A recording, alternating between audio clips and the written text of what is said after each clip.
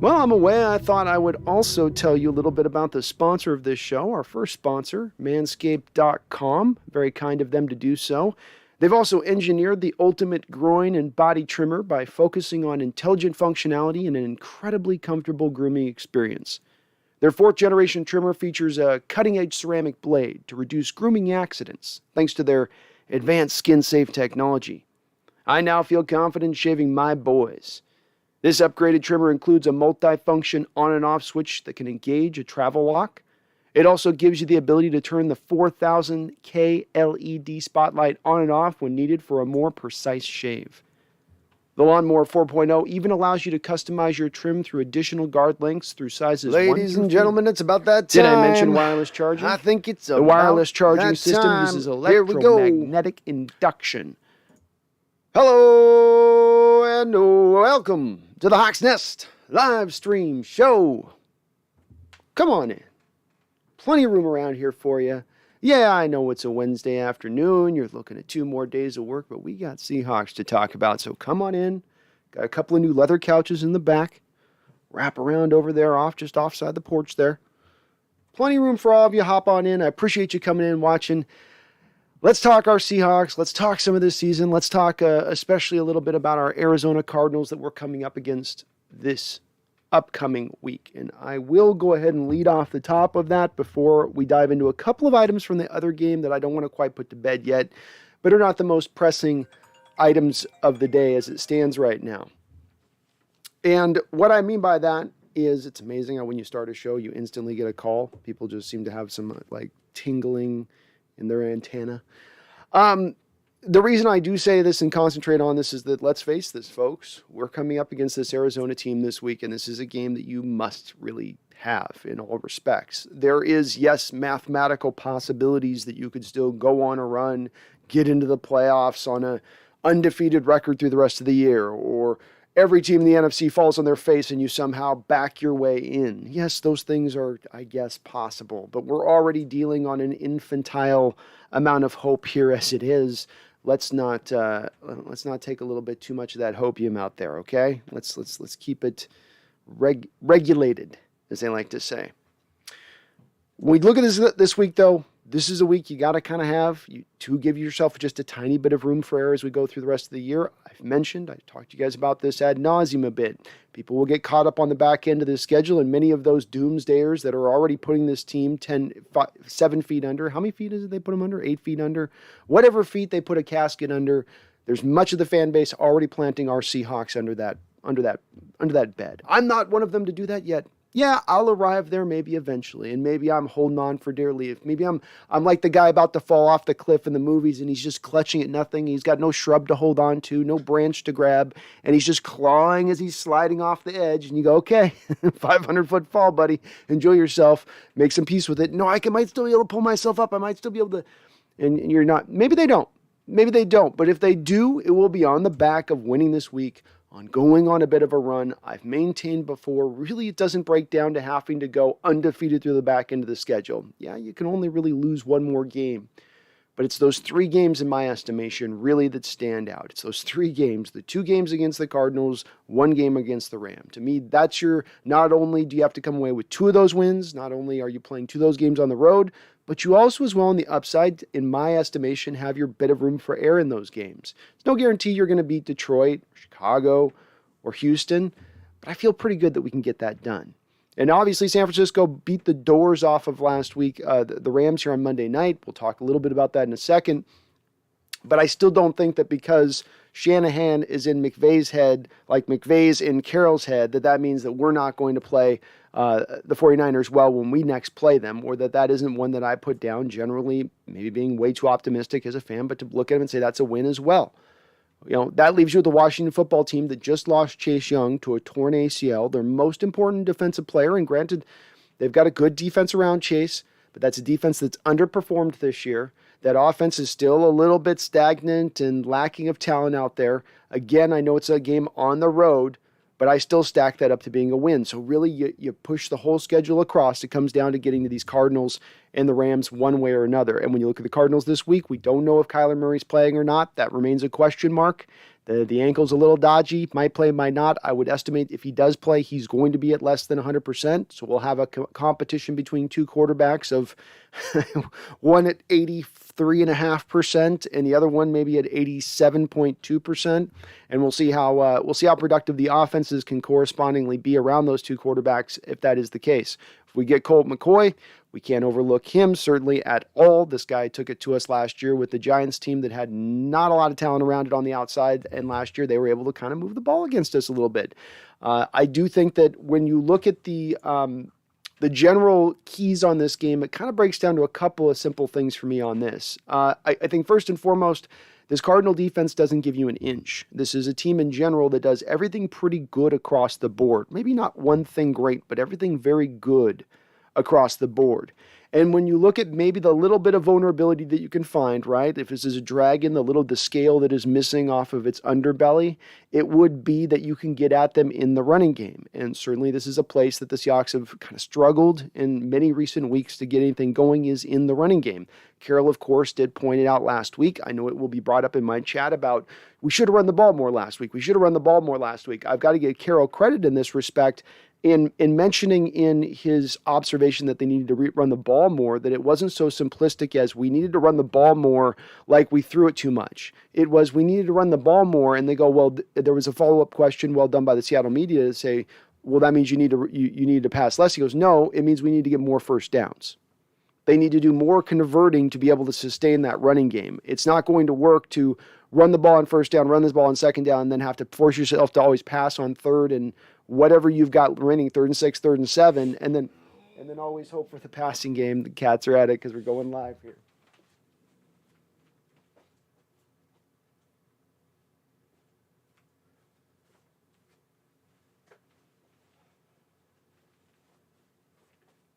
Sorry, folks. So I do think you've got to attack on the ground at this point. That's going to be key as far as Seattle's concerned, but that means converting third downs, which I'm sure many of you're well informed out there. You've seen this week that the way to accomplish that is that you've got to be able to convert on third downs. This has been a problem for us now throughout the season. We're sitting about 30th or so. And indeed, Russell Wilson has been a little bit of an issue for him, has been charred out this last week as far as throughout his career. And just in general, the way he's converted third downs, it's been a little tough for him at times. More of a guy we've seen with the feast or famine a little bit. This is a little bit of also the transition Russell needs to start to make this year, is starting to take on a little bit of embracing being able to handle the short passing duties and all that it comes with it. I think it is still a process, and it's really hard for him at this point with the finger issue where it is. But all the more reason why you lean back on this running game. The Cardinals given up about 1,166 yards on the ground this year. They're sitting somewhere in the 20s or so. So you can attack in that method of things. I well think that the other couple of keys on this really go more to the defensive side of the ball. I think the offense is going to perform better than it did last week. I have to hope they will. Otherwise, we're not really talking about anything, right? If they come out and Russell Wilson's fingers in the same performance level that it was this last week, it's all kind of null and void. So we've got to at least anticipate to me a little bit that they're going to be able to move better than they did this last week. The defense has been stringing together great performances. You look at how to stop this Cardinal offense, to me, it kind of comes down to two things. And it's not really built on stopping the run as much. They'll try to do it, but I think they're going to be without Chase Edmonds. I don't think James Conner is anywhere near the running back threat that Seattle's even had to deal with in other weeks of this season. With your Dalvin Cooks and Kamara types, that's a much lower drop down to a James Conner, in my opinion. He's more of just your little tank. I'm going to grind through a couple of yards of dust. So really, for me, it comes more down to how do you handle the spread concepts, whether it's Colt McCoy or whether it's Kyler Murray. This Cardinal team likes to spread you out across the field and then dink and dunk you all over the place. Well, our Seahawks defense, of course, does tend to give up dink and dunks. So how are they going to combat this in the game? Do they get more aggressive? Are they as willing to bring a Jamal Adams down to blitz at that time because of the fact that they've got to worry about extra receivers out there in space? It's going to be an interesting little bit of a chess match, I would say, on defense to see how they go after that. Specifically, if they stay in the base defense 4-3, keep the 3 linebackers on the football field, especially when Cardinals are in 3 wide, or if they're always looking to keep that essentially 1 extra linebacker defender on the field versus bringing a corner or a safety out there. Could make the argument that if I believe Ryan Neal's recovering of a concussion right now, but if this would be the game where we saw them in the San Francisco 49er game bring out a lot of dime looks.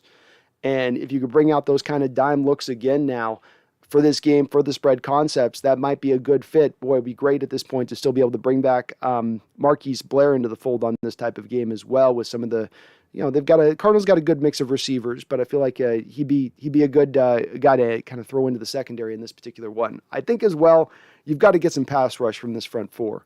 The Seahawks pass rush is just not getting it done this year, really overall. Nobody's really standing out outside of Taylor through that first flash of 4 or 5 games, but now he's recently disappeared. Some guys at times are giving you little flashes of pass rush. You'll get a little Al Woods here, a little Kerry Hyder there. But Benson Mayo has turned into a black hole as far as any kind of pass rush he can give. Carlos Dunlap seems to be held about once every 5 plays. That's never getting called. And the other 4 plays, he's not getting a lot done as far as generating pass rush. He is pretty good this year against the run. Underrated by Seahawks fans this year against the run is Dunlap. But you need more. You need somebody to give you more than what you're getting. I forgot to roll the scroll here beneath me, guys. I'm sorry. Let's get this running. So that's kind of where I see this team, the 3 keys to going in this game myself. We'll see if, let me get the Pro Football Focus scores up for you guys because I was a little late on this today. My bad, guys. My bad. There we go. That's pretty much the keys on that for me on this game. I won't dwell on this long. We'll see where you guys think as far as your thought process goes, but I would like to see them definitely hammer the run, stop the spread stuff. Don't stay in 4-3 base if they go into 3 wide. Don't be silly like that. Try to play a little more legitimately. You don't know where the injury situation kind of lies with either team. I think I saw a question of that up in the chat a second ago. Everything's kind of up in the air with most of the guys on the list. We got Eskridge back last week. We know he's in the fold. The big key guy and the questionable guy is Carson. He went right up to be a game time decision last week. I would imagine that that's your best case scenario at this point is that he's a game time decision this particular week. So we don't have anything to really go off of outside of that in the injury situation. Neal had the concussion. We won't know where he'll be. Most of what I saw was just guys kind of did not practice, but they're hopeful. Dwayne Brown with the hip, they're not sure on that one. There's some of the fan base who think maybe it's better if Jamarco Jones is out there at left tackle. But either way, everything seems to be a little bit up in the air with some of the players who could be playing for this particular game. Before I go over and do my weekly segment, which is 10 things I think about the NFC West, I do want to talk about just a couple of quick things from the prior football game. The first thing that has been bugging me this week that I'm sitting on, and I hope it kind of is bothering you guys too, is the fact that the Seahawks could not play anything under. I didn't notice it during the football game. Somebody mentioned the chat after the game, but then I thought about it more and went, wait, what? The Seahawks played the entire football game last week not being able to play under center with Russell Wilson. I'm guessing because it hurt his finger too much to get that kind of snap ripping into his finger like that play after play. I believe the right hand is the top hand, if I'm not mistaken, with quarterbacks when they're under center. So that top hand is the one that is essentially the impact hand when you're talking about getting a real hard snap coming in there.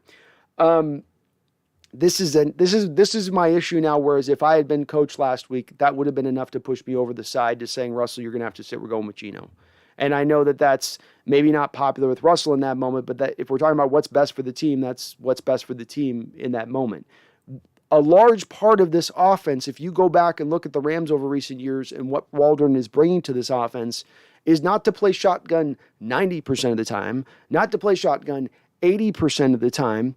Indeed, it kind of goes the other way. It was not even in 2020, I believe, the Rams that led the league in under center plays.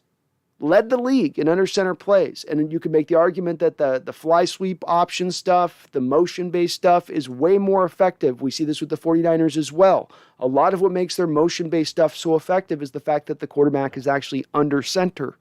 You remove all that out of your game, and then now, wow, isn't it surprising that the running game is not as effective? The play action doesn't work as well. It becomes that read option play action, right? Which is only good to a certain, you can almost say it's only good to one read, really.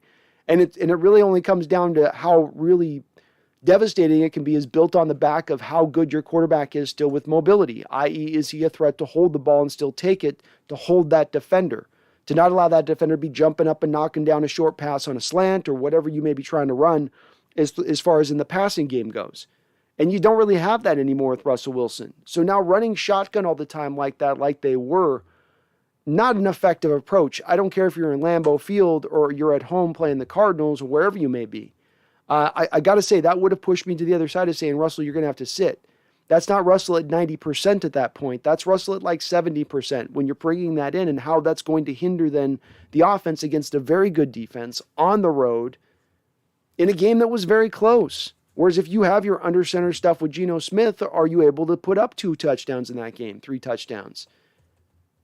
I mean, it becomes a little bit of more of a quantifiable question to me is all I'm going to say about that. The officiating, I'm not going to touch on this too long because I hate blaming officials. It's a place that many of you know on this channel I like to steer away from. Coach Carroll mentioned the officials.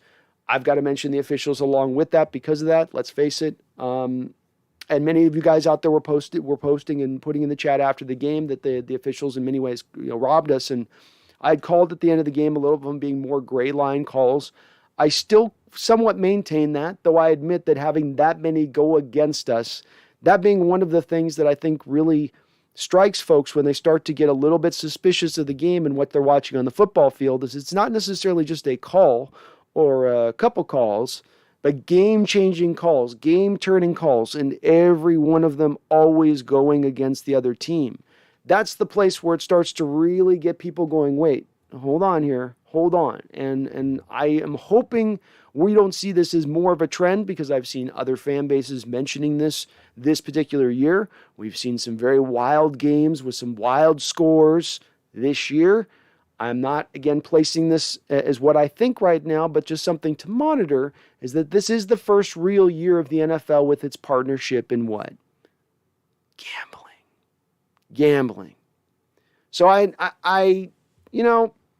going to watch it. We're going to maintain it. I'm not always going to take this approach with it if we continue to see stuff like we saw last week. Again, I am blaming that game on the officials. I think we truly did lose that game. And again, in retrospect, knowing you probably should have gone with the backup quarterback, considering your quarterback's not ready. If he can't take snaps under center, he's just not ready.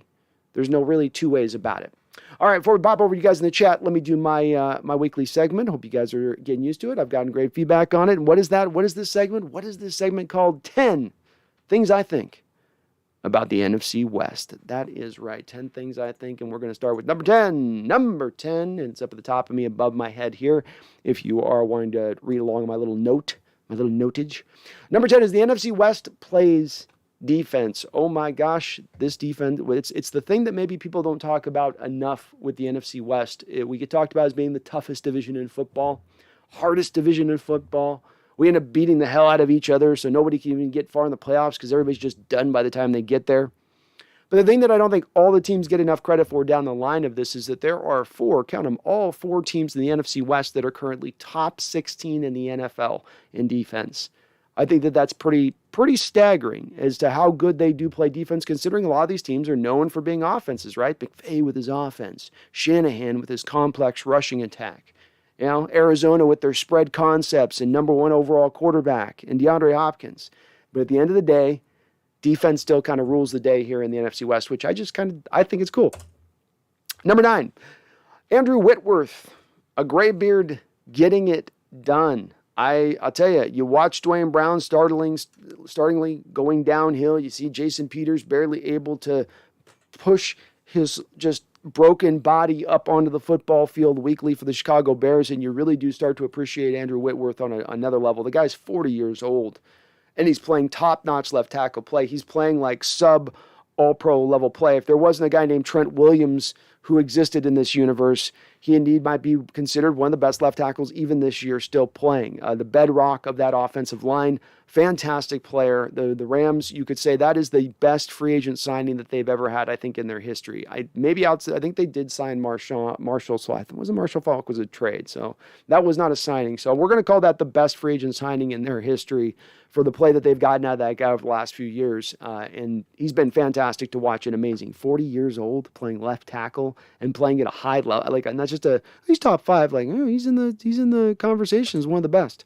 Number 8, to me, We all got our different flavors. We all got our different likings. We all got our different enjoyments, okay?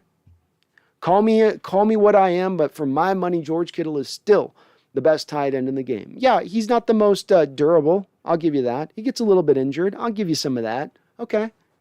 But for my money, I watched him this last week in the run blocking game for the Niners. I watched him take Von Miller, pick him up, and put him on his butt as if he was a little boy.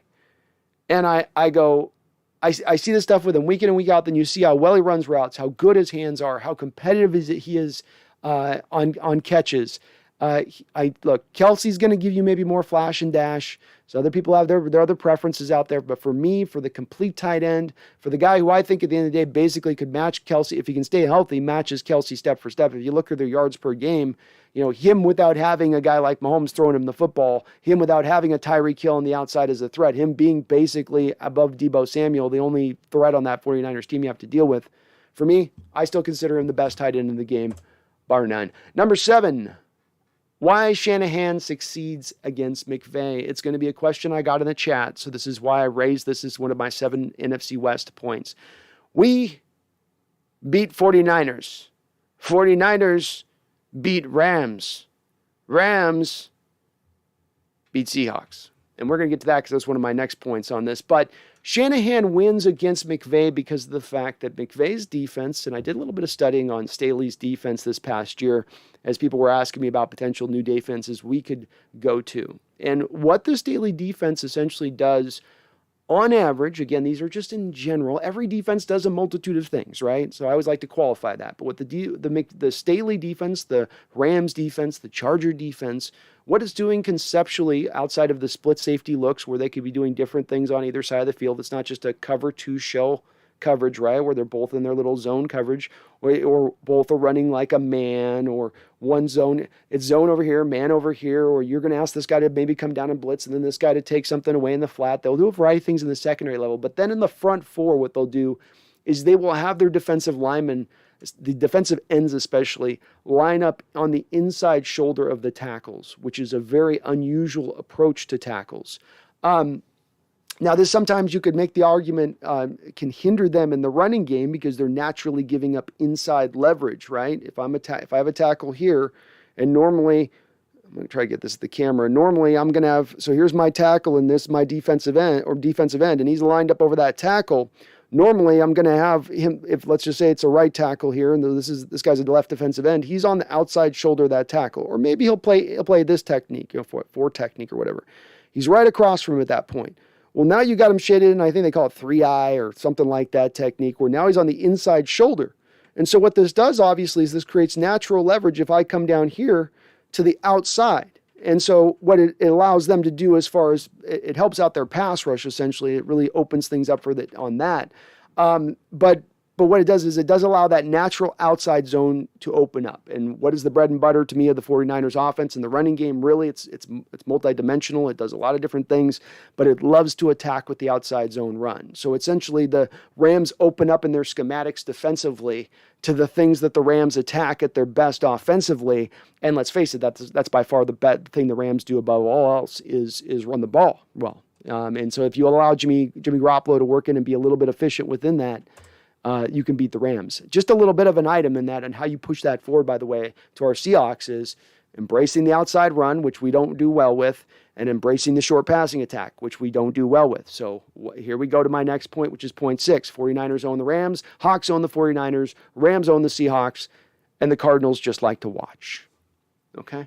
So that's why we don't do well against the Rams, is because the 49ers attack in ways we don't attack. I know this will be a question that comes up in the chat. I hope that's really clear on that as to why it doesn't, is that we're an inside zone team. We want to run over the back of our center. We don't want to get out that wide angle is far away for our linemen to have to run. It's really hard for our big boy linemen to get to their reach blocks to get to that edge. It's tough on them. So you get them up over the center's butt more often than not. One reason why probably it's pretty crucial to get Chris Carson back at this point in time. This is why that those 3 teams mix around, and why we get the 49ers, of course, is that we have a defense built to first and foremost stop the run. The 49ers are kind of built, or the Rams are building their defensive line really to come after the pass rush, to get after the quarterback, to stop the passing game. We're a little the opposite. So that's why we do good against the 49ers, is that at least defensively speaking, which has been a lot of the reasons we've won recent games against the Niners, is defensively speaking, we're going to stop their run. We're going to force them to pass. We're going to challenge them in that way. And that's, I think, why they continue to be a good matchup for us as well. I don't think we full on own Shanahan, but I think it's just a good matchup for us. Number 5, let Lance sit. Look, the time I've harped on this for many weeks throughout the season. I harped on the offseason for the 49ers. Kid's young. Let him sit. Let him rest. You put him out in his first game. He got his knee injured in the one game you had him start. You had him running way too often in that game. Let this roll with Garoppolo. You didn't offload him. You didn't trade him. You're paying him already. It's money on the books. You couldn't let him go.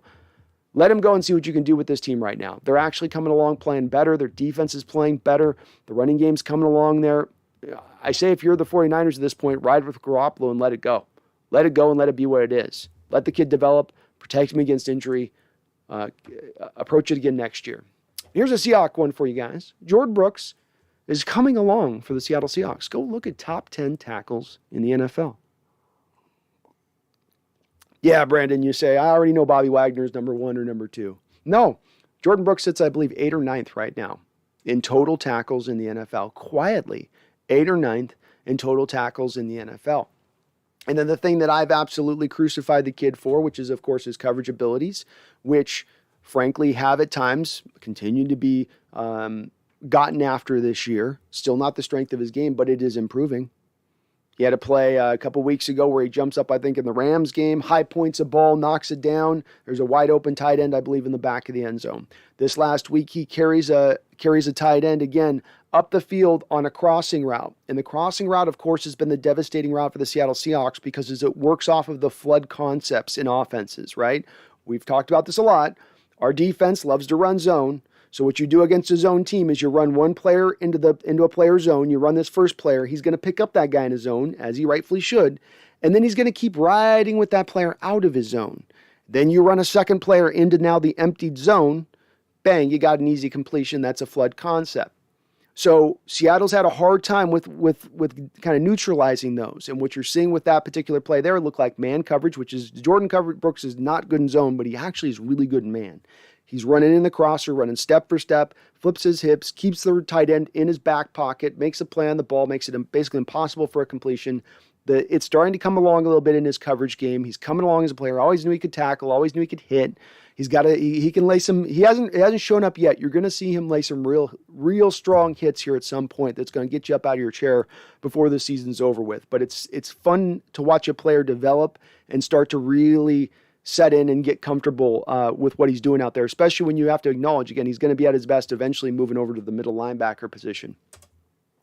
Number 3, missing Murray. Oh, Colt McCoy got a little bit of magic rubbed up, a little bit of that fairy dust a couple weeks ago, but the Carolina Panthers, that fairy dust faded. Now, I'm, again, not going to short sell Colt McCoy this week. He only threw for about 100 yards last week. That Carolina Panthers defense is absolutely legit. That was the worst kind of matchup for him to go against, especially with him not having DeAndre Hopkins in that particular game, along with Murray. So there's a couple of reasons for why they're also missing Murray in addition to that, but make no mistake about it, this kid is in his 3rd year. There's a reason why he was an MVP candidate. There's a reason why that offense was performing like how it was performing, and it was all being built around what he was doing at the center of it and in his orchestration of that spread offense, which has been really impressive to watch from Kyler, another guy who, again, a little bit like Jordan, where I wasn't quite convinced on this kid quite yet. They didn't have me sold quite yet as them being a player, but indeed he's become that. Number 2, the Seahawks defense is starting to hit its stride. Boy, this is a lot of me eating crow in this top 10, but I'm going to eat some crow. I didn't think the Seahawks defense could get back to a legitimate state this year. I thought in their best case scenario, they're looking 15. But indeed, it's not just been on the backs of beating bad opponents, bad offenses, the Jaguars, the Steelers, the Saints. No. You've got a half of great football against the Rams. Granted, the second half was bad. But then you got a fantastic, to me, game against the Packers on the road in Lambeau. They eventually wore down. I don't care what defense you run. I don't care how great they are. They eventually will wear down if your offense is that inept over the course of a football game. But I thought in every aspect they played fantastic football. They get down near the end zone. They're becoming that quintessential Carroll-like team where they bend but don't break, and something happens to them defensively. It's a little bit like the inverse of Sean Alexander when he got inside the red zone. And Sean Alexander was a player who would be a certain type of running back between the 20s, but then you get him inside the red zone, and he was like Marshawn Lynch times 2. And it sounds like I'm overstating that, but a lot of the old heads in this chat will back me up on this. It was absolutely freakish how suddenly strong he could run. It was like, turned from a normal man to a literal bull on the football field to get into the end zone. And Seahawks are doing something similar on the defensive side of the ball, where when they get down near, and this is to the designs of the defense, is that now you start to tighten up. Now you've got a couple of little wrinkles for the opposition's offense to kind of throw them off a little bit and be able to attack that. So again, I'm encouraged by what I'm seeing on the defense. You guys know it was one of the biggest things I took away from last week's game. I continue to be very surprisingly encouraged by what the defense is doing out there. Number 1, will the real Matt Stafford please stand up?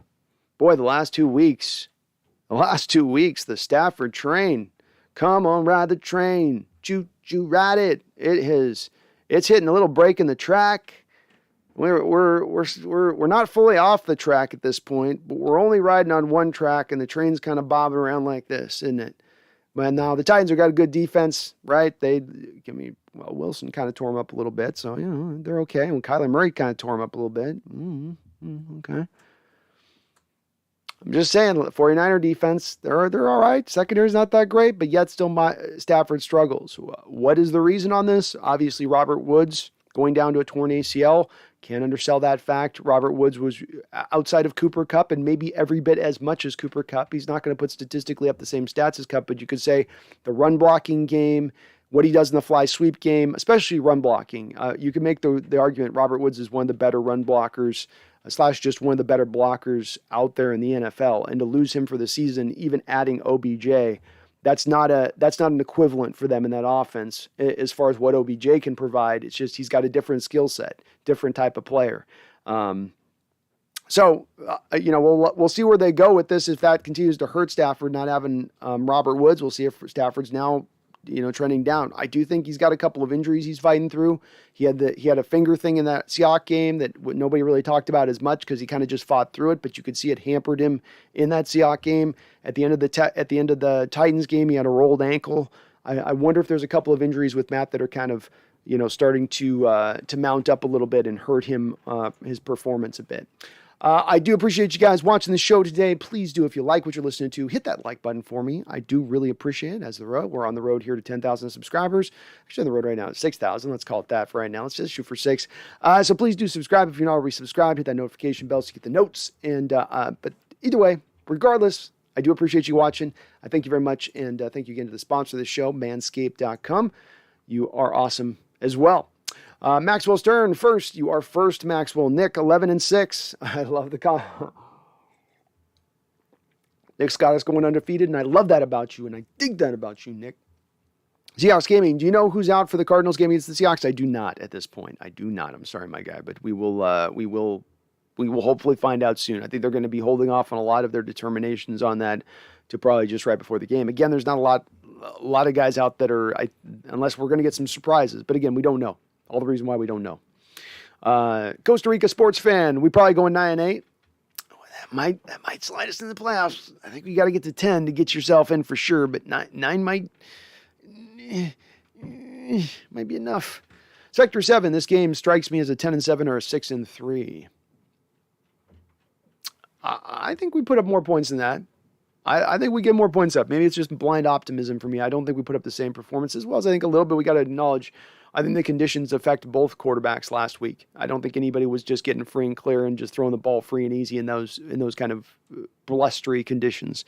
So I think you go into more of now, hopefully a little more easier elements, and maybe that helps things out with some of the passing game, especially the cold stuff, which that cold had to be the worst for Russell's finger coming back off that injury. Jacob Kessinger, possibly Murray, possibly Hopkins, for sure Chase Edmonds as far as I know. You could almost make a subtle point here that Chase Edmonds is almost not the biggest impact of that, but almost as much of a big impact as those other two guys. He's been, to me, I've liked him for a couple of years as a running back, but this year he has really come forward for them. James Conner, there is a difference between them in burst and speed. Conner maybe runs with a little more authority, but for my money, Chase is just a really good back, really good. But yeah, if they're down those three guys, that's going to open the door quite bigly to the Seahawks getting something done at that point, to getting the offense moving and defensively being able to shut some things down. Again, I know Colt McCoy got us last year, but remember, we heard a lot of the players talking about after the game against the Giants having not gotten themselves quite up for that game. There was a little bit of false confidence for the Seahawks coming into that game going, we're playing Colt McCoy. This dude, he can't throw it 9 yards. I know. I'm not studying tape this week. Why should I study tape? He's not going to hit that pass. So this year, coming on the heels of what happened last year, coming on the heels of the fact the defense and this team in general should not be anywhere near as confident. If he's playing, I'm going to have a lot more confidence in this being a win. I'm still, I think, predicting this is a win right now. I'm still predicting it as a win, though. So you guys are going to wonder that. Take that down. Mason Dale, did you see Cowherd defending Russ after the game? So our defense carries us for 3 quarters. The Packers get every call, and Russ plays a terrible game. And you blame Pete? I don't get it. I've been calling for Pete's head since week 3, but this one's on Russ. He wasn't just rusty. He's made terrible reads all game, putting the ball in harm's way. Very well said. Very well said, Mason. I think you touch on something that I've actually been thinking about wanting to make a point on, and I think I make a point on a little bit on this channel, but probably don't really cement it in as strongly as I should. There's camps. There's people with biases, and we all have our biases. I have my biases. I think the thing I always try to do and look at is it's okay to be wrong. It's not okay to sit on being wrong or to sit on a bias, even though there's other stuff to show you other data. And it's the place where I get people into this chat, Mason, and I'll say something bad about Carroll, and I'm a Carroll hater. I say something bad about Russell, I'm a Russ hater. And I think some of that comes from you got your guy. You got the one that you're backing. And it's really weird how it's come to this here in Seattle a little bit, but you do see it. There's some out there, fan base, don't feel this way like yourself, where I'm just seeing how this all plays out. I'm proportionally divvying out the blame, which is what we should be doing. It shouldn't be about trying to headhunt or pitchfork Carroll. It's really about what's responsible. Is this broken? Yes or no? Yes. Okay. How do we fix it? That's really what it gets. But then you have people who come into that question with all of their built-in love for whatever they're trying to back. He's the one who brought us a championship. He's my favorite quarterback of all time. He's what made me want to become a fan of the Seahawks. And everyone's got all that baggage they bring into that argument, and we can't just have the discussion then about who's at fault and who's blame. And yes, Dale Mason, last week the defense played its best performance of the year, bar none. Bar none. And they've added some pretty good defensive performances this year. But against that tough of an offense, to put that performance up like they did was astounding to me. And they've got to be given all the credit in the world. And again, that offense and Russell Wilson has got to suffer the blame where they got to suffer the blame. And that is what it is. And I've been a guy who's backed Russell. I'm the guy saying if I've got to pick plan A for this offseason and I'm the guy in charge, I'll keep Russ, get an offensive-minded coach, move on Carroll, right?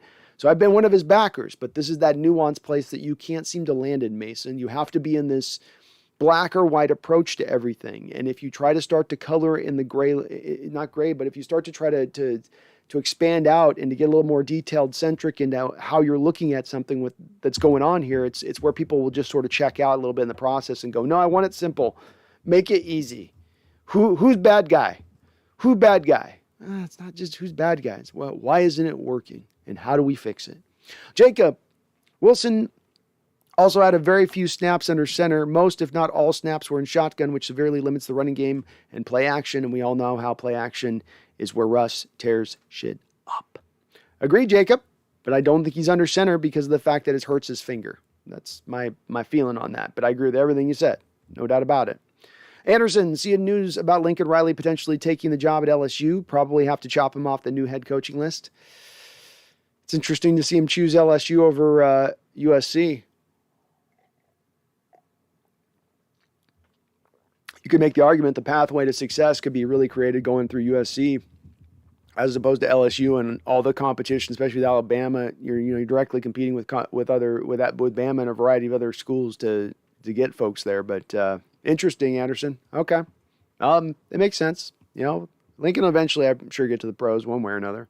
Mason, have you looked at DeMarvin Leal?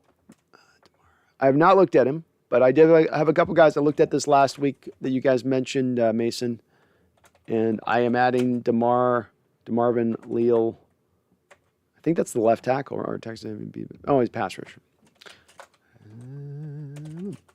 I'm adding my list, and by post-game Sunday, I will have a breakdown for you on him.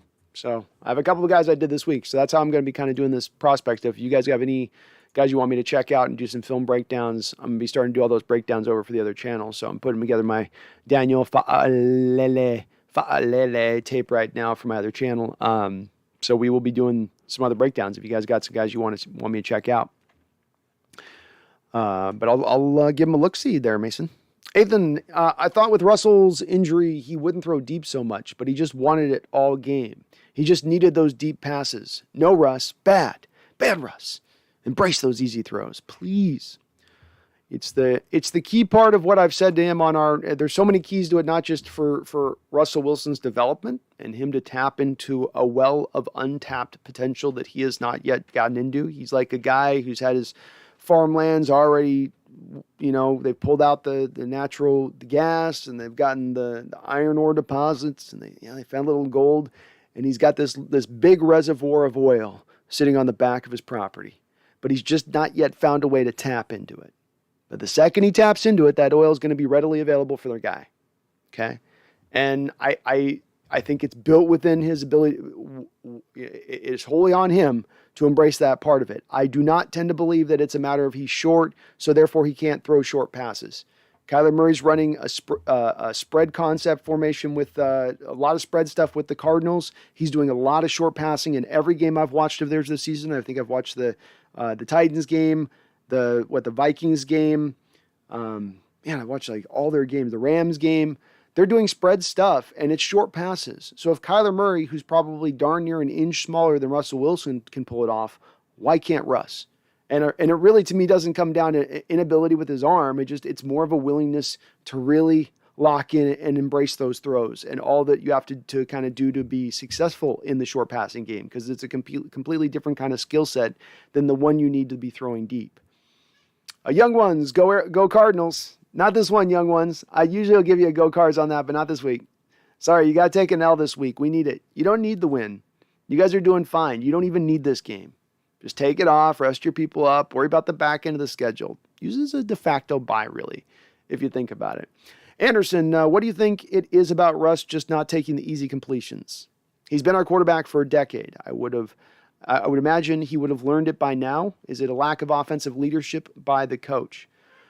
It's a lot. The question's a lot to unpack, Anderson. Maybe that's a good one for me to eventually maybe do an article for on the members for the channel on this. But let me give you kind of the fast and the dirty breakdown on it. Really, for the last 10 years with Russell Wilson, you've been running the exact same offense. We were given information this past week that Schottenheimer, when he walked in the door in 2018, was basically told you get to bring 30% of your playbook. You inherit 70% of what we currently run. And that means that they have stayed locked into what they've done for that 10-year period, in my opinion, for the most part. Now, Schottenheimer certainly brought his little tiny wrinkles to play, but not enough to really have an overarching change or effect on how the offense played out in general. I think through the majority of Russell Wilson's career here, he's had the elusiveness and the ability to move around in a pocket in a way that he could overcome bad offensive line play and find that big play down the field, because you make any secondary have to cover for 6, 7, 8 seconds, somebody's going to be wide open. What's happened, I think, though, is that in recent years, they've dealt with on the fly a little bit of the pulling back of his athletic ability, a little bit of that starting to taper off a bit. He can't get away as much, can't get away as often, can't elongate those plays, hence can't get as many points from that part of his game. He didn't have to really concentrate on the short stuff before, because he was always thinking in the back of his head, first read's not there, second read's not there, scramble around. And then come what may. But now he can't do that as much, and this is why the transition now has to come to utilize the short passing game. throw on time, throw with anticipation, throw it to a spot, trust the receiver's going to get there. These are the parts that he's got to take up now because he's got to play more of the prototypical type quarterback that he never really was in the past in how he played the position. It was fine how he played in the past. He was fantastically effective. He's just never going to be able to tap back into that same level of athleticism. Those days are done. Nobody's going to get quicker and faster and better as they get older with that stuff. So you embrace that change. And that's the reason why I think it's also been hard for him to acclimate it this year, Anderson, is now he begins to take on his first new offensive scheme this season right now. He's 5 games into it, and it's been a little rough, and you have the Colts game where it's good, and another game here or there where it's good in the first half or so.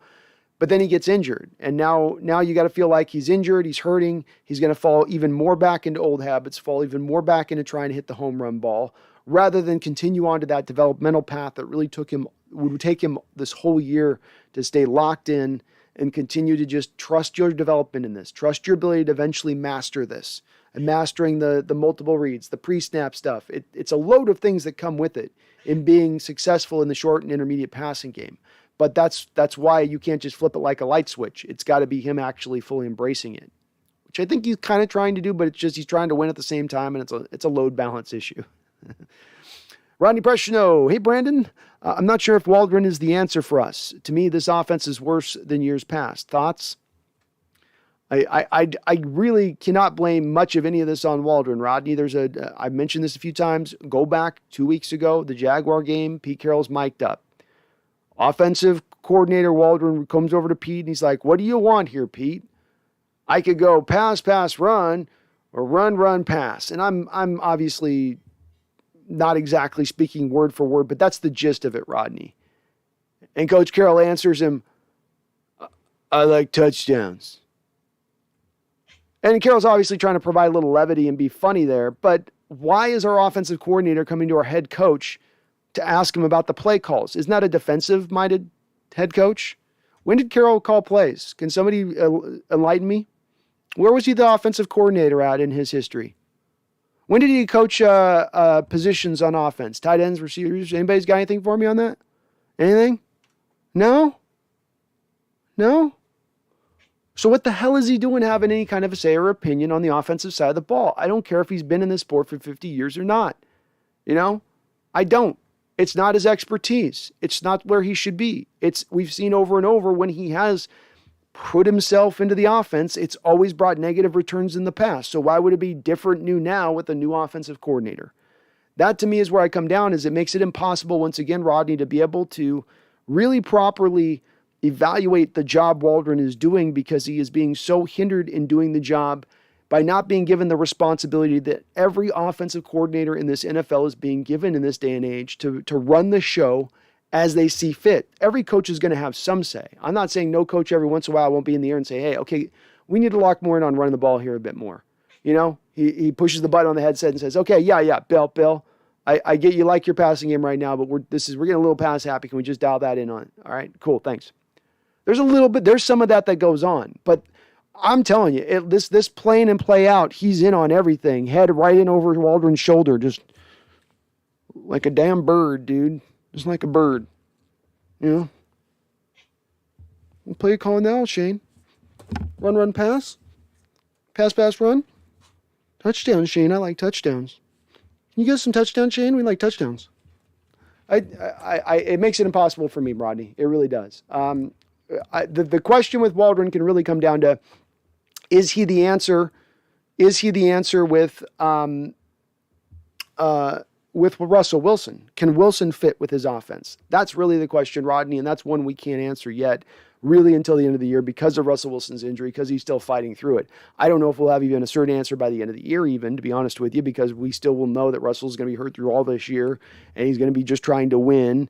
And so maybe we don't get to see the development or the trying for the development within this new scheme. But I just don't think you can evaluate much of what Waldron's done. Remember there's the Coach Carroll quote too that was from 4 weeks ago, where he says, yeah, we like Waldron. What we really like about him is he really embraces what we used to do. What'd you say, Carol? What was? Huh? What? Huh? What you used to, wasn't that the point of hiring him, was to not be doing what you used to do? The thing where you couldn't adjust and cover too high safety looks just defeated you? Yeah, it's tough on that one. I missed a couple on the people on the donations. I'm sorry, guys. Slow on that. Paul Third, thank you for the $5 donation. He says, I think Russ is competitive. I think Russ is too competitive for his own good. I am 110% certain his physics would have told him he was 2 or 3 weeks off. His ball grip can't be right. Russell Wilson's a lot of things. He doesn't tend to be inaccurate when he lets the ball go. From time to time, it can come up here and there, but not over the course of the game do you see it throughout. And we saw some badly missed throws by Russell Wilson where guys were open and he was way off, like sailed it. That to me does go back to potentially grip. Because again, you didn't see anything wrong with the velocity on his ball when he wanted to let it go. But as far as his grip goes, yeah, I think there's something off on it. And again, the key here is he can't do the under center stuff to me, Paul. If you can't do under center stuff, that means that the impact of that ball in your finger, because it's coming up from the center so hard, as opposed to when you're in shotgun, the ball comes in kind of nice and easy. And you can have both hands take the impact where, again, when you're snapping the ball under center, the bottom hand, I believe, is your impact point naturally. So the finger is going to take the brunt of the snap of the impact there. But thank you for the $5 donation, Paul. We'll see if they do anything different this week. I don't think they will. I think Carroll's probably going to trot him back out there and let him run some more with it. But it may not be the right choice given where Russ is at right now in his recovery. You need the under center stuff, in my opinion.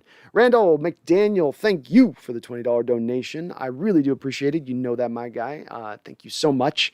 Anyone else expecting the Hawks to go on a run in the last 8? Well, you know, Randall, I'm here with you, man. I know you're optimistic. I know you're positive, and I'm not always that way, Randy. You know that, so I don't blow smoke up your butt on this one. But this one, I'm going to blow some smoke, and it ain't nobody's butt. The smoke is, I got hope here. Because it so simply comes down to really those 3 games and getting 2 of 3 in those 3 games, anything can kind of happen on that. And to see the defense play this well, to play at almost dare I say, a sub-dominant level over the course of the last 4 weeks, to see that and not really expect that they had that in them, to not think they had that in them. And by the way, they're playing at this dominant level of D, Randall. They're playing at this dominant level of D, averaging about, I believe, 1.5 sacks a game and 0.5 turnovers. What if those start to turn around a little bit? What if you start getting 4 sacks a game and 2 turnovers? For already a D that is in a sub-dominant state. Again, I'm not shooting for the moon here. I'm not telling you got a Super Bowl team lurking beneath the weeds. But I'm going to keep hope alive here today, folks. I'm keeping hope alive. And I'm glad to hear, Randall, you're with me. I know I got a few folks left with me. We're going to keep these fires lit. We're going to keep these torches ablaze. But Paul Third, Randall McDaniel, thank you for the donation. And yeah, keep the faith. Keep the faith, brothers and sisters.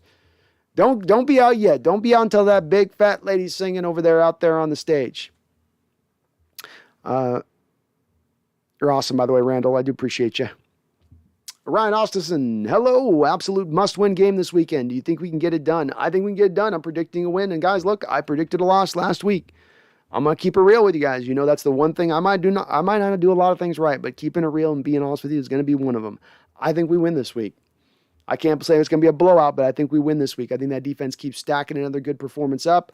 I think even if you get Kyler Murray, he's going to be in a little bit of a hobbled state. So our little hobbled hobbit is against your little hobbled hobbit. Let the best man hobbit. You know what I mean? Let the best man get the ring, you know, one ring to rule them all. So we'll see how it plays out. But I feel good this week about where the team's actually going. Last week offensively, you got nothing done. Russell Wilson's got to do more. Again, if he comes out and plays like he did last week, it's done. It's shot anyway. You're not going on any run. But I can't think that he's in that bad of a state. I'm going to chop it up to rust. I'm going to chop it up to the bad conditions of the field, the tough weather to throw in. I'm going to just kind of put it to that at this point, and let's see what happens. You know, Russ doesn't put a lot of those type of performances up on the board. So even if he's not a peak prime Russ, I think you still get a little bit more efficient, effective Russ than that. Maxwell Stern says Jordan Brooks has to have a good game. He does. We need Jordan Brooks. And I agree with you, by the way, Ryan. This is a must-win game. I think this is a must-win game to have hopes to keep this season alive. It really is. If anything, beyond mathematical possibilities, just to keep the spirit alive within this team, to keep that hope. Mason Dale, don't want to overreact. I think after this week, maybe it's time to move on from Russ. His style of play is unique, but also flawed. With how much we're paying him, it's hard to build the team around him. Well, I think as it's being sort of talked about out there in open tones by those who have semi-connections to within the organization, that it does appear that Coach Carroll is going to remain here one way or another, whether Russ is here or not, moving into the future, is that really those two can't seem to operate in the same sphere at this point to be effective like they once were. And this is a guy saying that I thought that their best future together was to be together. But with the way that Carroll's going to want to control things so much with the offense and the defense and the team, and have it just doesn't lend itself well to having really a quarterback who's like got that almost equivalent amount of power. You know, like Rodgers almost feels like he has an equivalent amount of power to Mike LaFleur. You know, Brady has an equivalent amount, if not more power than Bruce Arians.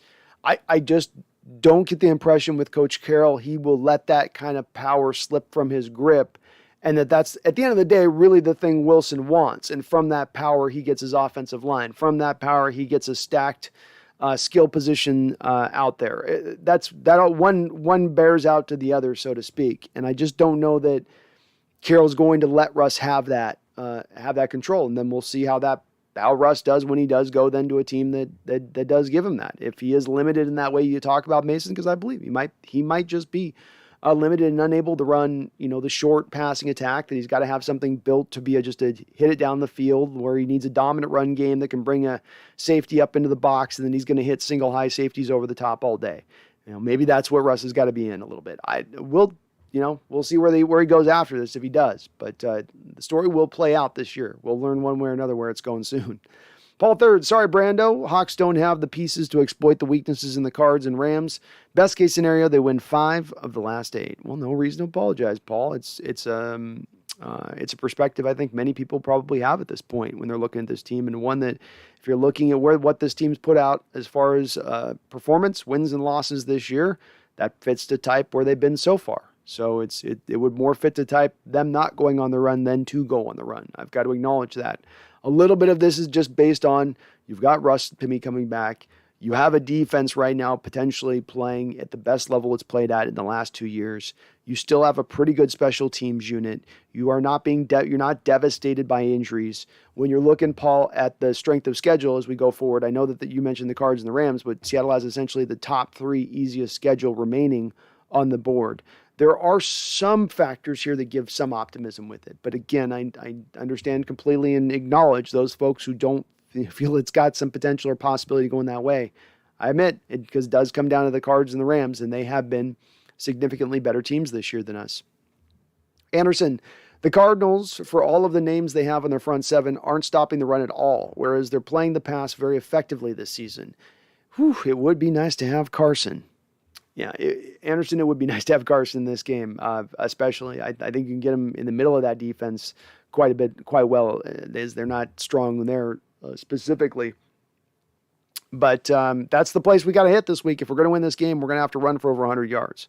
We can't have 11 carries and 42 yards in this game, or 15 carries and 62 yards from whoever's our running back there. And again, frankly, too, mixing up the running game a little bit with some outside stuff if they can would be great. Trying to attack in a variety of different ways would be great. I know they don't have the linemen to get stuff done like they'd like with that, but that's where you got to hit them. And I'm surprised, Anderson, at how well the Cardinals secondaries played this year. Of course, they lost Patrick Peterson this offseason, and then they had Malcolm Butler retire who was going to be Patrick Peterson's replacement right at the start of the year, decided to retire on them in the 25th hour. But that secondary's not missed a beat. They seem to never, in any of the tape I watch with them, have anybody that's beating them past a yard. There's nobody blown coverage. There's nobody that's out of position. And this is for a team that likes to blitz quite a bit, which has been impressive on their part. Anderson says, what do you think about grabbing Le'Veon Bell? Is anyone on our squad really better than him at this point, aside from a healthy Chris Carson? Yeah, I think Alex Collins is probably better than Le'Veon Bell at this point. I've seen nothing in Le'Veon's Bell game since he came back to the Jets in the last couple of years, Anderson, to lead me to believe that he's got anything left in the tank. And I think a lot of his success was running behind that Steeler line with that little patented jump cut back and forth behind the offensive lineman, and that the Steelers team in general taught him and allowed his, especially like the offensive line coach, allowed him to kind of flourish in that way, where he's allowed to be a little more patient, doesn't have to hit the hole coming downhill as quickly. And most NFL teams are not going to allow Le'Veon Bell to play in that same kind of styling, or it takes a team to really embrace it to allow him to allow you to be good with it. He's just not your conventional back to me in that way. And I think he's also probably lost a little bit of his speed, a little bit of athleticism. TJ, what's up? How you doing, TJ? Ethan E, I actually think we win this. I just have a gut feeling the Seahawks take this. Ethan, I'm with you. I'm riding with you on this one, man. I'm feeling it. I'm feeling it this week, you guys. I don't know why. Again, didn't have it last week. I predicted 30-24. So yeah, I didn't get anywhere near the score right, but I'm feeling this week. I feel pretty good this week. Jeffrey Thistle says, I only have one very important question. Boxer or briefs? Boxers. Only madmen wear briefs. Only madmen wear briefs. Let those boys breathe, man. Let these boys breathe. Sponsor of this show is based around taking care of your nutsack, okay? So I've got a little bit of, I'm not going to say expertise on this matter, but outside of just being a man, I got a little advanced expertise. And you don't need those boys clutched up in there like somebody's trying to fist the sack. That ain't helping nobody. That hurts. And nothing like it when it twists up in there. K-Vision. Gino could have scored more than that and been more accurate. Briefs, laughing out loud. I think so. Hard to see Gino be worse. When your quarterback gives you 0, when he gives you literally the worst performance of his entire NFL career, basically, at least from a quarterback rating, yeah, you probably would have been better with the backup at that point. And then I'm not even a big backer of Gino. In utero, the Cardinals defense will win the game. Our offense still can't dictate the opponent's defense. We will see 2 high safeties and pressure on Russ all game by the Cardinals. Well, you touch on something with this in utero, because last week in the running game, you were a little effective with it. You weren't great with it. But if teams continue to play that cover 2 and you are not able to run the ball, that's horrific.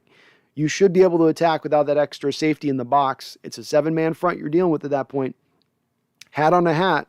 No defender running clean. No defender that the running back's got to make missing the hole at that point.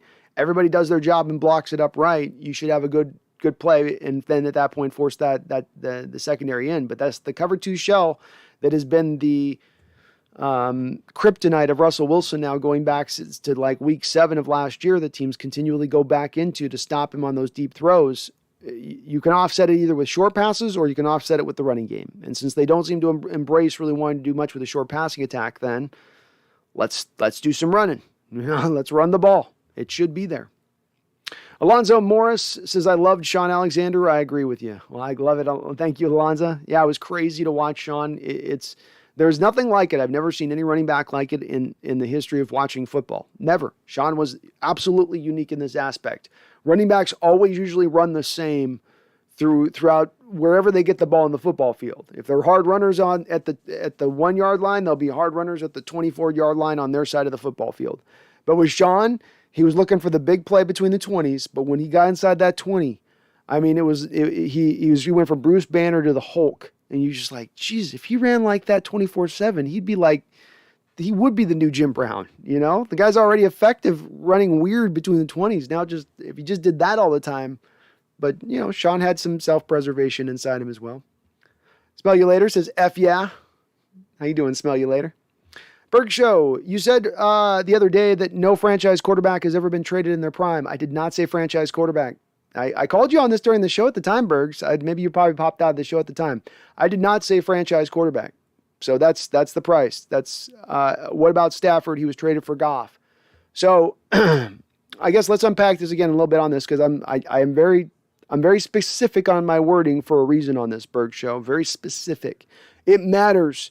It may not matter to you. You may look at Matt Stafford and Russell Wilson and go, well, performative-wise, they're pretty close to the same player. If anything, maybe Matt's a little better at this point. Maybe you can make that argument, maybe not. But the Hall of Fame aspect of it, the fact that Russell Wilson will be a first ballot Hall of Famer, and Matt Stafford at the time of that trade, and as we stand right now, is not a first ballot Hall of Famer, probably not a Hall of Famer anyway. That's going to make a difference to any team that trades for him, Berg Show, because you have to understand that the parameters of this deal for Russell Wilson and any team that's looking to go for him is not just based upon the back of the team, of the player they're getting, of what he's going to get them on the football field. It is also what this guy then brings to the franchise. So a franchise that's struggling, that needs a win, that's fan base is pissed, that fan base is disillusioned. They get this guy. It's this monstrous win that revitalizes everything. So that's why I'm being very specific, Berg Show, and saying Hall of Fame quarterback traded in their prime. There has never been a Hall of Fame quarterback traded in their prime. So you will get the most assets any quarterback has ever received being traded for. That is absolutely logical, and it will absolutely be the case. Burke Show says, do you think Richard Sherman, Cam Chancellor, Earl Thomas, or Beast Mode will make the Hall of Fame? Richard Sherman will make the Hall of Fame, even though he's going to barely get in, I think. And all those guys are on fringe edges of getting in.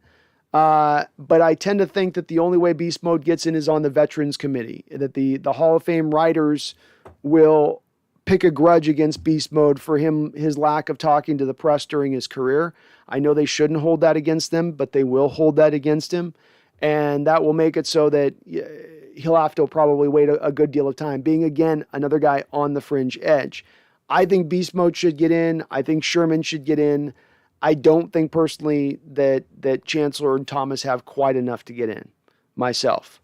But those other two guys, I do think you've got to tip your cap to the other two dudes. Beast Mode for his impact more beyond the yards. I mean, if Earl Campbell can get in and Beast Mode had a similar kind of impact in what he brought to the running back position, then Marshawn should get in too. Jeffrey Thistle says Matt's dad. It's Stat Padford. Matt's Stat Padford going to blow it up in the playoffs. I called it. It's starting to come off the tray. It's coming off the tracks a little bit. I'm just saying, a little bit off the tracks. GoHawks 22. How old is Stafford? Long time since Georgia. He's like 34, 35, something like that. Jeffrey Thistle. Actually hope we miss the playoffs. One and done again hurts my soul. I understand, man. It's a little hard to every year play out the same tune. I know where you're coming from on that one, man. I do get that. Randall McDowell says weather should cooperate for us on Sunday unless we get wind. Oh, please, no wind. Just give us a nice calm game. Our offense needs all the help they can get, Randall. Paul, third. I agree Seattle has owned the 49ers in the Carroll era, but Shanahan has only been there 2017 and has coached the 49ers more competently than their previous coaches since 2010. I hope Lance is a bust. Well, I actually agree with you down the line, really, Paul. So I was really mentioning it since Shanahan got there more than any other time. But it's not that I don't think Shanahan's a good coach, Paul. It's that football is a matchup game. And there are sometimes teams that will come together and you'll have one team that's not very good, and then you'll have a team really good. But it's just a bad matchup. Like this good team just doesn't, their weaknesses are exposed by the few good things the bad team does, and vice versa. And that's, I think, a little bit of what's going on in this weird incestuous, we'll beat you, you beat him, they'll beat them, and then we'll beat them thing they've got going on. But no, it was just more of the reasoning of why it's been that we've had the better of them. I've been one of those people that despite Shanahan not winning a lot with the Niners, I've been a big backer on them staying with him and them trusting him, and that if they did fire him, he will become one of those coaches like a Coach Carroll, like a Bill Belichick, who didn't do maybe well in their first job, but then they go to their second job and they really, really, really take off. Randall says, bigly huge. It's huge. Nicholas Gill, did you like the pistol plays in last game, and how will the offense utilize this in the game more to come? No. No, Nicholas, I really don't. And the main issue comes down to it is this: is you run pistol or you run read option.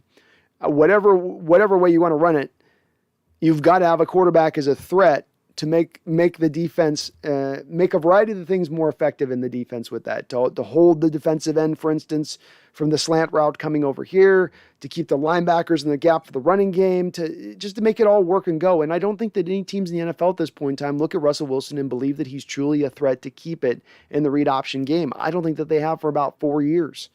So if he's not a threat to keep it, and now you can have that defensive end crash down on the running back, for instance, if you do give it to the running back, or have the defensive end drop into coverage quick and knock down the ball if it's a short route. I think that just reduces the effectiveness of it. And frankly, Nicholas, they didn't do it because they think it was going to be super effective. They did it because they had to toss out all of the under center stuff with Russell Wilson because his finger was hurting him. So it wasn't being driven by getting a strategic advantage on the Packers. It was driven by this is all we can run. It's all we can do. Ethan E. says, Russ can't see over the line to make quick, short passes. Well, that's the thing is that you maybe not if he's running like I formation stuff under center, or maybe he can if it's with a limited amount of receivers out on the edges. But like I was mentioning earlier, Ethan, Kyler Murray's getting a lot of that done with the spread concepts that they're utilizing in Arizona. And if Kyler can do it, why can't Russ do it? Being that they are the same size, / Kyler's a little bit smaller than him. So I think Russ could do it. Some of it is maybe running more spread, but some of it also is Russ really leaning on that part of his game and accepting that he can't keep looking for that deep pass. I think too often than not, the problem here that comes to play is that he is so good at throwing the deep ball. He is so accurate. He throws such a catchable pass. He's got such great targets on the outside to get it done that the draw to fall back into that is very strong in him. And that's the thing that you have to fight back against and sometimes just take the 5-yard out route instead of looking for the whole shot. And it's tough to train yourself after 9 years of doing it one way to basically in 7 games played, switch it all on the dime and do it a completely different way. Jeffrey Thistle says, Mike Shanahan has a horrible losing record in general. No one seems to notice. I do notice, and I think he does have a losing record, but like all things, there's a reason for it. I don't think it's because he's not a good coach or still one of the smarter offensive minds in the league. I think that they hitched themselves to the wrong starting quarterback, and that when you get a coach who doesn't get a strong quarterback and they're coming in, they look horrible. Look at Brian Flores right now, a guy who I think is a very bright up-and-coming coach with Miami Dolphins, but yet he's going to probably potentially get fired this year because the Dolphins can't get the quarterback situation right. Is that on Brian Flores? Or is that because the front office can't find him a quarterback? They should never have taken Tua. If the Dolphins take Justin Herbert, does that team look different? Does Brian Flores keep his job after this year? And I think, yeah, he was in on that, but that's also part of the problem here that I'd say is the second part of the issue with Shanahan on top of getting Garoppolo as your quarterback and being married to that for a couple of years. The second issue comes into play is that he had way too much power and control in there. I've said this over and over against Carroll, and it's not just Carroll. And it's not just because Carroll's older. It's because I don't think coaches should be having this much control and power at the top of things. I'm going to be partly a general manager. I'm going to be partly a head coach. I'm going to be partly an offensive coordinator. Sometimes I'll dabble as being a defensive guy too. Sometimes I'll dabble just when I'm feeling bored on the other stuff. It's too competitive. Football in general has always been too competitive in my opinion. You've got to lock in on one thing you do and just stick on that. It's already enough for Shanahan being a head coach and being the offensive play caller. You don't need to be all the personnel dude too as well. So if you dump that with him, watch him be a little bit more successful as a head coach. Watch him start to take off a little bit better. Berg Show, do you think Stafford is on a Hall of Fame trajectory? I really don't. He's not won a single. Here's what it would take, Berg Show. If he goes in and he wins a Super Bowl, sure, he could probably get it at that point if he does that. But this is a guy who has yet to have won a single playoff game in his entire history. You can blame that all if you want on Detroit. But people are also going to look back on that and go, well, they assembled some pretty good offensive lines during that time. Well, you had Calvin Johnson. You couldn't get one? You couldn't get one? You couldn't get one? So to me, I think that he's probably not going to get in based upon that a little bit, Berg Show. And what's going to really hinder him and push him back a bit on this is going to be that the 17th game season is going to help quarterbacks stack up the stats along with him. And you'll see what happens in the quarterback position at this point is that where once a yardage point was a good marker to almost guarantee getting you in the Hall of Fame, there'll be so many guys that fill up around that it won't be any guarantee. A lot like the 10,000 receiving yard mark for wide receivers. That used to be, no doubt, if you got near 10,000 yards receiving, you are getting in. Now, Roddy White getting in. There's a couple 10,000 guys out there that aren't probably getting in the Hall of Fame at this point. I don't think he gets in unless he is able to do more winning in the actual playoffs.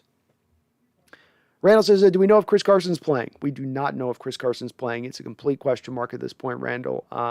Probably a game time decision. Obi-Wan says, I remember last week I was asking if we would run it 90% with Russ's return. Would never imagine us being closer to 90% passing against the Packers. We have to maintain balance if we are going to win. I would even argue with you this week, Obi-Wan, with his finger where it is, with unable to run the under center stuff. I would run more, and I'm not a guy that likes running more than 50%. I'd run more than 50% this week, to be honest with you, Obi-Wan. I had thought we were going to get more of that as well. I thought we would see way more passing. The one thing I'll say, OB1, is that this was referenced a little bit by Coach Carroll, is that in the running game, for it to be successful, you do need to pass less, but you also need to convert third downs. And usually to convert third downs, you have to do that by passing the ball.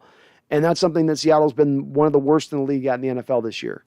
And it's a little bit in this last game, less about being committed to running the ball and just more about you not being able to consistently drive the ball up the field. Not necessarily score points, not get field goals, just give me a couple drives. Give me a couple first downs and then a punt.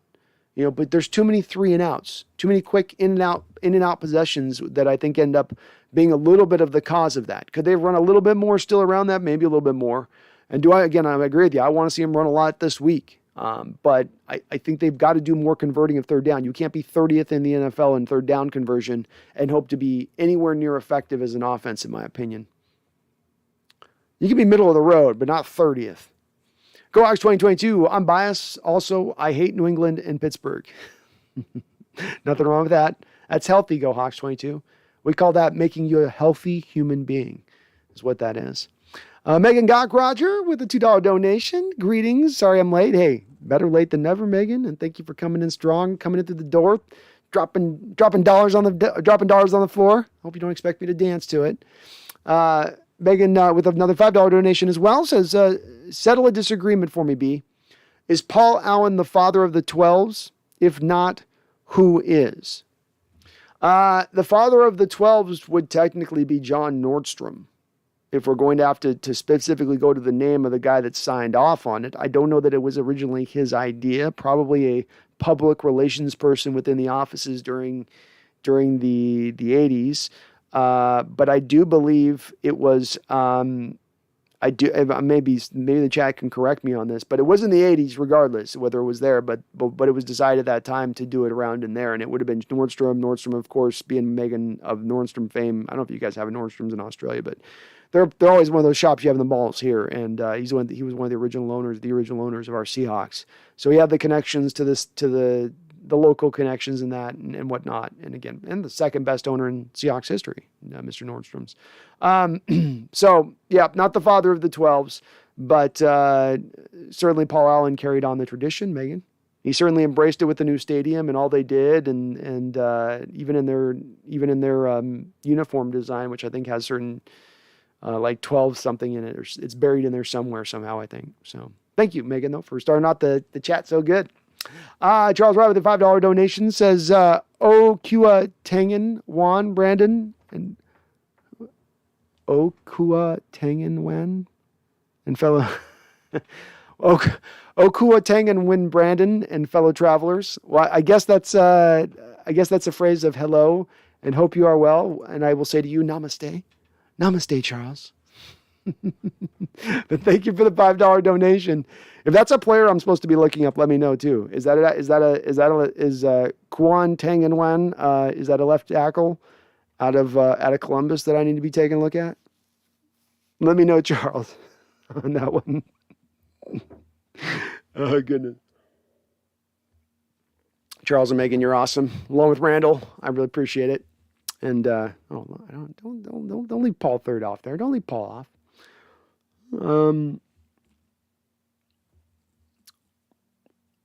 In Utero says, I love and respect Pete, but it's time for him to go. He's also my favorite head coach of all time. I love the way you put that, In Utero, and that's all I say with people is it's one of those things that you can love Coach Carroll, you can respect everything he did, and still kind of see it's maybe time for him to go. And you can disagree with that. Love everything he did and still love what he is now. I don't get as up in arms if you don't agree with me on this. You know what I mean? I could understand everybody's position and where they stand. In fact, it's a little bit, again, of what I am asking of my fellow Seahawks fans to their fellow Seahawks fans, is that the person is out there that you have that has this other position that you disagree with. Carroll shouldn't go. Russell shouldn't go. Nobody should go. Everybody should go. This is one of those situations that you can look at where, and I'm not one of these guys that I usually the guy that will take a firm stand to one place and say, this is what this is. It's clear cut, clean as day. This is it. Anybody else talking noise about it is just full of crap. This is one of those places though where everyone has kind of a point.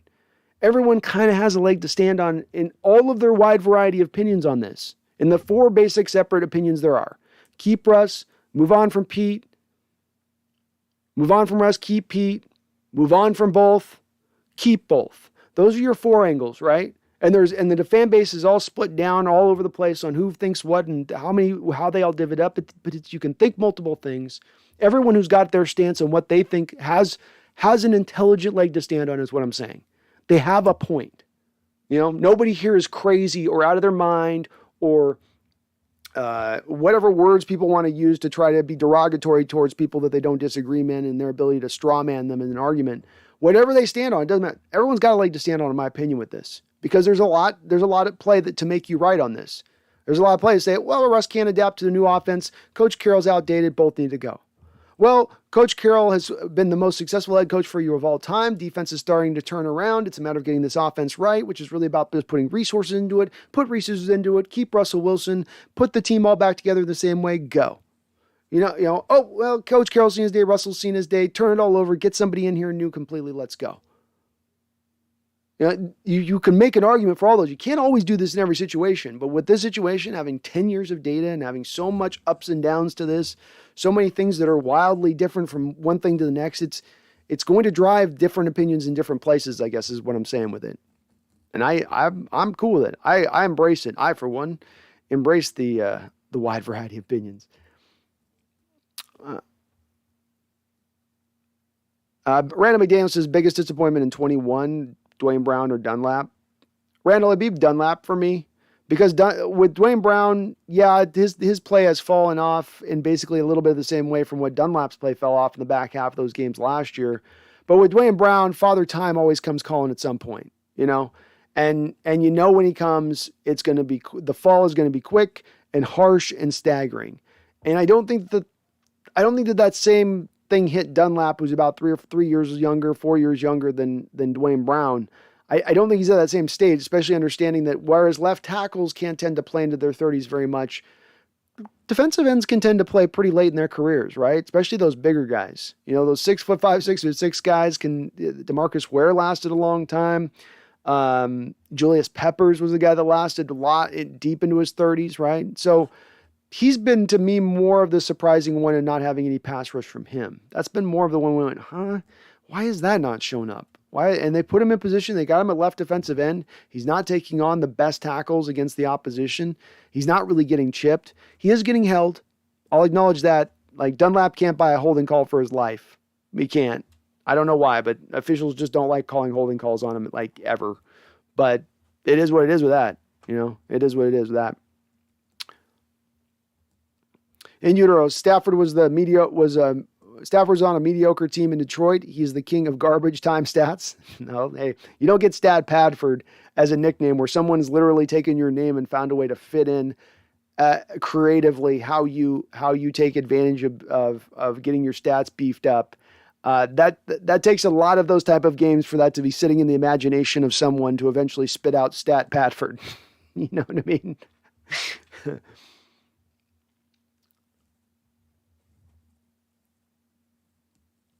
Oh, we got a couple super chats in here. Let's get the super chats. Can't be ignoring, folks. Megan with another $5 donation. Thank you, Megan. Says, we must beat the Cards big time. If we don't, my brother will give me crap from now till doomsday. Well, you got one more game still beyond this, Megan, so there's hope if it doesn't win this one. We get him one more time. There's hope. Of course, then they're probably sitting people at that point, Rustin, and he's going to be like, so what? You beat my backups, Megs. You beat my backups. I don't care. Who cares about you beating backups? Why don't you be my frontline people? But we got to get this week. The team needs this win. The team needs a win, like a figurative win and a literal win. This team needs them both. You can see it. The defense is laying it on the line. The offense is trying what it can, just as nothing's working. They need something to kind of go in their way. And I just feel like they're going to find a way to manufacture that here. They're going to be in that desperate state of things. The Cardinals don't need this win. We need this win. The Cardinals would like this win. We need this win. The Cardinals would cross the street for this win. We would literally crawl on a belly of lava to get this win at this point. I think we're going to get it, Megan. I think we're going to get it, and your brother's going to have to shut his trap for at least 5 or 6 more weeks until we play them. Thank you for the donation, though.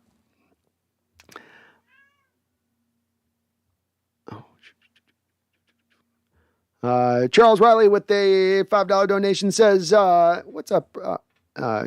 Charles Riley says, It's from Riley Martin. He appeared on the Stern Show all the time. He was abducted by an alien race called the Bivavians and taken to Saturn. Oh, okay. I hadn't heard that. I've listened to a lot of Stern in the past in his old shows and stuff, but I hadn't heard on that one. I'll look it up after the show, Charles. I'll check it out and see it. But hopefully I pronounced it right.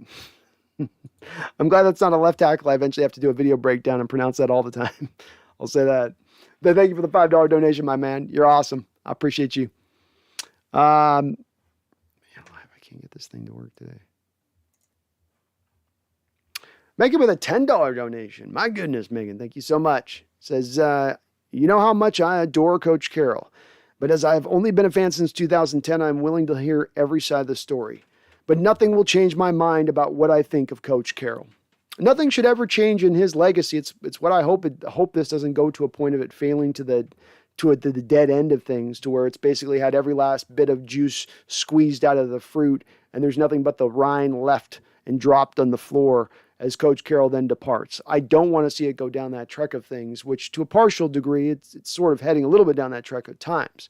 But it will not take away anything from his greatness as a head coach. Megan, he should be a Hall of Fame head coach. He will be a Hall of Fame head coach when it's all said and done. And he will have done that at both the college level and at the pro level. That's a staggering accomplishment. I think maybe one other guy will have done that. He might be the only first guy to do it.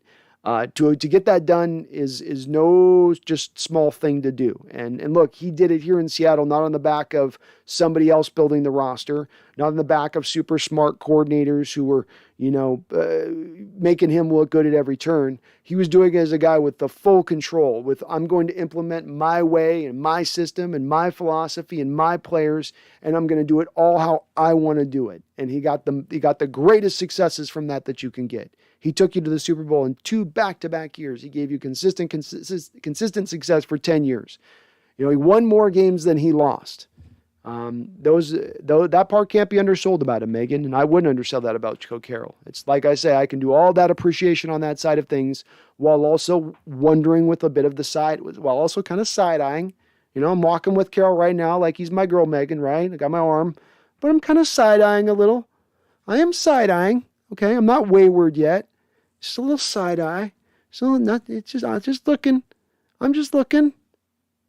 You can't hurt me for looking, right? I can just kind of take a peek. It's just a little peek.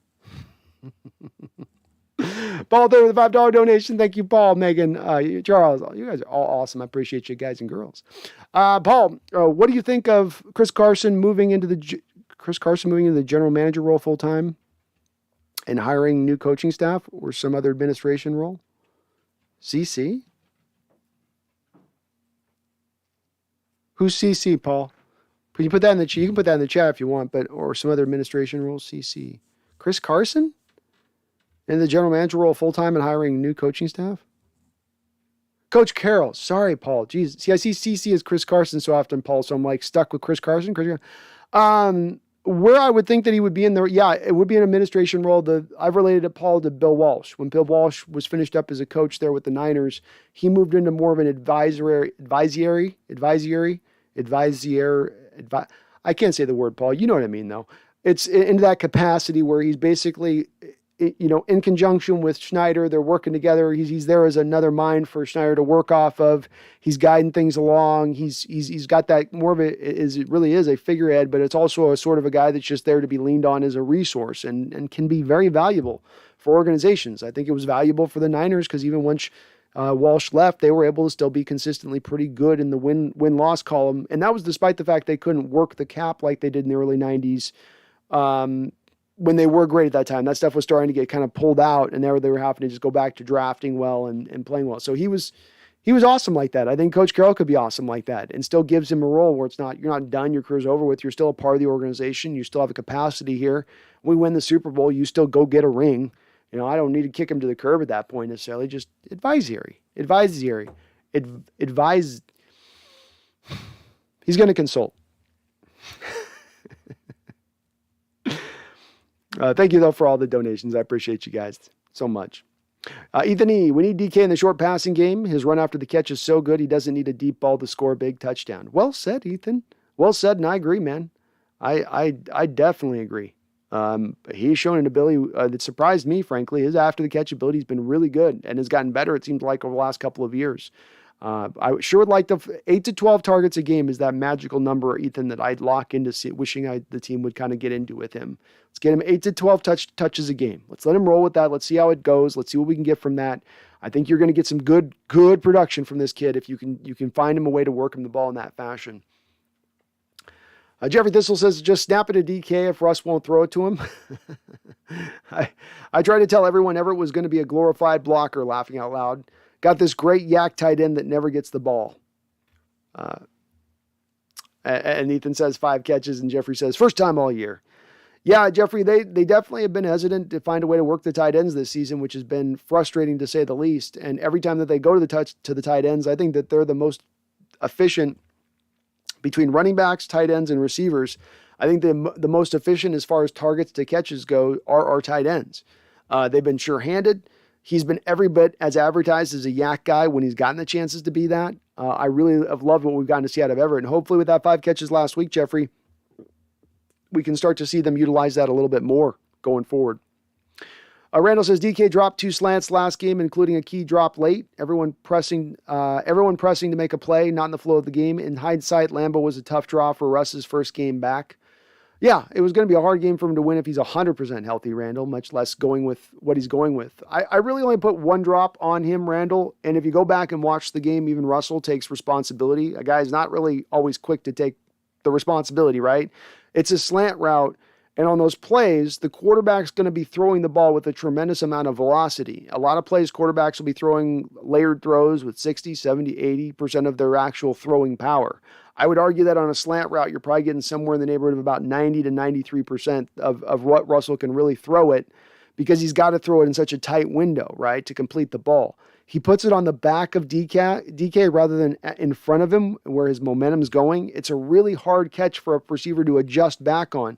If it's 20 yards down the field, the receiver's got enough time to get his hands back and make a catch there. But when he's going that fast in the other direction on that short of a throw, it's a little bit tougher to go back. And why Russell pats, you see him on the game film, he pats his chest and says, that was on me.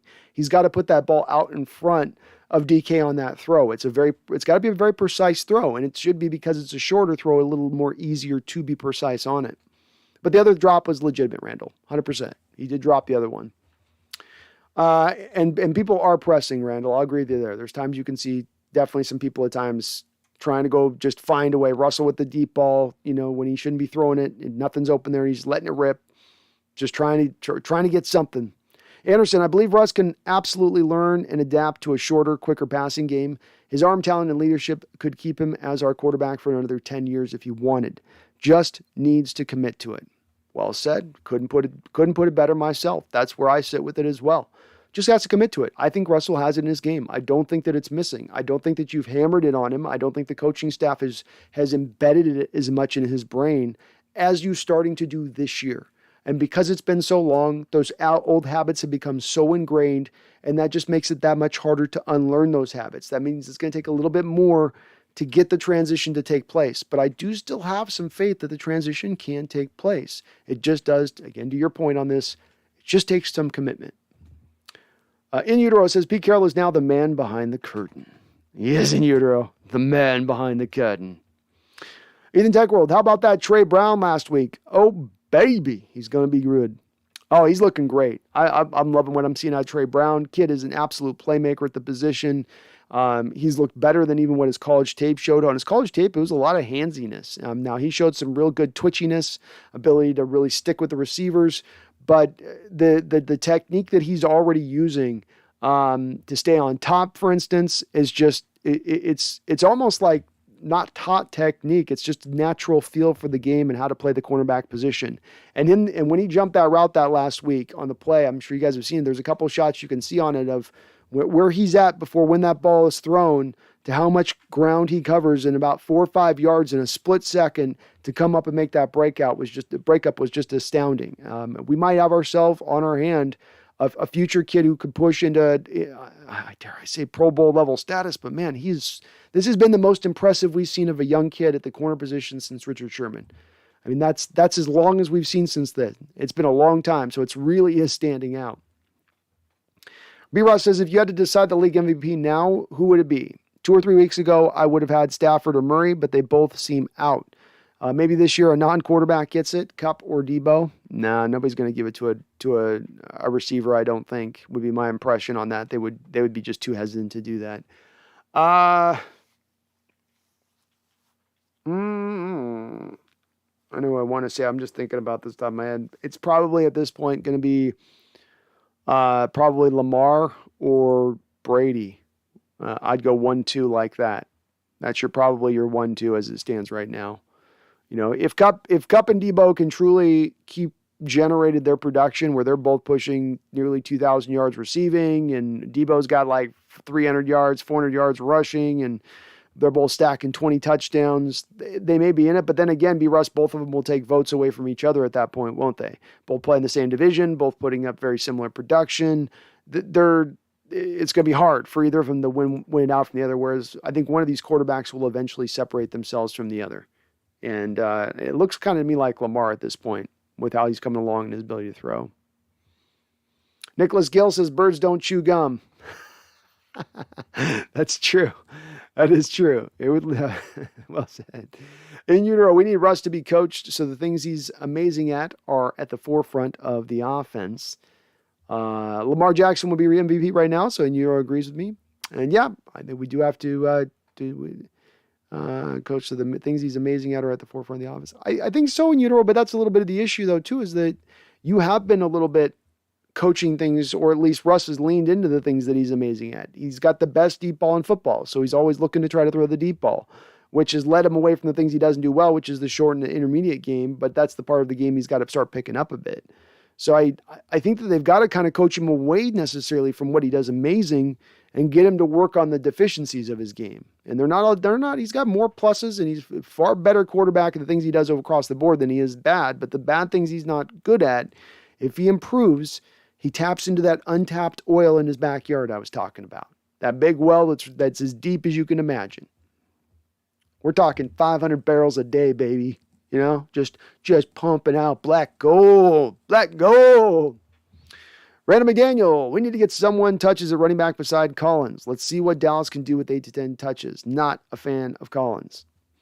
He's been all right. Nothing super special. I'm okay with Dallas. I'm okay with trying to a committee if you got to do it. I don't know where they stand with Penny. I guess Penny's just kind of done at this point, but I'm okay with it. I'll tell you, Travis Homer, I think, has our best yard per carry average on the season right now. He hasn't had very many touches, and I don't want to give him a lot, but maybe he gives you something too. I don't know, maybe. Ethan, I think the wrap on Russell Wilson's finger affected his ability to grip the ball. Maybe. I think the broken finger affected his ability to grip the ball. And that thing can't be at 100%, Ethan, 4 weeks after injury. But maybe it's a combination of both. Jeffrey says Lamar deserves to be the MVP. Carried his team to 4 wins when half of his offense was hurt. So, okay. Hey, you guys are agreeing with me on this. And Utero says, I don't get why Russ practiced all week wearing a glove and then didn't in the Green Bay game. It does seem a little bit different, weird with that in Utero. The guess that I would have on that is that the weather conditions were so different in Green Bay, and that because it's so cold, you lose a little bit of the feeling in your fingers already naturally. And maybe it was just that he just felt like he couldn't feel his fingers at all once the glove was on. I don't know why you would do that either, though. It seems you want to practice how you're going to be for the game. Ray Anderson says Russell might just stick around next year to wear our throwback unis with the new helmet rule starting in 2022. Can't wait for those. Oh, those are going to be bomb, dude. I can't wait for the 80s uniforms. They're going to look so good, especially when we don't have the long sleeves. It'll be those tight sleeves. It's going to be sweet. It's going to be real sweet. Jeffrey says sports media probably won't vote for Rodgers for MVP, so that's not going to happen after the COVID thing. They want a poster boy. Yeah, probably not going to do that after that, especially because, probably not. Tyler Welch, let's go Seahawks. Let's go Seahawks, Tyler. Thanks for jumping on the chat. He says, we're probably going to lose. Tyler, we're going to win this week. Have some faith, my brother. Have some faith, I tell you. We're going to win this week. So help me. Jeffrey Nicholson, I'm with you, Brandon. My hope's alive. I would love to hear it. You keep that hope alive, folks. Don't you die on me now. Don't you quit on me. Don't you quit on me. We're not out of it yet, by gimmit. We still got a chance. They still got to beat us. They still got to come to our house and win in our room, and that's not happening. Not today, not tomorrow, not this year. Now is our time. Now is the time of runs and magic and golden wings and fairies. It's all real today.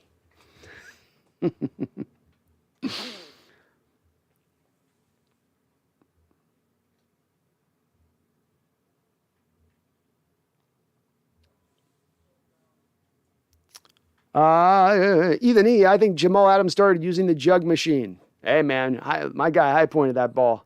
My guy climbed that ladder, and there wasn't a step stool. No. He climbed the ladder, folks. He didn't. It wasn't a little tool. He had that thing raised all the way up high. He went all the way up there. He thought about one-handing it, but he was like, I'm not going to style on them that hard. I still want to do the discount double-check belt thing. So he two-handed it, but, I mean, he was thinking it. Randall, I'm breaking out my Russ Wolf gray jersey for the rest of the year. Desperate times call for desperate measures. I bought it before the NFC Championship game versus the 49ers. First time I ever wore another man's jersey. Ooh. Oh, we're thinking simpatico here, Randall. I broke out today. I have an undershirt on. It's my oldest Seahawks shirt. It's frayed. It's got nothing left to it. It's like it had all the front, decals have basically rubbed off. The S is just a half an S at this point. The hawk is missing an I. But that shirt's got some luck to it. That shirt's got some juice to it. There's some mojo in that shirt. I'm doing what I can. I'm trying to get this, whatever we can do, right, Randall? Just try to generate some good positive momentum in this direction of things. So I love the fact we're both on that same page with it. I'm doing the same, my guy. I'm doing the same. Got that shirt underneath there. Heart being like, come on, team. Tap into that spirit. Come on, back into that spirit. Jeffrey A. Thistle says Adams already knows his way around jugs. It's balls he can't catch. Nice. Oh my goodness. Megan Gog-Roger with the $5 donation. Thank you, Megan. Gosh, you always come with the multiple donations. You're very kind. I really do appreciate it. Can you please explain why division games are different to other games? Division games are different from other games mainly for this reason alone, Megan, and that is that you have teams that are playing each other twice a year, every single year. And so familiarity breeds contempt, of course. So the first thing that you're going to get with a division game is way more fighting and chippiness and talking and post snap stuff, post play action kind of going on. But beyond that, the teams aren't going to be able to really surprise each other like you can. When you're the Seahawks and you play the Dolphins, Dolphins don't know what you really kind of want to do. They can watch the tape on you on a given week, but they don't know how theoretically their players doing something theoretically will work when it really goes on the field, as opposed to those other teams like the Rams who go, okay, we played it this year, last year like that. And when we did it like that, Donald would end up in a double team. And then Floyd wasn't out as much in free space as we thought, rushing off the edge because we got stuck on this angle of it. We thought it was going to work on paper. It didn't work on the road. So let's break it back to flipping it the other side. Let's get Floyd back up on the blind side, and then we'll get Donald back away from the double teams, and then we can adjust off that. And so you end up carving away through your strategy, Megan, of doing that for the course of a couple of years through things to really locking in how to put your player in the best position to succeed and not put him vulnerable against that set opponent. And so things get kind of really simple, really quick. And then I think this kind of leads to it leveling the playing field a little bit, where even if one of those teams is way more talented than the other, way better than the other, it's bringing them a little closer together because that talented team just can't surprise like the other team could. And again, this team knows the weaknesses, so they're going to attack the weaknesses. There's a lot to unpack with this, Megan, but that's really where it comes to is it's the leveling of the playing field because there's so much familiarity between those two teams more often than not. We had a game this year, I think, where the Jets beat the Buffalo Bills. Right? Wasn't that one? Or there's games like that go on where you just go, what? How did that team beat that? Usually when you see one of those really crazy, surprising losses that go on, you really can come back and trace it back more often than not to it being that's a divisional foe. And when they're the ones that really stand out and pop. The element of a surprise. So that's the element of surprise, Megan, and familiarity breeds contempt. That's what makes it different mainly. Megan also says, thank you, Megan, for another donation. Says, what effect Russell's game last week was the fact that he was nowhere near ready to be back playing. Not to brag, but I did call it from day one. Megan, you were on this from day one. You were on it strong, no doubt about it. I won't undersell it all. I always give full credit, Megan, on the chat when you guys get it right. You know that. But yeah, he wasn't ready. And Megan, I was on the fence with this a little bit, but the thing that's fully sold me over to this is the fact that they took out all of their under center plays in this game. No under center plays because they were trying to protect his finger, so everything was out of shotgun. You're not going to win, and this offense isn't like the offenses of the Seahawks past where you could run shotgun a majority of the time. You need to run the under center stuff. You know, Megan, the Rams in 2020, I believe it was, ran under center stuff like 65% of the time to lead the NFL. You brought that offensive coordinator or one of the offensive minds from that attack over to your team to now run shotgun 99% of the time, 100% of the time.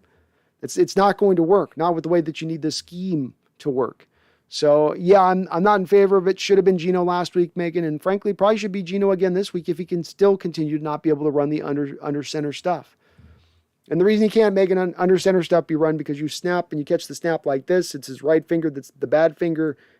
That's the finger that takes the impact on the snap under center.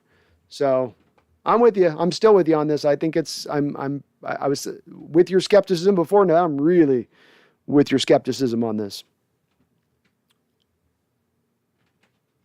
Lance Graham says, why do the Seahawks suck this year?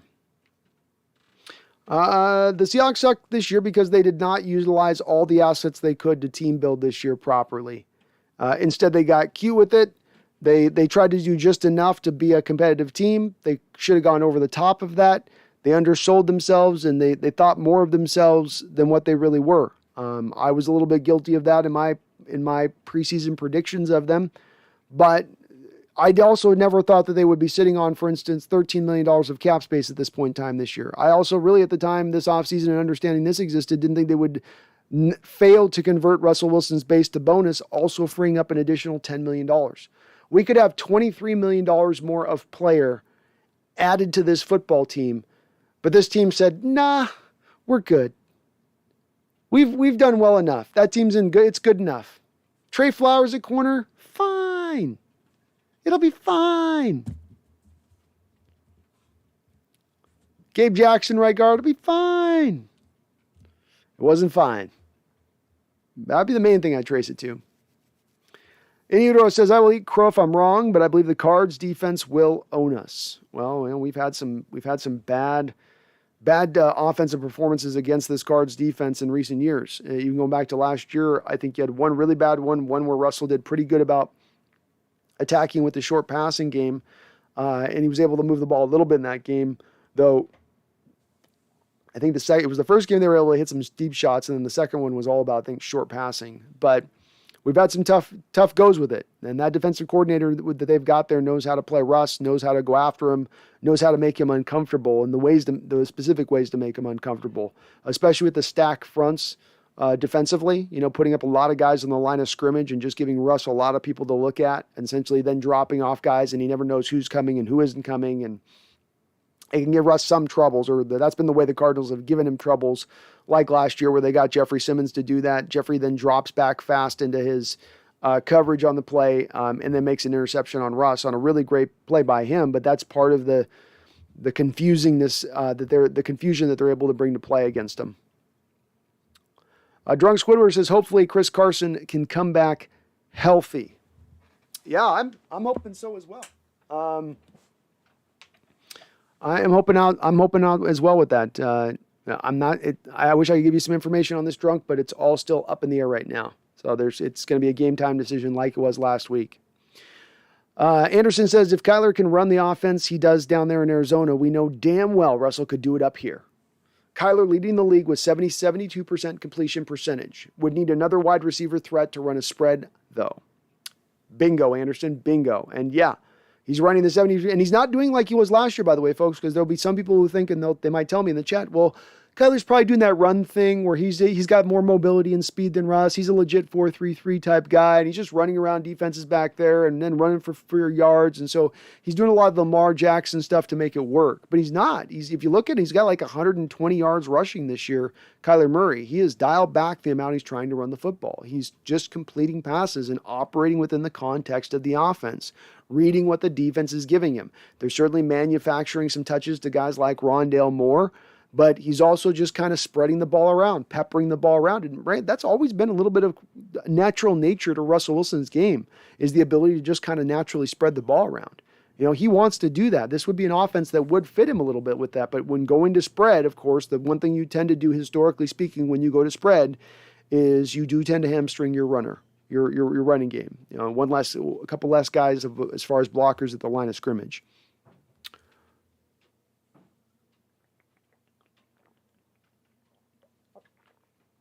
The Berg Show says, I believe that Stafford will make the Hall one day, though.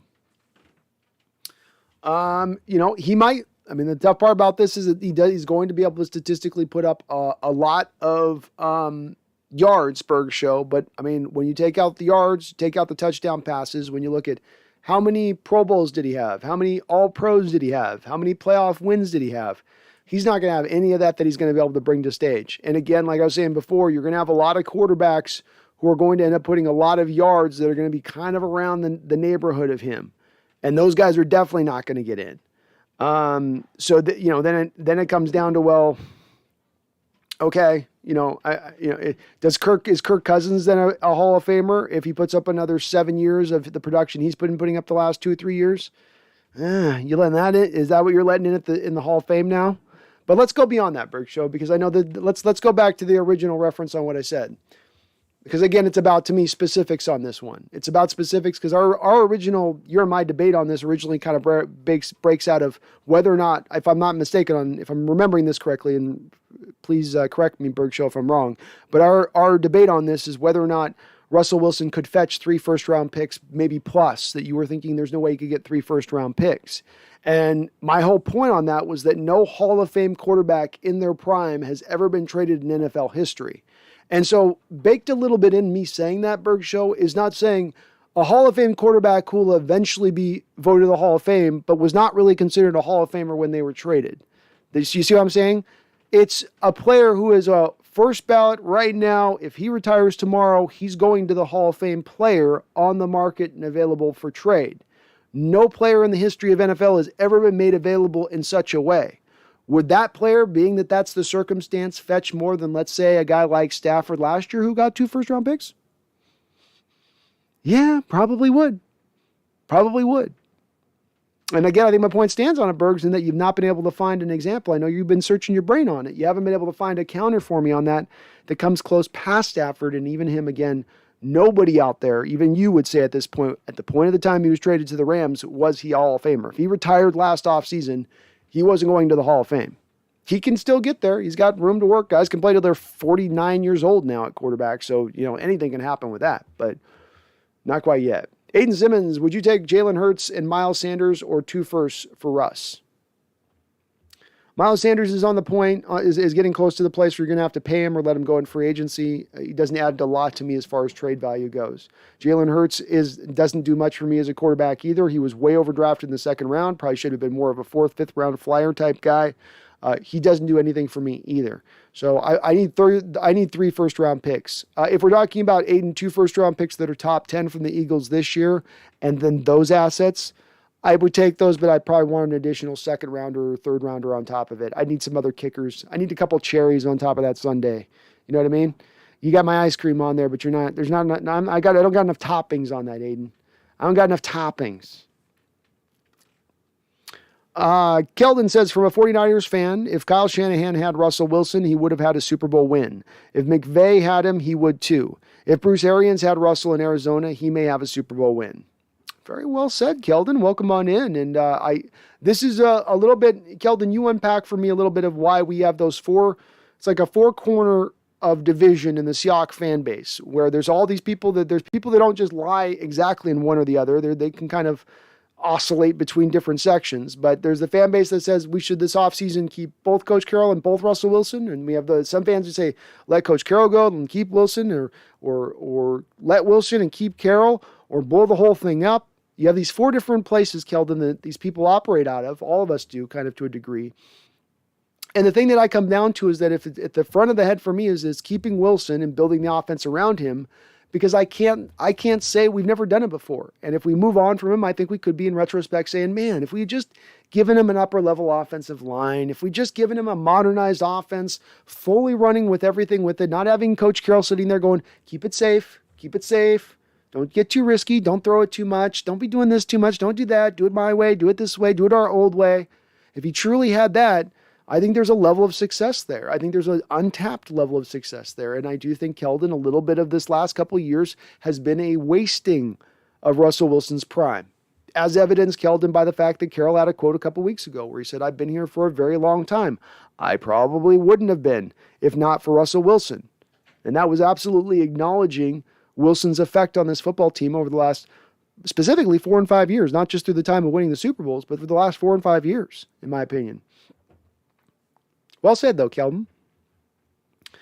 Big Country says, I think Thomas does, but Chancellor has no shot. It's very hard, Big Country, for free safeties to get in. That's my safeties in general. It's really tough. You've got to be on an impactful level of an Ed Reed, a Troy Polamalu, a Brian Dawkins. When you go look at those 3 guys and statistically match them up against Thomas and Chancellor, they're not anywhere close. Plus, all of them have more longevity than both those 2 guys. More impactful, more longevity, and it's hard for even those upper echelon guys to get in. I think they're gonna fall a little short. Again, they're right on the line, so they are close. But I do think that they're going to fall just a little bit short on that measure of things. I mean, just to give you some perspective on this, take a guy like Sherman, who I think is a lock-solid guy to get into the Hall of Fame, okay? Like, that guy's going to get in there, all right? Richard Sherman sits right now on the all-time interception list, which is the most important thing a cornerback can do. He sits at 114 on the list. 114th all-time on the interception list. You know, great player. Awesome player. But you always, when you got to look at these Hall of Fame stuff, you've got to put it in perspective of, historically speaking, the entire NFL history. And when you do that, that's when it gets a little bit more dicier for some of these fringe guys. Lil Stick 6 says Miles Sanders would never be worth 2 firsts. No, I think he was saying, Lil Sticks, he was saying Sanders and Jalen Hurts plus 2 firsts was what I think he was saying. Berg Show says Stafford's the same age as Russ, 33. I think they're at least he's a year older, but yeah, your point stands. Costa Rican sports fans, Chancellor's impact was different, but he doesn't have the stats or the time to get in. However, on the eye test and just on the eye test, Cam is a Hall of Famer. Yeah, I mean, it's hard when it's that impact is different and it's in this way that you just watch and see when you're watching on the. Yeah, well, I can't push it to longevity. I can't push it to tackles. Can't push it to interceptions. I can't push it to tackles for losses. I can't push it to passes defensed. I can't push it to anything statistically. It just has to be a measure of eye test. I don't think eye test is quite enough to get in. And again, if it was a matter of that for me, Costa Rica sports fan, I could be with you on that. But then he's got to give me the longevity. If all I'm going to have to make my argument for Chancellor to get in is that eye test and impact and leadership and those kind of things that are harder to quantify, then you got to be there for 10 years. And if you fall short on that, it's going to be harder to make that argument to the committee. Because if you have those guys that have made it in who've been in shorter careers, Gale Sayers or Thomas Davis, the Broncos running back, they absolutely had these high heights in those short periods, which Cam doesn't quite have. In Utero says, I wish Shanahan was our head coach. Somebody was asking me if he was released this offseason. I said he'd be my number 1 on my list if he got let go by the Niners. Lauren Johnson, does Russ resist being coached into a disciplined offensive scheme? Does he prefer to be a playmaker? Yes, there is that resistance, Lauren. Absolutely, there's that resistance. Some of it is understandable, I think, when you look at the context of why it's happening. As I've said before, I think you've had a little bit of Russ playing in the exact same offense for 9 years, an offense that his coach was telling him to play like and encouraging him to play like. And then that style of offense was not one where he was being told to lean on short passes, but to look for the big play. And because the head coach really values the big play as much as any head coach in the entire NFL, Coach Carroll does. There's a reason for that, and it has to go to statistically his research he's done on how you win football games, or at least how they won football games in the 70s and the 80s and the 90s. But that's why Coach Carroll's allowed him to just lean into that aspect of things. I think a little bit of it has, Lauren, been his erosion and his ability to move around as well as he once did. So the off-script stuff, the second play on a given play is not as long to be there. There's not as many chances there. It started to dial back a little bit with that. But now he's for the first time taking on a new scheme, and it's going to take him some time, Lauren, to learn and develop in this scheme because he's got so many old habits to break. If you were doing something for 10 straight years, and then I came in and I go, you've been doing it exactly like this, now I'm going to have you do it like this. You're probably not overnight going to switch up to that new way. You're going to probably oftentimes, over the course of learning that, catch yourself sliding back into those old tendencies. Especially when we're talking about the NFL and it's as hard as it win football games and when things are breaking down and when the short stuff's not working and it's like, man, this stuff's just not being efficient. I'm not getting anything done with this short passing stuff. It's not, and then you get a little impatient as a quarterback, and then you're back into your old habits. I think it's hard. It's an easier said than done thing. I do, and that's why I've been a little bit more open to being patient with Russ on allowing this to have some time for this cake to bake. Keldon says people fail to acknowledge that Kyle was rebuilding his first 2 seasons. Yeah, Keldon. I mean, he comes in there and it's again too. You had the Harbaugh era finishes off there, and the team is eroding. Talent out the door. Guys retiring. Guys getting older. There was a lot that needed to be redone there, and he got that flash of success coming off when you were the worst team in the league, and then you get back to the Super Bowl, and that shot of success just made everyone think, oh, he'll sustain this. But it was a little bit of maybe they were playing a little bit over their skis that given year. And that they weren't quite that good yet, that it was a little bit of they got ahead of themselves. They got things broke right that season, as things can tend to sometimes happen. But when it was really said and done, there was really much more work that needed to be done there. The Richard Sherman thing, for instance, he plays the best corner for you by Pro Football Focus in 2019, but Sherman was on his way out. He was on his way done. He wasn't going to be there for the long term. And then there was a corner position we have to address. And it kind of happened like that across the board for the team a little bit. Joe Staley, for instance, another one. Good long-time left tackle for you guys. Time's winding down. Got to go find Trent Williams and make a trade there. There's things that had to be done. So I give him more room on that, Keldon. I'm not as hard on Kyle with that. I do think he has to recognize it himself. Every coach has got to find his own failing and address it. Every coach has a failing. Kyle's failing out the gate here has been taking on too much. Not just concentrating on what he needs to deal with, take care of his own backyard. Don't worry about all the personnel stuff. Let your general manager handle that stuff. Have some say, have some input, but don't take it on in the way I think he has taken it on a little bit, where he's really gone to bat. I want this guy, that guy, and it's going to be this guy we got. Yeah. Well, you look at the Brandon Ayuk thing going on a little bit, and the process of drafting him and getting him around, and how guys end up in doghouses with him a little bit, and some of that stems from the drafting process. I think Keldon, if he cleans up some of that stuff, I think it'll help him as a coach. But he's a great coach, no doubt. Jamie Don, would trading Russell for 3 firsts be a good idea if we spread them out over the next couple of years to get a quarterback from a better draft class? I think ideally I'd like to do it over a better draft class of quarterbacks, Jamie. However you do that, you could get 2 first-round picks this year from the Eagles, let's say, Jamie, and let's say you use one of those picks, and then you trade one of those picks to somebody else for multiple picks. Then you still have multiple first-round picks from the Russell trade. Now you're able to package together a lot of first-round picks to move up for whoever you want in 2023. So you don't have to necessarily have it be that you get the draft picks down the road haul. You just need to have the value there to be able to move that draft capital down the road to then get the player at the right time. However, they need to get that done. The straightforward way that I saw this happening is if you were to trade him to the Giants, for instance, you'd get 3 first-round picks back. What I would do is that you use your first-round pick, that 2022 now for a quarterback, let's say left tackle. You have 2 first-round picks remaining at that point. You still have your first-round pick then for 2023. You then package those 3 first-round picks at that point, the 2 remaining from the Giants and your first-round pick in 2023 to essentially grab any quarterback you want then in that draft for the most part. Go up and get whoever you really want to target, and there should be at least a couple of guys at that point. That would be, to me, the straightforward method.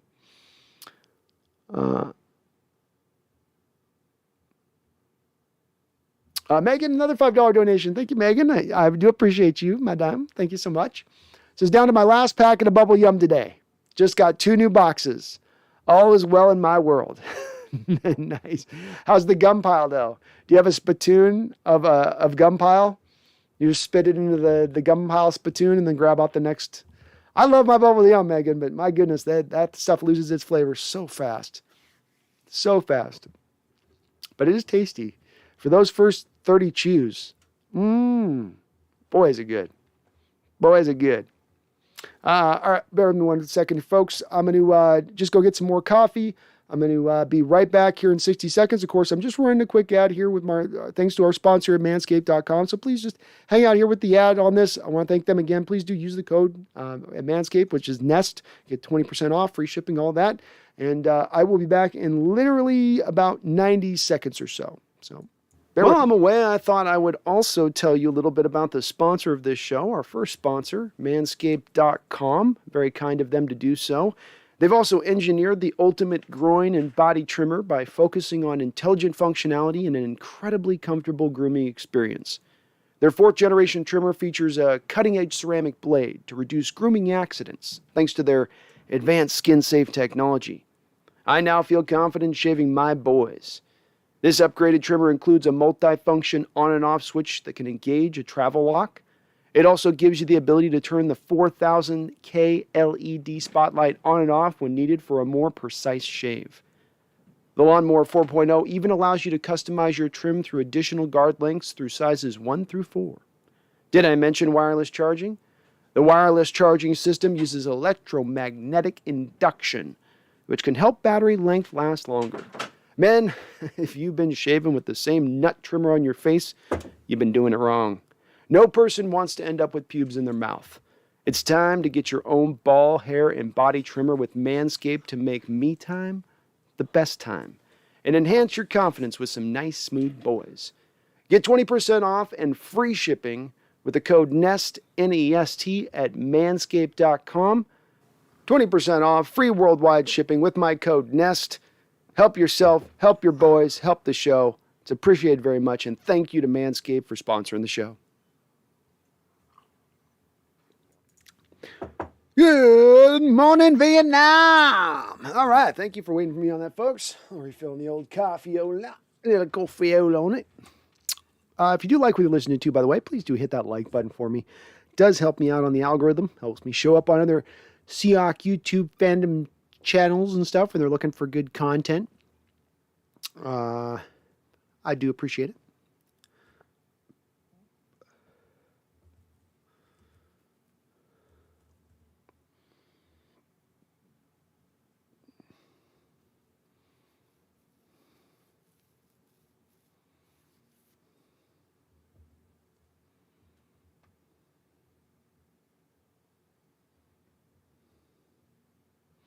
Yeah, so Meg, I don't know on your item on the 12th man. I'm not sure on that. With Paul Allen certainly celebrated on the position, but the 12th man was retired in like '85. Like the team actually retired the jersey at that time, the 12th man. So I mean, like that's technically the beginning of it. Allen carried the tradition on, and then they became the 12s, Megan, because of the whole copyright infringement with Texas A&M. So they didn't have to pay Texas A&M anymore. They said we'll just call them the 12s, and then it's no more infringement. I believe that's why they changed it to that. Anderson says Dolphins majorly screwed that draft up. They thought in 2022 a short, soft arm pocket passer who is also injury prone was better picked than Herbert. Got a feel for them, laughing out loud. Yeah, I didn't understand the Tualoga pick. Tualoga. When you're not good, you don't earn the right to have your name pronounced right. I never understood the Tua pick at the time. I've been low on that guy with him coming out. There's these quarterbacks that come out in the draft sometimes that people fall in love with and really like, and I end up shrugging and go, what's the big deal with him? I thought the same thing with Baker Mayfield. I don't understand how Baker Mayfield becomes the number 1 overall pick in the draft. That blows my mind a little bit. You know, when you're going to pick that high for a quarterback, you're going for upper level talents. You're going for the size, the big arm, the mobility. And Herbert certainly didn't put on tape in Oregon what he has showed at San Diego. And that's to the Dolphins' credit a little bit, Anderson, where it's like no one really saw this Herbert back then. You would have had to do a lot of projection as an evaluator to see that he was going to be this good. But with that said, when you're talking about making a pick between that guy and what he brings to the table as far as his physical abilities and Tua, who is the polar opposite in his physical abilities he's bringing, I don't know why you would lean away from Herbert. I don't know what Tua showed you on tape that made him so much more of an overridingly better player. He certainly got to have better talent he threw to. He had a better offensive line he was behind Tua did, and he was more banged up. I don't get it. It's definitely when you pick wrong at the quarterback position, it can hurt you. It's not a death knell, I'll say that. You know, it wasn't a death knell for the Cardinals a couple years ago when they took that kid out of UCLA and then like literally a year later went and drafted Kyler Murray. It's a little bit why I say for so folks who think you'll never get another quarterback again is you can. It's just about, again, making it a priority. And if you make it a priority, you can get the right guy. You can find your guy. But yeah, the Dolphins on that one, they definitely hurt themselves. I think they're going to be in on the Watson thing this offseason. I think that's where he eventually lands at. COVID-19-4. Look at Stafford's record against winning teams and tell me he's a Hall of Famer. Well said, Vid84. Well said. Yeah, you got to hold some of that accountable at one point or another. You can't just blame it all on Detroit, right? Like eventually you got to own a little bit of that as a quarterback. Megan says, we must beat the Cards big time. If we don't, my brother will give me a crap now till doomsday. I hope your brother's not giving you too much stuff. Let him have a little bit of your sister. Your sister, you're going through a tough season. He's going to pile on. He's going to dog pile on now. And Eudora says Stafford is not a Hall of Famer. If he somehow wins a Super Bowl, then he's a Hall of Famer. Stafford always S the bed. And you eventually got to prove it, right? Maxwell says the hashtag Seahawks have become a heavy, too high disguise safety rotation team that is executing to an incredibly high standard. Ken Norton Jr. has schemed up the perfect stuff for his coverage talent. He has. Props to him. I think you got to give Carroll credit on this too. Both those two guys have brought this defense along, and they've done it by going outside of their norms. They're running a lot of different stuff across that secondary, and how they were actually confusing Aaron Rodgers post-snap with some of the things they were doing. This is, again, a little bit of what you see with the Staley defense I was talking about earlier, is their big claim to fame. The two top teams this year at what they show you pre-snap in coverage versus what they show you post-snap in coverage, the teams that run the highest amount of change pre-snap to post-snap are the Rams and the Chargers. And I think they do it on purpose. They do it with they not only do it on purpose, they do it with a purpose. And they have a lot of success with it. And Seahawks are taking a little bit of a page out of their book, Maxwell. Oh, is Matty F. Brownell saying that? Well, he's right. Big Country, I don't even think a Super Bowl would be enough for Stafford to make the Hall of Fame. He would need multiple Pro Bowls and an All-Pro selection as well. I think he needs more to do too, Big Country. I think there's just the stat, putting up a ton of yards ain't enough to get it done, in my opinion. That's just not going to push you over the line in itself. I think you got to do more than that. He's got time, he's got years to do it, but you're going to need to put out more than that. And Megan, it's going to be for eternity that your brother's going to let you hear it if they lose this week? Like, we play these guys twice a year. You can't hear it for eternity for one loss. That ain't going to work. That ain't right.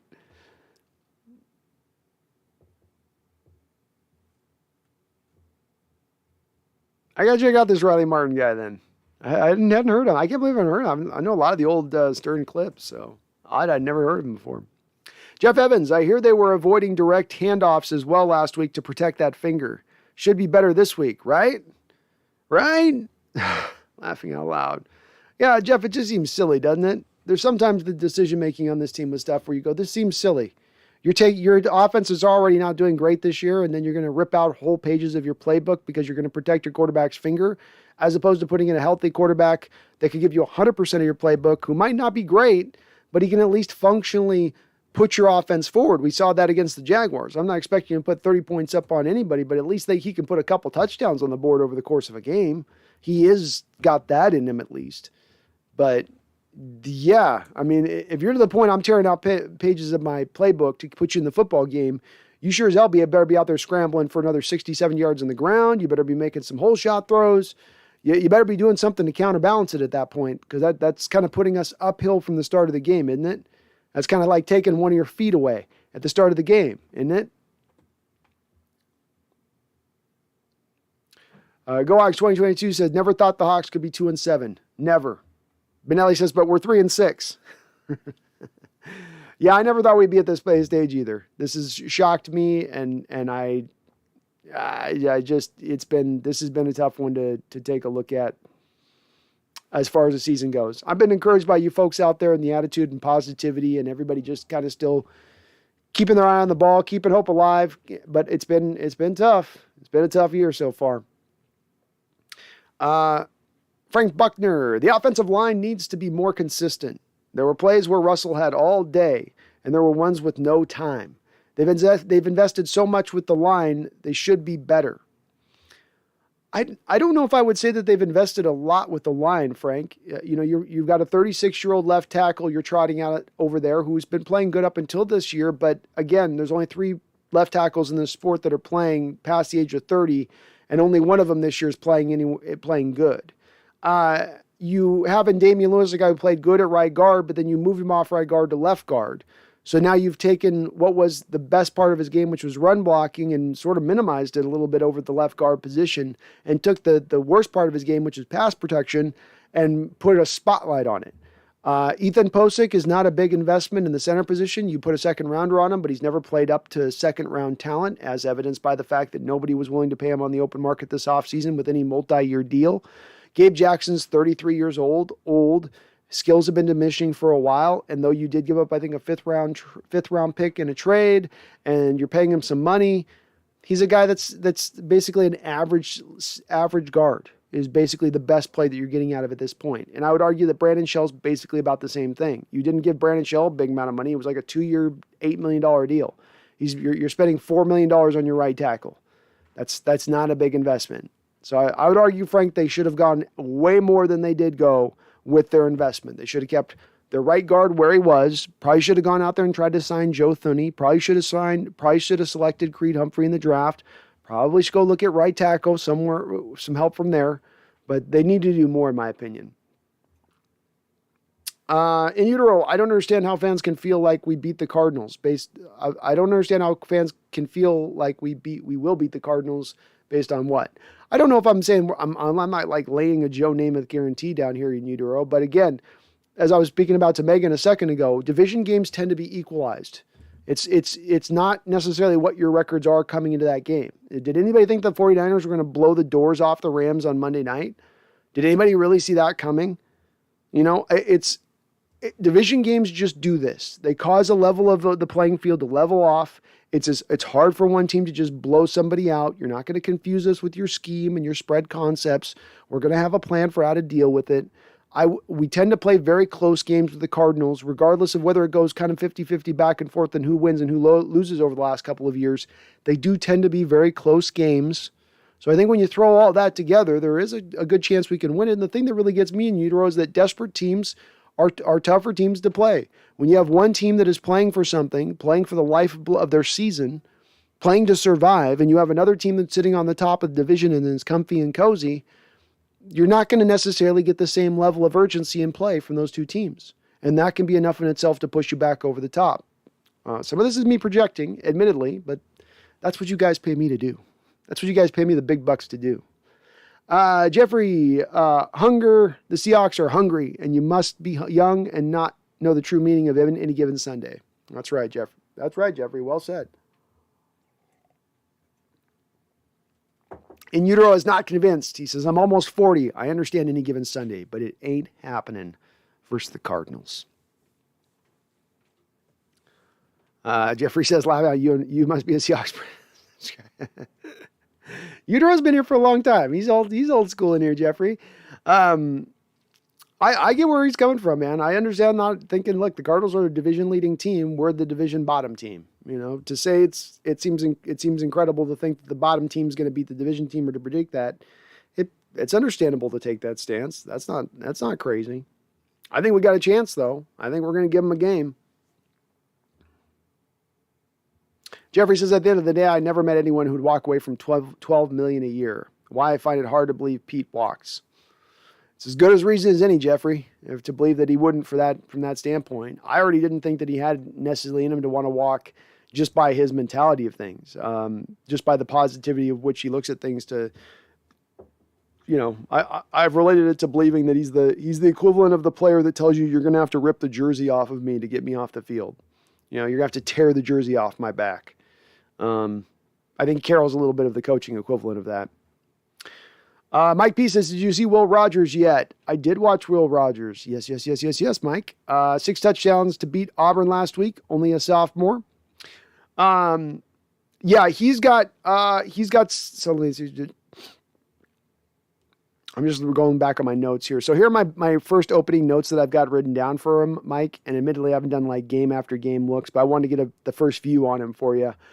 He throws some laser beams on short routes. I mean, everything you've heard the term, Mike, frozen rope, and everything that comes out of his hand is on a frozen rope. He throws just a beautiful spiral, very catchable pass. He's got the one thing that isn't necessarily a bad thing that just sort of drives me crazy a little bit is that he's so flat-footed of a thrower. He snaps the ball and he hikes it, and then he's on his heels. He's sitting on his heels. Now he makes it work. He gets the ball out with relative quickness. He's got a pretty fast delivery, but boy, does it drive me crazy that he's not up on his toes sometimes. It's a very like laissez-faire delivery a little bit, which throws me off on him. I tend to think that he's going to be more of a short and intermediate passer at the next level. I'm not quite there yet on his deep throws and his ability to throw it deep. But he's highly accurate. I mean, a pinpoint accuracy. And when you've got those abilities on those short balls to throw them with such velocity and speed, while also being pinpoint in where you put the ball, that is going to make you a highly picked quarterback, whether or not you got a beautiful, great deep ball down the field or not.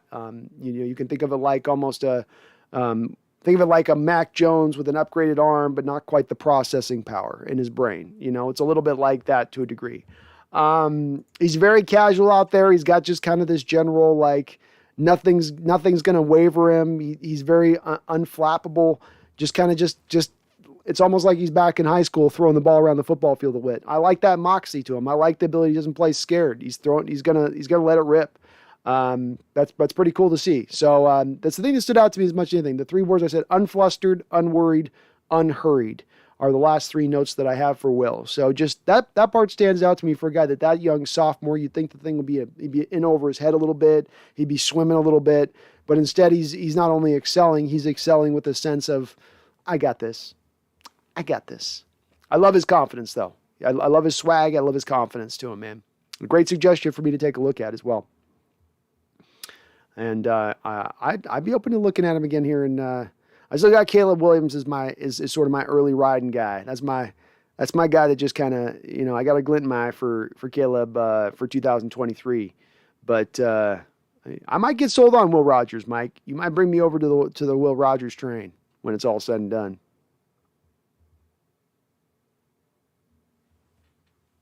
In utero says Trey Brown is a stud. Trey Brown is a stud, man. I think he's got a Pro Bowl level ascent in him, and it's just awesome to see. We needed more of these draft picks to hit on. This was the year you had 3 draft picks. You needed somebody to come to play here. We need to get some value out of it. You desperately needed to, or it's the type of miss in a draft. If you miss everybody in this draft, you basically kick a draft out the door. That's the type of thing that can set an organization back a couple years in its process. Luckily, that's not going to be the case here. You've got at least an upper-level solid stud to, as you said in utero, to steal your words, to even a guy that can get to a Pro Bowl level of play, in my opinion. Mike P's got MVP as Aaron Rodgers. Well, he's been good. It's going to be hard with him missing the game, and then last week a little rust. I think Lamar's going to have him a little bit statistically when it's all said and done at the end of the year, but he'll be in the discussion. Randall McDaniel says, does Dunlap have the dreaded turf toe? I think he does. They're not reporting it on the injury report. So it's not being talked about. That's probably so that the opponent doesn't learn about it, Randall, so you don't get some of those boot stepping, stepping on the toe type moves of offensive linemen to try to hurt it more. But I think that's maybe a little bit of a reason why some of his pass rush has gone back a little bit, is he can't quite bend and dip like he'd like to be able to do out there with that toe where it is. I know those things, players talk about it being some of the most painful. I think Deion Sanders said it was the most painful injury that he had to deal with and fight through was that turf toe. Mike P says, what about our Louisiana running back? He looked good in the preseason. I think that's Johnson. He's more of Mike. He's a third down running back type. So if you watch his college tape, fantastic in pass protection, pretty good out in the open field as far as breaking tackles, good solid hands. But He's not going to be an early down guy. And right now with DJ Dallas and Travis Homer, you already have two guys like him on the roster as well who already have a year head start on him. In Travis Homer's case, 2-3 years head start on him. So he's got a little bit of time, I think, to need to kind of develop a little time to kind of get himself to really pushing for that action if he's able to push. I mean, he is a small guy. He's not the biggest cat out there. So he's still kind of looking from the outside in on it. But he did look good. He looked good in preseason. I liked his college tape. Megan says, what did you say about your brother there, Megan? Megan says, you don't know my brother. He's going to let you know that forever. He's brutal. Oh, here we go. Megan got a $5 donation. Thank you, Megan. Says, you never met my brother, B. One loss or 1,000. Doesn't matter. Well, I hope if we win this week, Megan, you got a couple bullets chambered in that gun for him then. If that's going to be the case and he's already thinking he's going to be riding high when it turns the other way, I hope you're ready to blast him. Put that double barrel right there on his chest. Right there on his chest, Megan. Right there. Right there when we win this game. So I hope, tit for tat, bro. Tit for tat, big bro. And how dare he to his sister? How dare he do that? Derpy Squid, you donated and he hasn't answered. I'm a little slow on this, Derpy, but Megan knows I always respond. I never leave my woman Megan out there in the open. Megan says, huge storm here, so I may lose my connection. Stay with me, Megan. Stay with me. You gotta be worried when you guys get huge storms down there in Australia. It might be like a real huge storm. It might be like, tsunami's coming in. Be back. Mike P, doesn't mallet finger have a long-term impact? Can't ever be 100%. The person above you, Mike P, Megan Gockroger, has been one of our resident folks who suffered this injury years ago. She makes the claim on this that her finger's still not right, that she still feels it. To your point being, is it a long-term thing that could be there forever? I would tend to believe on this that to some degree or another, even with modern science, that Russell's never going to get that finger back to 100%. It may get it to 96%. You may get to 95%. Certainly Russell's got at his disposal, I'm guessing, medical techniques that Megan didn't have. After all, she had to go to the Aboriginals out in the outback. There was some cannibalism. There were some fires that were lit. There's some ash used. They've got their techniques in Australia that we don't utilize here in America. But all that being said, I think she's been pretty, not just saying this lightly. Megan's really been pushing this hard, and I'd lean to agree with her on what she's saying with it, that it is a matter of it's probably going to be lingering there for quite a bit of time. Surgery, pins in fingers, ligament almost torn off. Those things are the things you go, ooh, that's going to take a bit. That's going to take a while. That's going to leave a mark. Megan says, I broke out my Princess Leia Seahawks shirt and will be wearing my DK jersey on Monday. Ooh, I love it. Princess Leia Seahawks shirt. Oh, man, that just tickles my little nerd bone, doesn't it? That's awesome, Megan. We got to do whatever we can do. Like I said, I had my Warren Frey shirt. Let me show it to you guys here. Hold on.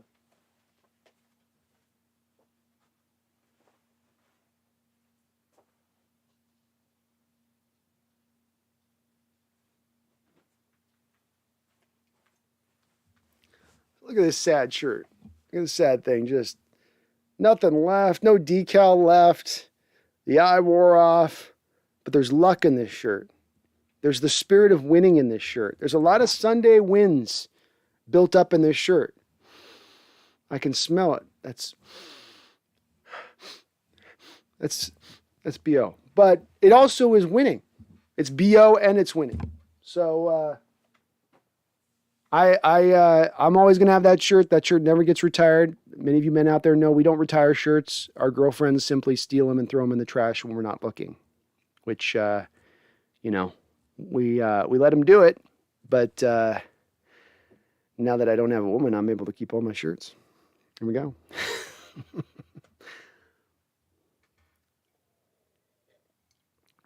Jeffrey, it has been a very long healing time. It was a very long healing time. Yeah, it's going to be that finger's going to take a bit. It's going to take a bit.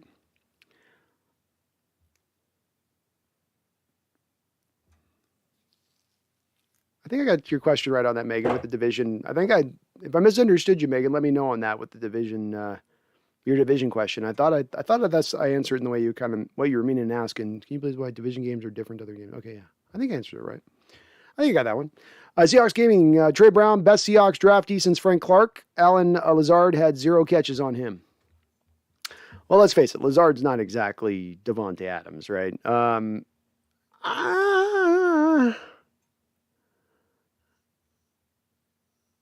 Seahawks Gaming, DK Metcalf has been better than Frank Clark. DK Metcalf's a better player than Frank Clark. I know Frank Clark got paid, but DK's got him beat. So Trey Brown's the best draftee since DK. I'd be with you on that. But I think DK's got him. Excuse me. Anderson, I have a 1985 Steve Largent jersey, almost exactly like yours in the background there.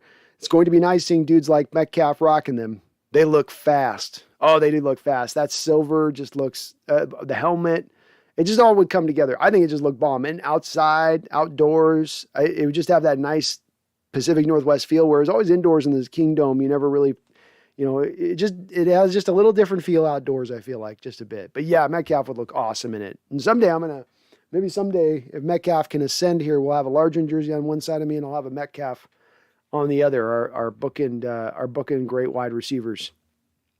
Weston Corbett says, to explain the division rivals, just look at the 49ers and Lambs game.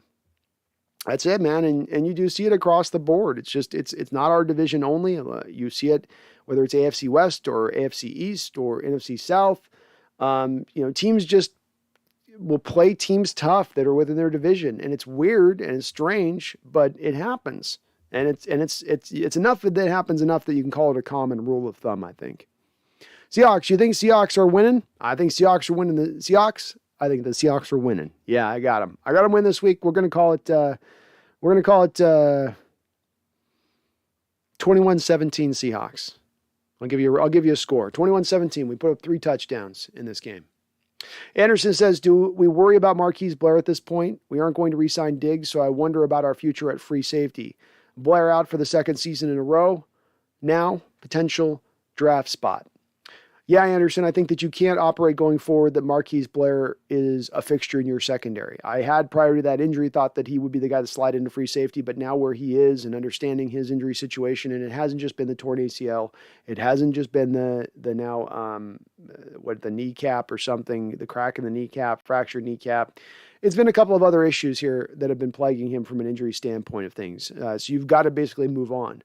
A potential stopgap on this could be looking at a guy like, let's say, Marcus May of the New York Jets. He played on a franchise tag this year. He just tore his Achilles. Maybe you have 2 guys in Marquise Blair and May that sort of battle it out then for that free safety slot. You get May in on a 1-year prove-it deal. He would be maybe a veteran if you didn't want to have to do it in the draft or looking for it in the draft. He'd be maybe a veteran you could go with. Another guy that is maybe an outside looking in guy that's also a possibility is Ugo Amadi. Ugo Amadi has the very same athletic profile as Quandre Diggs. If you look at their combine pro day scores online and match them up, it's almost exactly the same, note for note. And of course, Quandre Diggs started out his career, Anderson, as a slot cornerback who eventually now has transitioned into a free safety with the Seahawks. I think that Ugo's got some free safety to his game. He played a little of it in the preseason and wasn't great with it, but I think he could improve with it as we go along. Seahawks says, you think the offense is going to be good against the Cardinals this week? At least score. I think the offense is going to show up against the Cardinals. I think we're going to be a little more desperate state than we've been even the last couple of weeks. Seahawks, this team needs this win. I think they're going to unleash all they have in their offensive compartments to bring it to bear on the Cardinals. And yeah, I think that they're going to get a couple touchdowns this year. Or this week. So I go 21-17. I think that they're a little bit desperate. I don't think the Cardinals are, and I think that's enough to allow you to edge out the Cards in this particular game. In Utero says, why would we re-sign Diggs? I think he gets re-signed. This comes down to really, in my opinion, about roster building in Utero, and you've got to always be considering with positional groupings how you're allotting the pie. You've got a fixed set pie of salary cap. How are you divvying that pie up? And you've got to do it in a way to make sure you can address all of your positions.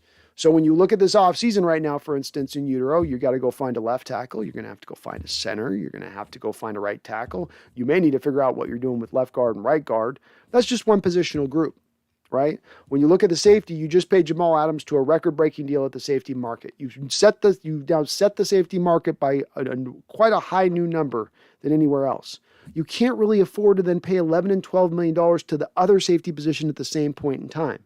That's a little bit too much to be paying for safeties at that point. Because you think of it like this, if you end up paying him, you have to pay Quandre probably about $11 million a year, $12 million a year.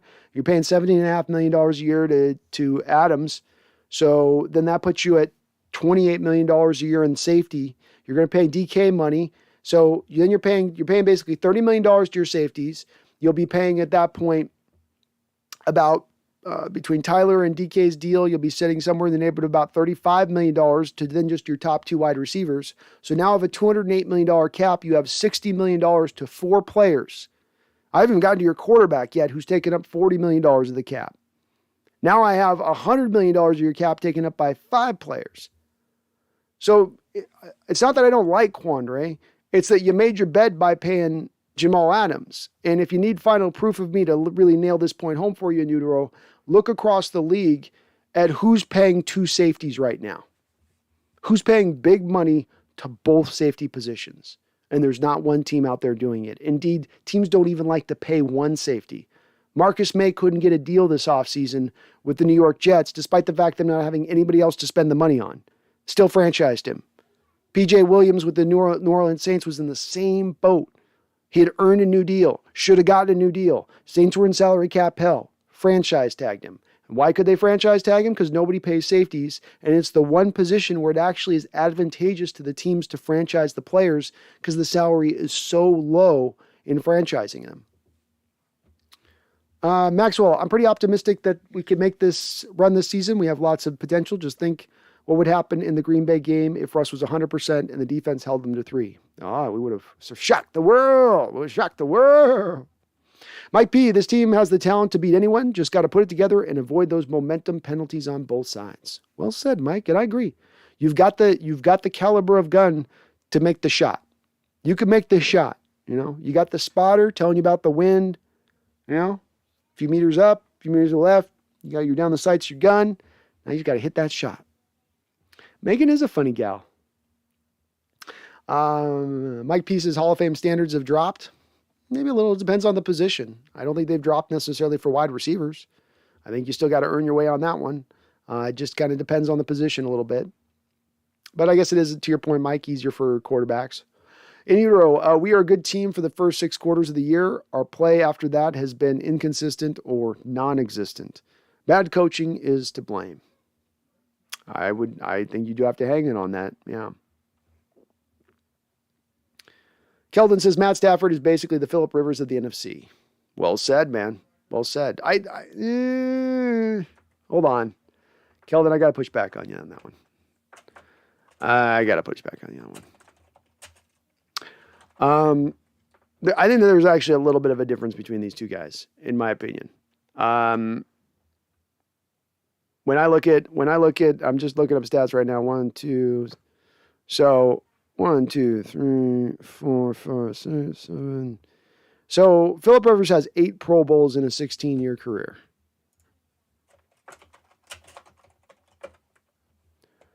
And Matt Stafford has been a Pro Bowler once in a 12-year career. And I mean, it's a close comparison, Keldon, but I think that my point would be that Phillip Rivers he also has, I think, at least a collection of playoff wins. It wasn't like he was amazing in the playoffs, I'll give you that, but he's got a collection of playoff wins. But had some, I would give Rivers I think Rivers does have a good chance to get in the Hall of Fame. 8 Pro Bowlers is essentially 10 years of dominance, which is your prerequisite to get into the Hall of Fame. Where Stafford with 1 Pro Bowl in 16 years isn't dominant. Last of Us, get rid of Carroll. You're not alone, man. Many of us are on that train.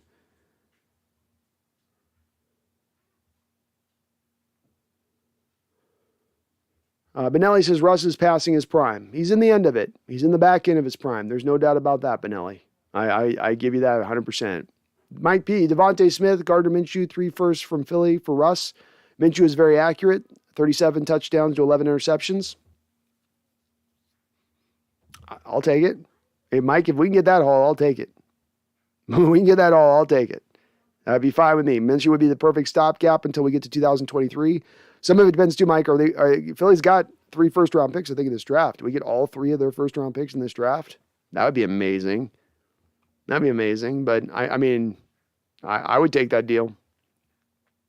Jeffrey says, I'd be mildly amusing if we get through next offseason still with Russ and Pete. And when asked about it, they play dumb like, yeah, we had good laughs about talks on Russ leaving this year.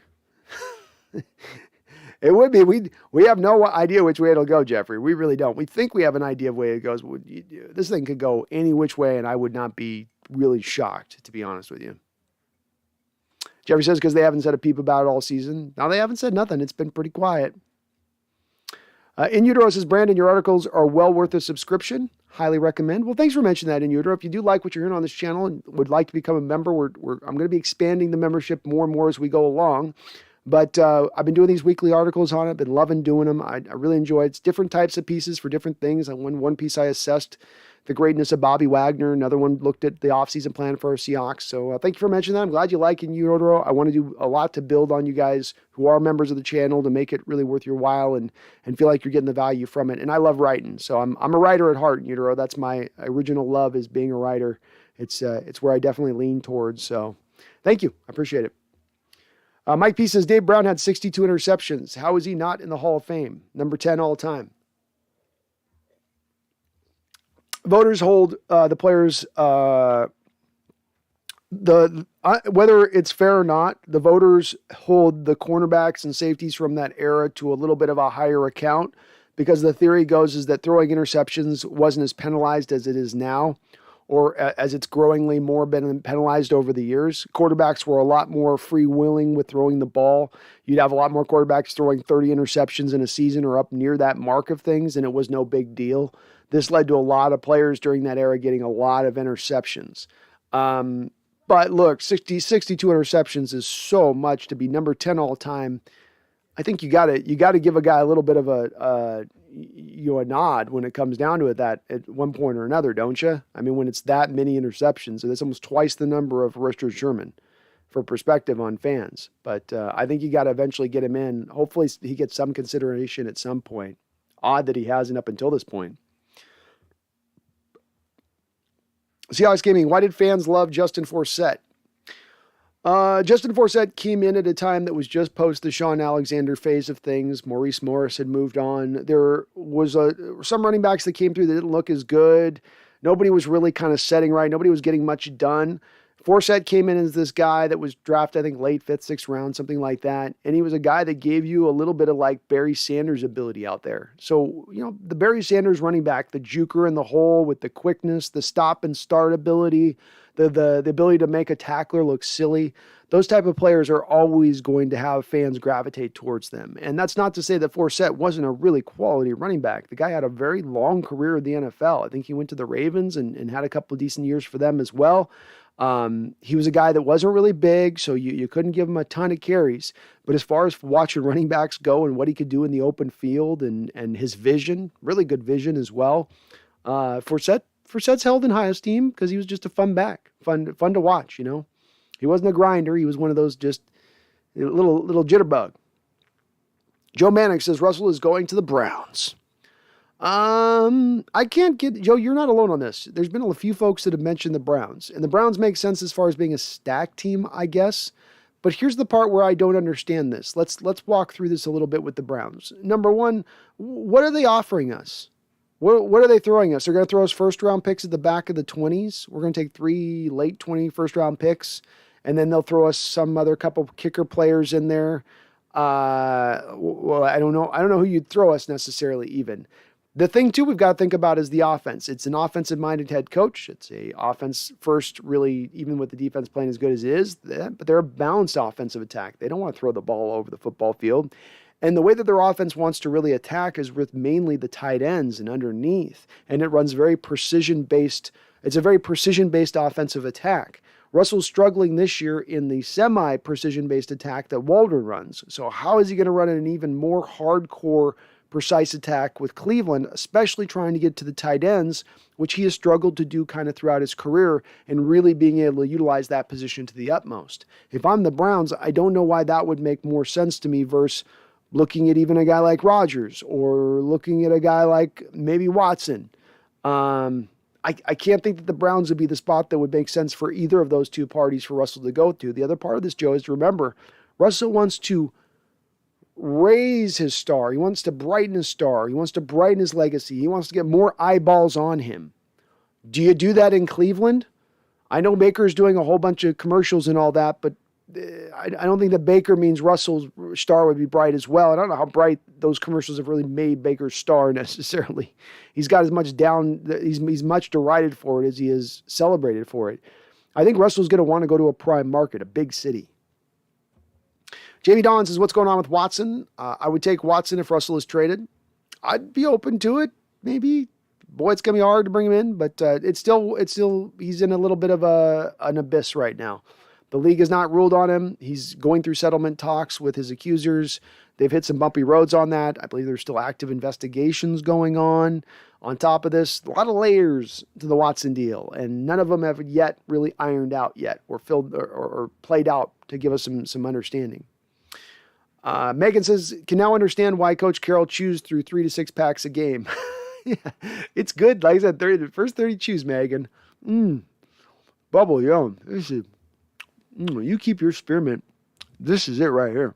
This is why God created gum. This is amazing, and this is better than dessert. Oh my God. It tastes like I'm chewing on a gum. It tastes like I'm chewing on a tongue. Oh, what happened? What just happened? Okay, let's try another piece. That's how I eat bubble gum. If I ever build bubble gum, that's pretty much it. And Utero says the best way to build a Super Bowl team is to draft a quarterback as the last piece, just like we did with Russ. I agree with you there, man. That's my method of attack. Lucas Funa says Brandon Nelson's haircut. No one can wear 12 and 12. Did Brandon Nelson get a haircut? Wheels, a.k.a. Chucky. How do you think Russ will do on Sunday? Let's go Hawks. Wheels, I think it's still going to be a struggle for him. I think he's going to lean more and more on his legs. I think he's going to try to do a little bit better with the short passing stuff, realizing he's not going to be able to get away with that deep stuff. But I think he'll do better. I don't think he's going to give you a league worst game again. I think he'll give you some success this week. He had to knock off a little bit of that rust, I think. You'll see a guy he throws for a couple touchdowns this week. That's my prediction. You're going to get about 215 yards, but he throws for 2 touchdowns.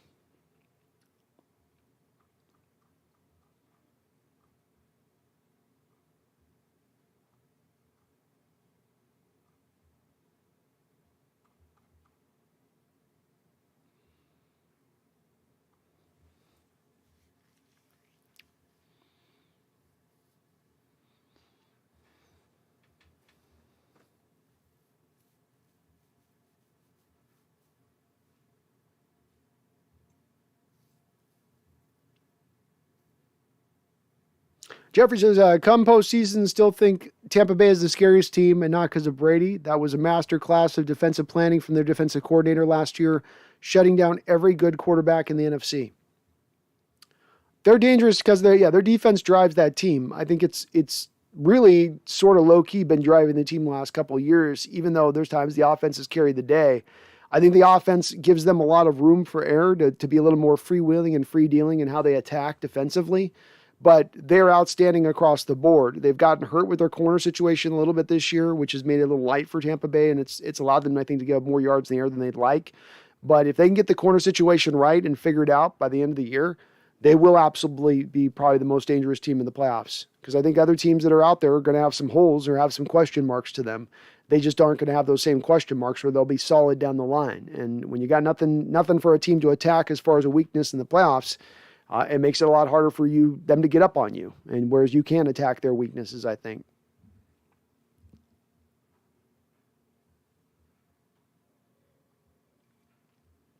Megan with a $2 donation. Thank you, Megan. Sorry, a little late on acknowledging your last dono. Says just about got the trip planned for next year, B. Well, we got to sync up, Megan, when you get up here. So let me know when you're coming up, and we'll get it all figured out. I'll come over to the east side at that point and say what's up to you guys. Maybe we'll do a little appearance thing or something like that. Something for the peeps. But thank you for the donation, and you're gonna love it here, man. You'll love Pacific Northwest. We might just keep you here. You'll get up here and you'll never want to go back.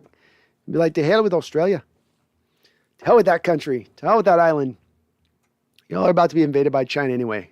Come on over here. Charles Riley, the $5 donation. Thank you, Charles. You are awesome, my guy. I appreciate you. He says, Brando, if you had to throw some money down, do you think Russell Wilson stays even if Pete is gone?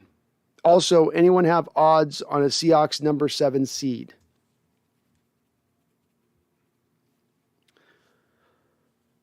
I do think that if Pete's gone, Russell would stay, because the Pete leaving would be him leaving on the back of selling Russ on, now it's yours, now it's your team, now we'll bring an offensive guy, head coach, and now you're going to get all the things you've ever asked for will be delivered to you unto thee.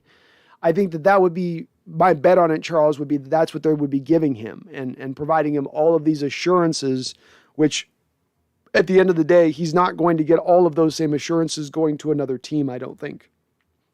So I think if Pete was gone, that would be the onus to keep Russ. I really do think that.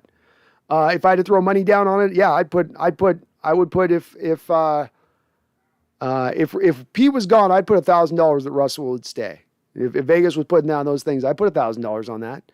I think that strongly about it. I think Pete is a big part of what he looks at in this, and he sees. I don't think he looks at all negative in Pete. I don't think he hates Pete, or he's just like, you're nothing. You can't.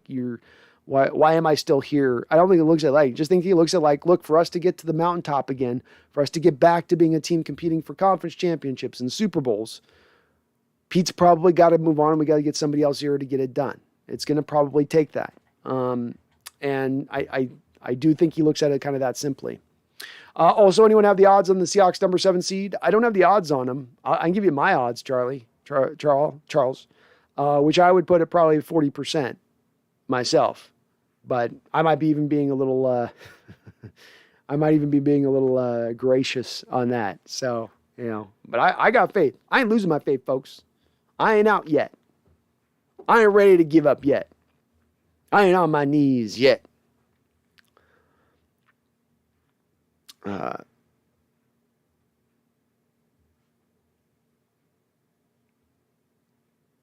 Brian Koski, this Sunday in Seattle will be interesting. Fun, too. It's my sister's B-Day, number 60. She's a Hawker, too. Well, please wish her a happy birthday for me, Brian. Just say, this guy named Brandon says happy birthday. Who? What? But it will be interesting. It'll be a fun week to watch. I'm looking forward to this game. I don't care. I'm having a fun time. It's been a tough year, but I'm having a fun time. Part of that's just being able to interact with you guys after these games and think about it through this aspect of things. But I'm having fun with it. I'm hopeful for it this week. I think we can still do something, man. We can still do something. Just got to turn it on. Turn it on. Benelli says DK is questionable. His foot is giving him problems. It has been giving him problems up until this point. Yeah, I think he will probably eventually play in this game when it's all said and done, but he's definitely trying to fight through it right now. Sure wouldn't hurt to have a guy like Odell Beckham in the back hip, would it? Sure wouldn't hurt to have maybe a Deshaun Jackson type in the back hurt. Though Deshaun Jackson, that fumble last week, what the hell was he doing? Oh, my God. Brian Kossi says, I just got off work. Where the F is everybody? We're here. We're here. Daniel W., new saying, marry a woman that supports you as much as Megan supports Brandon.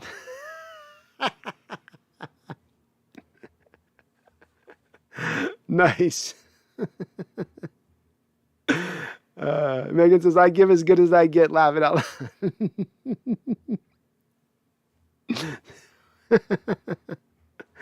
loud.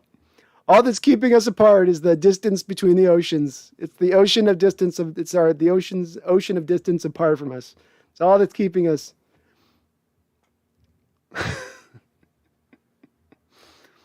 Brian, Pete walks funky when he chews gum.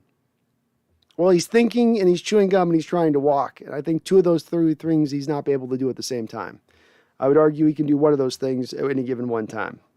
He just needs to learn to come to a standstill, stop the chew for a second, let the process go through, and then rechew and then move. Megan says, well, I love the shirt, B. It's old and tattered, Megan, like my heart. But it ain't ever going nowhere. That sucker is prized. Like I said, a lot of W's, a lot of tense-filled Sundays in that shirt.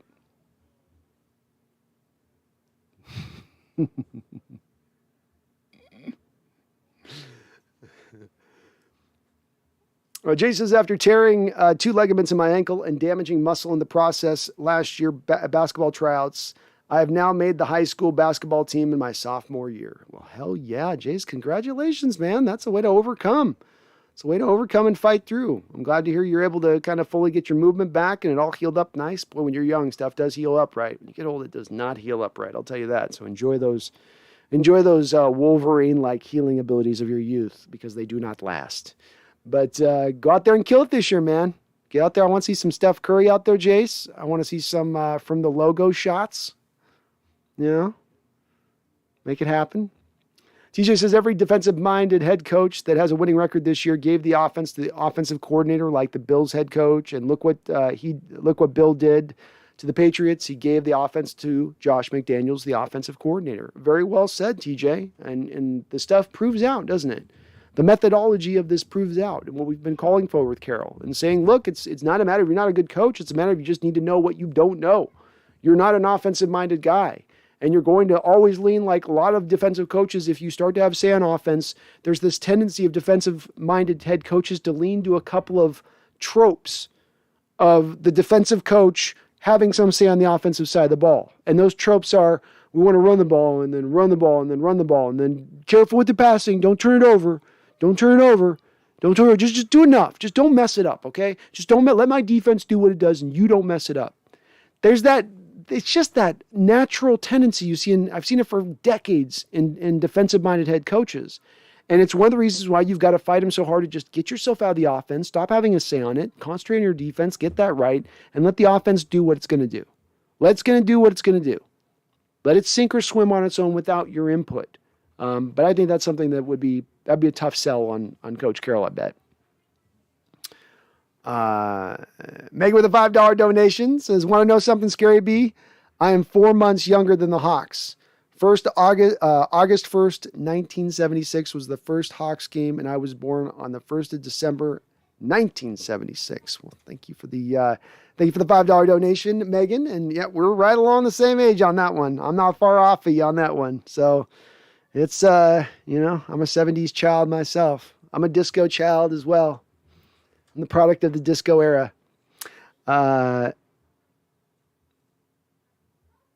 Charles Riley with a $5 donation. Thank you, Charles. You are awesome. And as always, you and Megan, Charles, all you guys are, I really do appreciate you.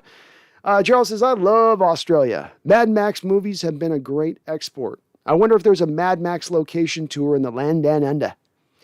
Megan could probably respond on that one. They've got to have some kind of like museum for Mad Max down there or something like that. But I liked the last one. That was a really good movie. Would have been nice to see Mel in there. It's hard to see a different guy as Max other than Mel. He's my Mad Max. Mel's my Mad Max. It just is. I know everybody's like, he's got his weird stuff off the film, but I like that guy. Australia's got some cool movies that come out of there. How can you not like Mad Max though? Thank you though for the donation, Charles. Very good taste in movies. Very good taste in films. DJ Owen with a $10 dono. Hey, DJ, thank you, my guy. You're awesome. Says, just wanted to share, I just received my signed Steve Largent jersey. Currently looking for frames to put it in, and it does look awesome. Every Seahawks fan should have at least one. Well, you made the right choice. I don't have to tell you that, right, DJ? You made the right choice. And I got mine right here, too. It's signed. You can't see it, but you can see it right on the 80 there. I got mine signed on that one, too. And I think it's going to become a Seahawks fan staple. We're going to get Largent out there at like 76 trying to, why do I got to keep signing so many of these damn things? I'm like, Steve, they're really getting on. They're really popular. There's this YouTubers telling everyone to buy it. Tell them to shut up. I don't need the money this bad anymore. Well, Steve, it's getting worth a lot now. But you're awesome. You're awesome, Mr. Owen. I appreciate you. And again, you made the right choice. I bought a large jersey. Say nothing less. Right choice. Just correct. You are correct, sir. You are correct. I love it though, man. I got to get mine like done up right. Like mine's not, I got to get mine like all ironed out and properly put in the frame. And I'm just not good at it. So I got to get a professional to do it eventually, because I tried and it didn't look good. It didn't look as good as like some of the NFL players when you see their jerseys and they're all like tightly pressed and it looks all nice, and there's just a difference to it.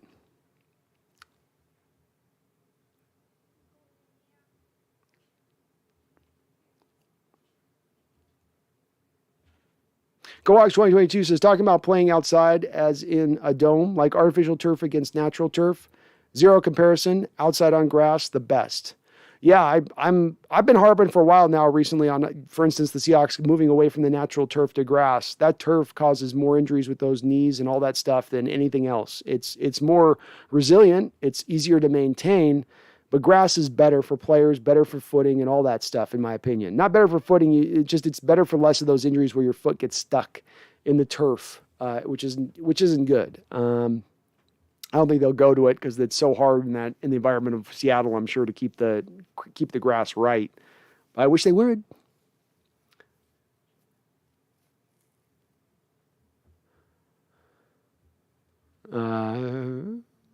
Jace, my friends don't believe the Seahawks can make the playoffs even after showing them the scenario many times. I still believe. Go Hawks. Believe, Jace. I want my people to believe. Believe until they prove to us that they ain't getting it done. They got the talent. They got a Hall of Fame coach. They got a Hall of Fame quarterback. They got a team stacked with talent across the board. You better believe this team can get it done. You better believe it's still there to be had. Is it going to take a lot of work? Is it going to take a lot of things breaking in the Seahawks' favor? Is it going to take the refs stopping to give the other team help in the game? Yeah, it's going to take all that stuff. Well, you better believe it's possible. You better believe we got a puncher's chance. We got this big overhand left that's just always sitting there. All we got to do is land it. All we got to do is land just one with each of these opponents. And we can take them off their feet and keep stacking up the wins, get the momentum, start rolling. Third easiest schedule remaining in the NFL. Third easiest schedule remaining in the NFL. There ain't a pathway to us getting to the playoffs with that. With that alone. There ain't a pathway to us getting to the playoffs playing the Detroit Lions, the Chicago Bears, the Houston Texans, the 49ers, whom we do own, the Washington football team without Chase Young, with Tyler Heineke, at quarterback. You're telling me Tyler Butt is going to beat us? You can tell me Tyler Ass is going to throw it for a ton of yards against us? Nah. 2 or 3, Jace. 2 or 3. Win 2 games against the Rams, or one game against the Rams, 1 game against the Cardinals. You're in. That's it. You could even lose one of the games. I'm still putting one loss room for error in my given scenario. You can still get in. You can still get it done. Keep that faith, man. Keep it. Eric Cotter with a $10 donation. Nothing to say, Eric. Just a nice fat $10 donation into the chat. And I do appreciate and dig you for that. You are also a member of the channel. I do appreciate you as well for that. A lot of you folks who do donate on the channel are also members. You are phenomenal in your support on the channel for doing that. And I really do appreciate that. So thanks, Eric. Hope you're doing well out there. Megan, they think Michael Dixon's going to be your favorite player because he's Australian.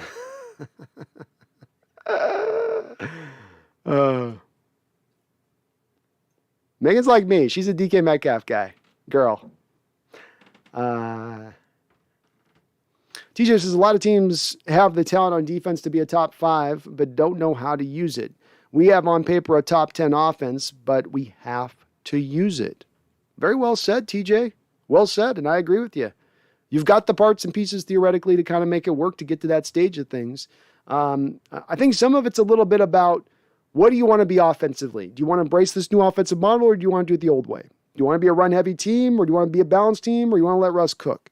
It's almost about choosing a lane and then embracing that lane and committing to it and not trying to bounce from one lane to the next when one thing might not be working for 5 minutes, which is a little bit of what they do offensively right now, in my opinion. Find your philosophy, find what you want to do going forward, and just stay in that point. Stay in that lane of things.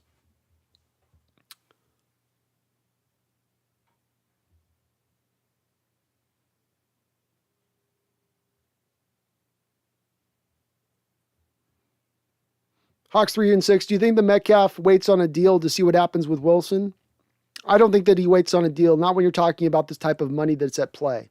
If there's 50 million guaranteed sitting on the table for DK Metcalf or something into that neighborhood of things, along with $100 million deal overall, I don't think that he's going to be impacted by what Wilson's doing. Like, no, I'm going to just keep holding off making this couple $100,000 of salary I'm sitting on. So until I know if Wilson's going to be here long term, he's going to take the money if Seahawks are willing to pay it. But are the Seahawks willing to pay it?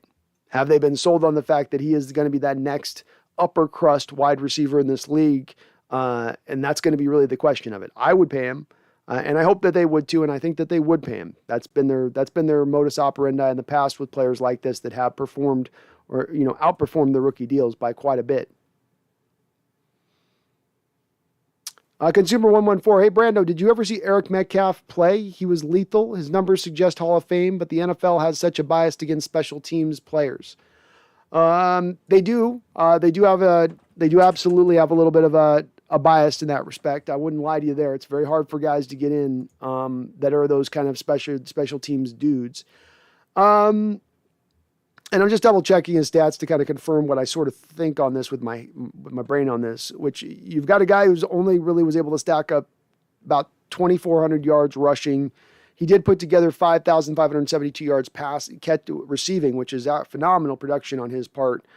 Played like about 10 years in the league. It looks like, he was a really fun player to watch. I'm not going to, I would never say not there. I mean, it was absolutely great.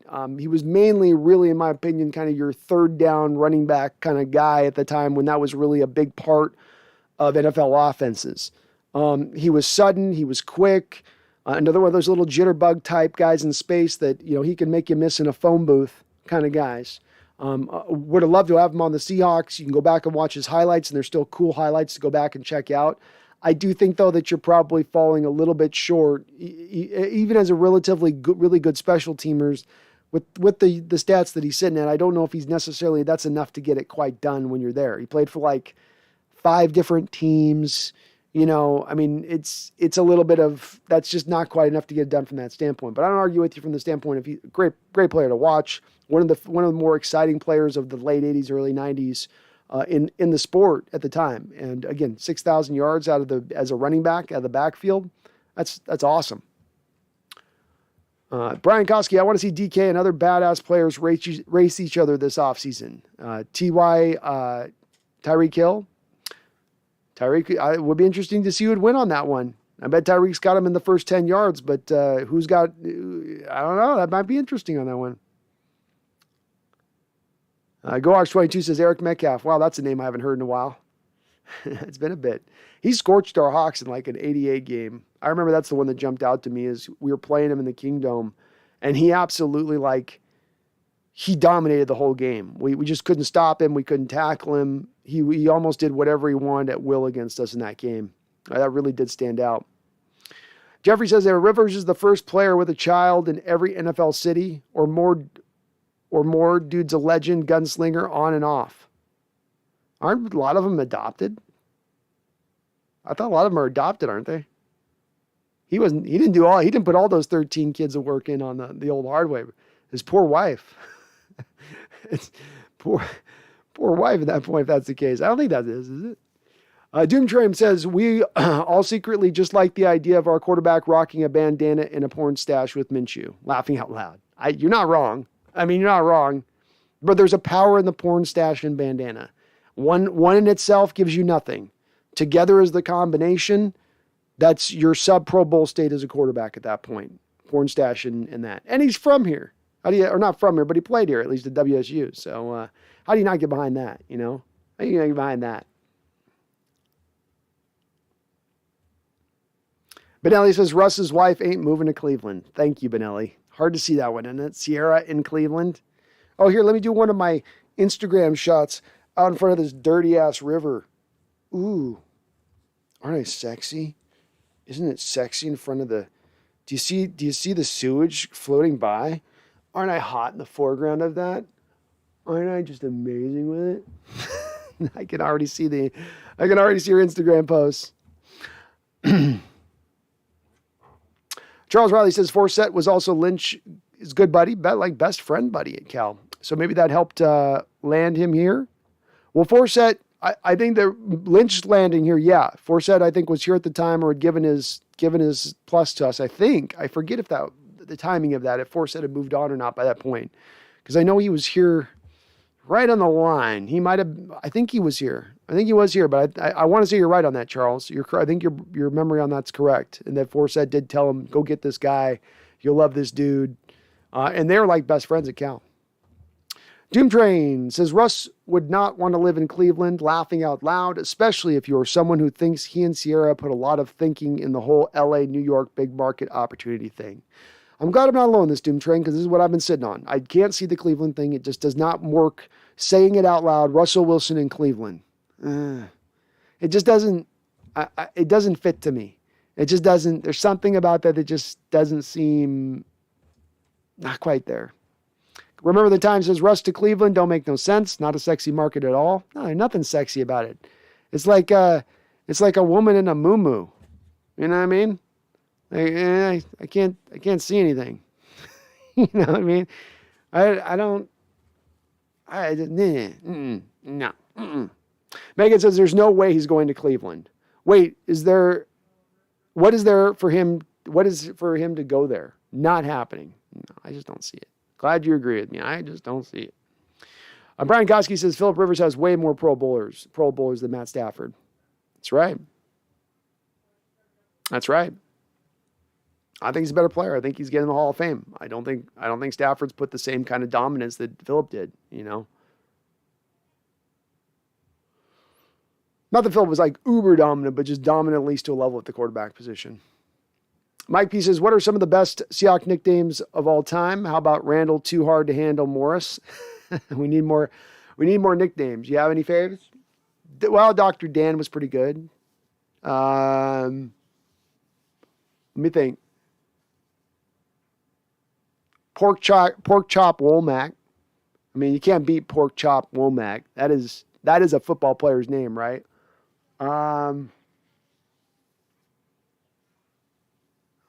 Who else we got? We don't have a lot of guys that had nicknames. You guys know that? Because I think about it, like, not a lot of nicknames on our dudes.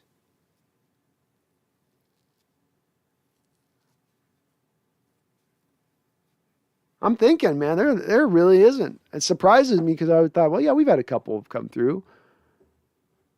But our guys don't have any. There is no nicknames in our history, really, as I think about it. They are few and far between. And obviously, Bam Bam with Cam was like perfect. That was, that's a no-brainer. Awesome.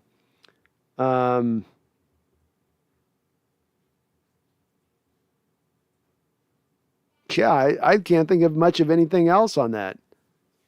As I'm trying to go through my brain, I'm like, who else was there? I don't think we've had a lot of nicknames. We had like a total of 9 players probably who even had nicknames in our whole history. We need more nicknames. Well, guys, we got to start working the nickname angle on this. I think Mike P's on to something here. We are grossly underselling the nicknames for our teams. That's what helps an endearment, Guy gets a cool nickname. Even DK doesn't have a nickname. It's like, close you got on DK is like DK Decaf. Whatever that announcer said a couple years ago.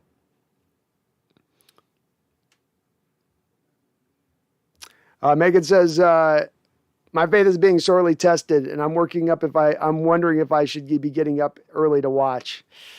It's a tough one this week, Megan. I can't blame you on this one. This is going to be a tough one. I'm predicting a win, but I can't say that I'm predicting it with a lot of confidence. It's like a good amount of confidence, but not like it's not like, it's not a fire of confidence, not a forest fire of confidence. It's like a little campfire of confidence. That's about right where it's at right now. TJ says, we're like the 300. We won't kneel. We will fight to the death. Everyone will remember Seattle in the 12s in Super Bowl February. I got to read this right, TJ. We're like the 300. We won't kneel. We will fight to the death. Everyone will remember Seattle in the 12s in Super Bowl in February. To war! Let loose, TJ, the dogs of war! I'm with you, TJ. Let's roll. Let's get on this. Let's get this on point. Let's get back to front. Enough of this damn losing. It's time to start winning. It's time to wake the rest of this league up about what time it is. You all know what time it is. Time to win.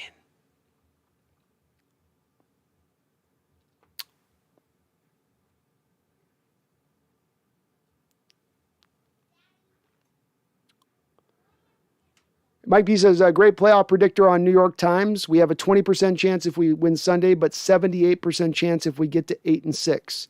Got to win 5 in a row. Doable. Baby stepping. That's it, Mike. And this is the old mantra of the team. Of course, 1 week at a time. Every game's a championship opportunity. Well, that stuff was probably more of a mantra before. Now it's reality. Now it's reality. Now we have a sense of urgency. Now we are desperate. We are that animal backed up into the corner. The rabies starting to set in, our jaw starting to lock, the claws starting to clench out, the teeth starting to get wild, frothing at the mouth. Come on, Cardinals, come on up. You want some of this? Come on in here. You want a little bit of this? We got some for you. Let's tap into that spirit, Seahawks. Let's tap into that this week. Be that wild ass dog on the football field, not giving an F. Doing whatever you got to do. There is no tomorrow. There's no more room for error. What do you got to lose? Throw it out there. Lay it on the line. I hope we see that with them this week. More trick plays. More fly sweeps. Do it all. Throw it all. Leave nothing, no stone unturned, nothing untried this week. Let's just unleash all weaponry. You know what I mean? Let's not leave that one extra that bomb we got. We're saving that special time. Bring it out. Bring it out and drop that sucker. From on high. Jay says, I'm more center, so I'll make half-court shots, but I'm 6'2" with basketball shoes, and my game is embarrassing people on defense. I love it, man. Well, just give him a little bit of that Dikembe Mutombo. No. No. Give him a little bit of that. TJ says, Megan and Brandon, ooh, matchmaker.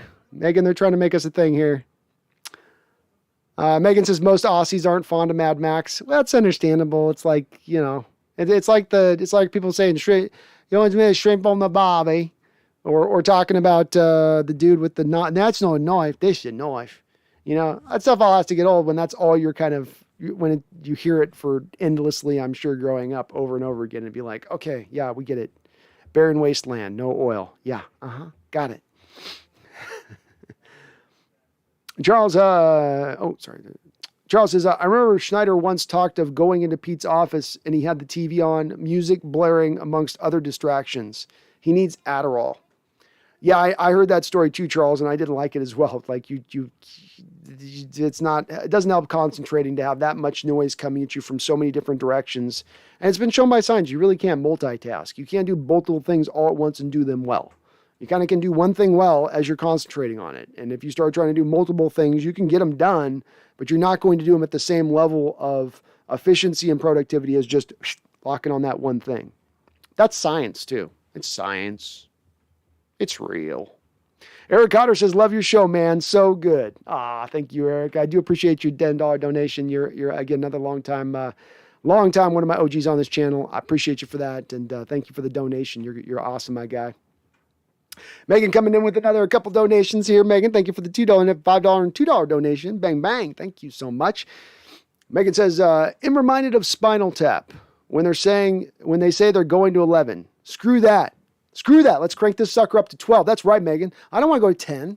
It goes to 12. Why don't you guys just make 12, 10, and then have 10, 12 string? Yeah, this one goes to 12. I love it, Meg. We're adding 2 decibels on this amp, right? Click, click, click, click, mother effers. Click, click, mother effing Cardinals. That's what you're getting today. You ain't getting 10. Like, oh, they're only good up to this point. We know what the Seahawks are. They can only get to this stage. No, we're going to that stage. We're going up 11. Oh, 11. They can't go past 10. Oh, they did. They went to 11. Well, they're certainly done there, right? There's not another level of gear. There ain't another one they can tap into now. Certainly they must be done. No, God, we are not done. We've got anger and spite and frustration boiling in our bellies. Look at DK Metcalf at the end of the game last week, grabbing the guy's helmet, shaking the fuck out. You son of a bitch, stop talking your shit. Get the fuck out of my face.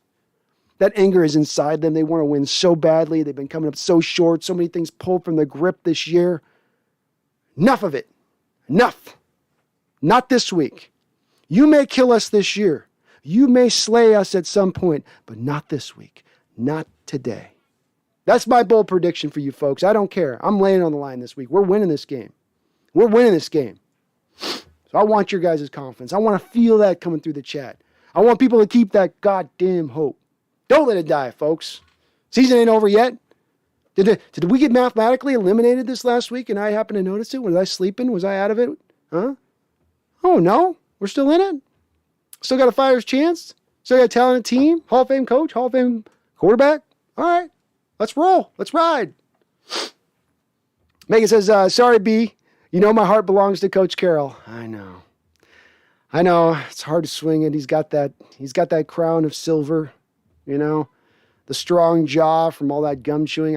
This jaw can't compete with that jaw. That jaw's been hardened by 30 years of constant chewing of gum. I can't even speed up and catch up to that jaw at this point. I know, Megan. I know. Thank you for the donations, though. I appreciate you. Megan says, I would love to meet Steve Largent. Saw his football life story on the NFL and was in tears all the way through. And I'm not a huge crier. It's truly an inspiration. Boy, it really was. I think the moment you're kind of talking about, especially with that, is when he comes out of college, he gets drafted by a team in, Houston, who at that point is kind of stacked at the receiver position. They're wanting to go to more of a run-centric attack, and he's got like 9 siblings he's trying to like keep along because the parents had passed, I think, or something. And so he goes to Seattle, and he's taking care of these siblings, and he's so tired, he's dropping passes in his first couple of practices, and you're feeling for him in the moment when they're talking about it in the NFL life. Like, God, he's trying to do everything he can. He's got his last chance here, but he's trying to take care of his family and do the right thing.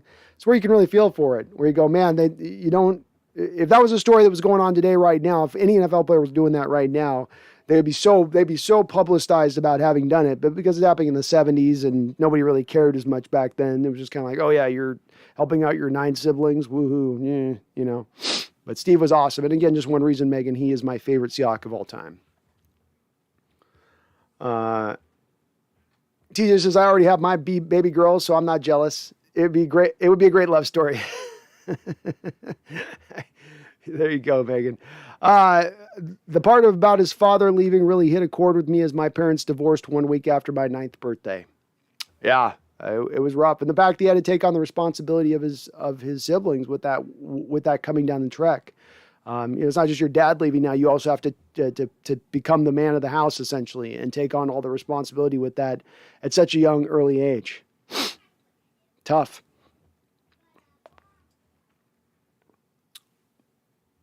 Megan says, some people are affected by things like that, but I myself go the other way and keep positive, which is what I think Steve Largent does too. Agreed.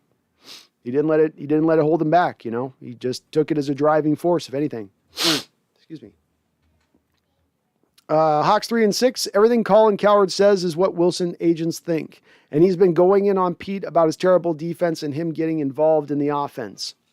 Yeah, this is a little bit of, again, the problem I would offer to you folks at times with the gaining access thing. It's a very thin line of gaining access to a player so that you get information no one else can get to getting that access to a player at the cost of your, I'm not going to call it journalistic integrity with Cowherd because he's not a journalist, but your integrity as an analyst, let's say. You get a guy like Adam Schefter a couple weeks ago. There's this controversy with him where he's got access, let's say, to who's the guy that got in trouble on the thing? Dalvin Cook. He's got access to Dalvin Cook, and Dalvin Cook has broken some stories through Schefter through time, especially when he signed his contract extension. His agent broke it to Schefter. Well, now it's tit for tat. So when there's a bad story that comes out about Dalvin Cook and rumors of domestic abuse, now you get Schefter getting a story back given to him by the agent saying, no, she actually broke into his house, and the story paints her in a bad light at that point. And that's a little bit of that tit for tat to gain that access. And I think you see it at times. I would offer Mike Salk with 710 has a little bit of that going on where he gets his weekly Pete Carroll show, right? He doesn't want to do anything to put the weekly Pete Carroll show in peril, right? So he's going to probably be pretty hesitant to talk any smack about Pete Carroll. So you see Mike Salk going on the big constant. He's doing the essentially opposite of Cowherd, where he's going to go in on Wilson and then at the protection of Carroll. I see people doing this a lot with stuff, and again, you're being disingenuous if you marry yourself to one set of thinking, and you especially are if you're doing it so you can gain access. I'll never want to have access if it means it's at the price of being honest with you guys, or BSing you to serve an agenda of somebody else.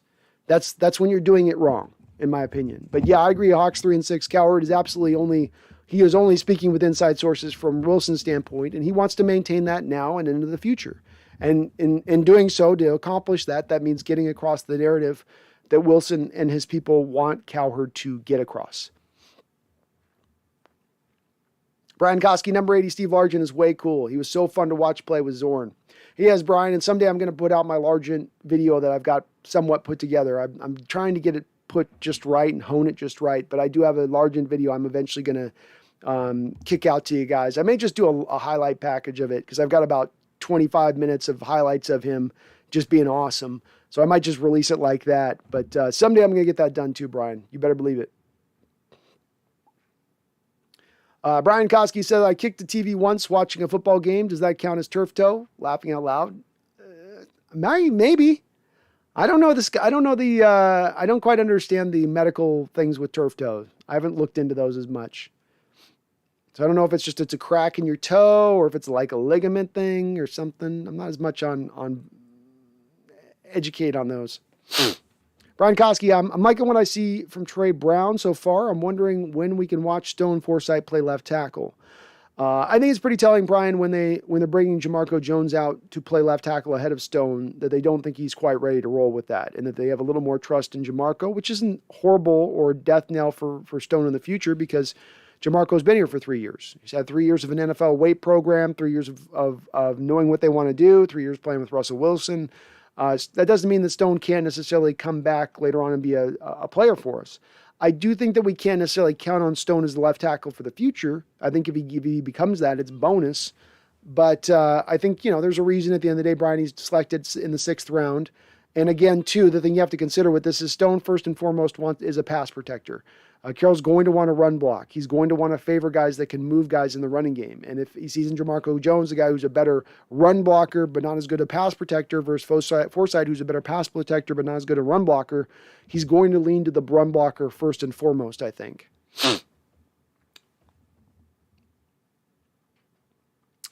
Oh, man, I missed a donation on this. Charles Riley coming with a $10 donation. Thank you, Charles. You are awesome, my guy. Thank you so much. Seriously, it seems like you have to walk out the door with a gun, a few grenades, and a survival knife just to get to work in Australia with the snakes, spiders, and white sharks. Godspeed, Megan. He's not wrong, Charles, or Megan. We get the idea with you guys out in Australia that, like, as you sleep, you always need to have a hand out and ready to be smacking and killing something about to crawl on you and bite you and have half of your arm amputated because necrosis is set in. It's weird. Even your pools are like the majestic little pools you guys have are dangerous somehow. Like I've been getting into this series of Mr. like Ballin on YouTube, which is these scary stories, and half of them reside out of crazy stuff happening in Australia.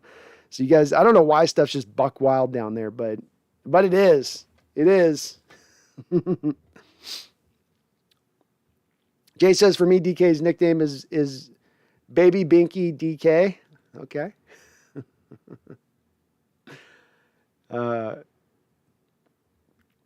Mike P says, Herman Thunderfoot Weaver. Daryl Deep Heat Turner.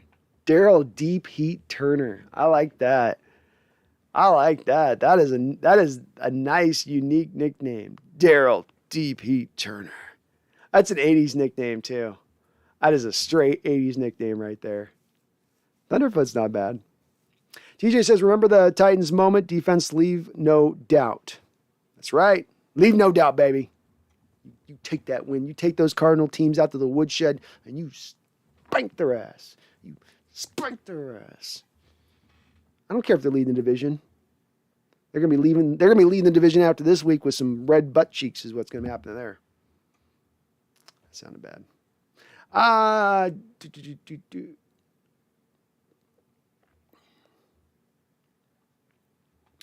Josh Rowe, defense has been a lot better. The Brown plus DJ Reed has been a great cornerback combo. With the Arizona injuries, I believe we have a good chance. Hopefully Russ gets some rest on that finger. Laughing out loud. It's going to be interesting to see what Russ we get this week, Josh, and what he's got an ability to do out there on the field. He certainly looked pretty restricted in this last game. I'm going to give him the benefit of the doubt. Call it rust, call it playing in Lambeau and wintry conditions, and that's didn't exactly look, for instance, like Aaron Rodgers was like lighting up the field either on the other side of things. But I think, Josh, we can pretty firmly say at this point that the defense's improvement over the corresponding basically 4 games prior to this one coming in have now kind of cemented in as, hey, these improvements are legitimate. You just did that against a top 5 offense. You took a top 5 offense and pretty much shut them down for 3 quarters, and might have shut them down for a whole game if your offense was even somewhat functional, able to at least carve out a few drives and get the time of possession back to somewhere near an equivalent status between both teams. So I'm with you, Josh. I am predicting a win in this game. I'm not doing that out of blind fan allegiance. Maybe a little bit of that involved, but that's not all of what's involved here. And that I do truly believe that this team can win this week. I've got a lot of faith in this team to pull it off here, and a desperate team can still figure it out. I don't know if they can get a full run here of 6, 7 games and make the playoffs and be that type of team, but I think at least for a week, they can give you that spark of life, like we got no room for error. You got to get it done this week. You got to go. And as I've said, Josh, you can't undersell in the NFL one team coming into a game completely in a desperate state, and the other team coming into the game in sort of it'd be nice if we could win, but I mean, it's not everything this week, I think that there's something to be said for that a bit. Brian Koski says, as far as a nickname, doesn't DK like Dark Knight? He can't, the guys can't dictate their nicknames. Only Deion Sanders got away with that. So you gotta be given the nickname you are and just deal with it. We do need to come up with a DK nickname though. He needs something. I mean, he's got to have something. TJ says, I want to come into this game and blow out the Cards. Don't let up. I want a 2012 game. Leave no doubt. Show the world who we are. 12s, baby. That's right. Let's go 55-0 on them. Let's hang a 50 burger this week, TJ. That sound all right with you? Is everybody okay with the 50 burger? Raise your hand if you're all okay with the 50 burger. I'm good with the 50 burger. Wouldn't that feel nice? Just blow. I don't even care if it's Colt McCoy. I don't even care if the Cardinal fans will be like, oh yeah, enjoy your blowout against Colt McCoy. You wait for the next later on in the year when it's Kyler. And then we just like, yeah, well, whatever. That's later in the year. Right now we're kicking your ass. So there's that. I hope we win this week. God, let us win this week. Charles Riley with a $10 donation. Thank you, Charles. Another dono today. You and Megan both, thank you so much for all the donations. He says, seriously, it seems like you have to walk out the door with a gun if you go. I already read this on that. Sorry, Charles. Well, I do appreciate the dono, so thank you. Megan with a $5 donation says, everything will kill you if you annoy it, but leave them alone and they'll leave you alone. Well, of course, Megan, unless you're swimming in waters with a croc at the bottom. Is it croc or alligator? You get crocs there. So what if you got a croc and you're just, oh, look at a little lake there. I'm going to have a swim. Or that croc will eat you. That ain't leaving you alone. What if the snake slithers into your bed because it's warm and you wake up and, don't you have that snake that like bites you and you're dead within 2.5 seconds of it biting you too? Something crazy like that. But thank you for the donations, Megan. I appreciate all those donos to the channel. I do. Ethan E says, ligaments in your big toe torn from overextension. Ow, Ethan. That just hurts by the sound of it. I once did my toe in for I stepped on this deal in the middle of the night and it twisted the toe under. And I think that thing hurt for a year and a half. I just would not, I thought it was going to be forever. I'm like, great. Here's another forever pain. I get to live with this for the rest of my life. My toe always kind of hurting a little bit whenever I move it weird. But yeah, I've heard players have referenced it. They say it is hard. When you think about it, when you cut, and you're on your toes, you're going to be leaning very often onto those front phalanges. You're going to be right up on those toes, and so it's going to take the brunt of that weight. And if it's hurting, ow.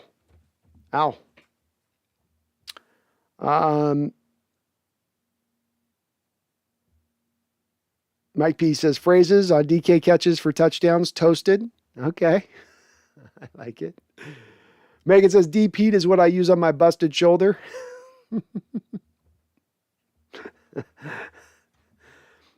Mike P says, Russ, bang, boom, touchdown. Let's get it, Russ. Let's get a couple of touchdowns on here. Let's silence the haters this week. That'll be a good thing for everybody involved. Everybody involved. Charles says, when you're here in the States, try and convince Brando to swim with the white sharks on a stream. That'd be a cool stream. I'm not swimming with no sharks. I have a really intense childhood fear of getting eaten by sharks. My dad let me watch Jaws at a way too young of an age. It messed me up. I couldn't even go into pools for a while unless there were other people in the pool, and I knew that at least then all I had to be was the fastest swimmer out of the pool. If the secret hatch opened up and they let the sharks in, which they naturally did with all pools, they just went down through the piping from the ocean, carried through the piping, got up through it, and then they just suddenly jumped out. I would literally have that fear as a kid. It made no sense. But if you put me in like diving with sharks under the water, you drop me I'd be in that little underwater was the little dive thing that they got, but you'd be bringing up a corpse. They'd be like, "What happened? Did he drown?" No, he had a heart attack when the shark first showed up. He literally just keeled over there in the thing. The shark didn't even touch him. That'd be what happened to me, basically. TJ says the cards are already red, but they are going to be a lot more red when we are done. It's going to be a little bit like Deadpool, right? Why did he wear the red costume? So you can't see the blood because of all the cuts. Well, why are they wearing the red uniforms this week? So you don't see all that blood our team's causing, all the beating they're taking. The red really covers up the bruises. You know what I mean? So I hope you're ready, cards. I hope you're ready. I hope you're ready this week. I hope you aren't going, well, that Seahawks team, they're not ready this year. They're not up to it this year. We finally got them this year. We finally caught them weak this year. We finally caught them lame. We finally caught them caught in the trap. Let's go out and put them out of their misery. Not today. Not today. Josh Rowe, thank you for subscribing, Josh. You're awesome and amazing, my kind sir. I appreciate it. TJ says, have you seen Tom and Jerry? There's an episode where Tom is spanking a little dog's ass that's going to happen Sunday. I love it, dude. Maybe I need to go find that meme, dude. Get that meme put out. So I'll have it ready for the show, TJ. So when we start off the show, I'll go, oh, Cardinals, how's this feel? I'm ready to spank somebody's ass. I'm ready to beat somebody down this week. I'm ready to see somebody get taken to them. Yeah, we did it against the Jaguars, but let's do it against a legitimate opponent. Let's show people that there's something to be feared here. Yeah, we're down. Yeah, it hasn't gone right. Yeah, our Iron Man quarterback got busted for the first time in his career. Yeah. That's all true. But we're still dangerous. We're backed up in a corner. We're desperate. A desperate team is a dangerous team. And I don't think the Cardinals are in that same place this week. I don't. We're not going down this week. It ain't in this week, folks. It ain't in this week. Our season is not coming down yet. Like I said, it may happen this year. It may happen soon, but not this week.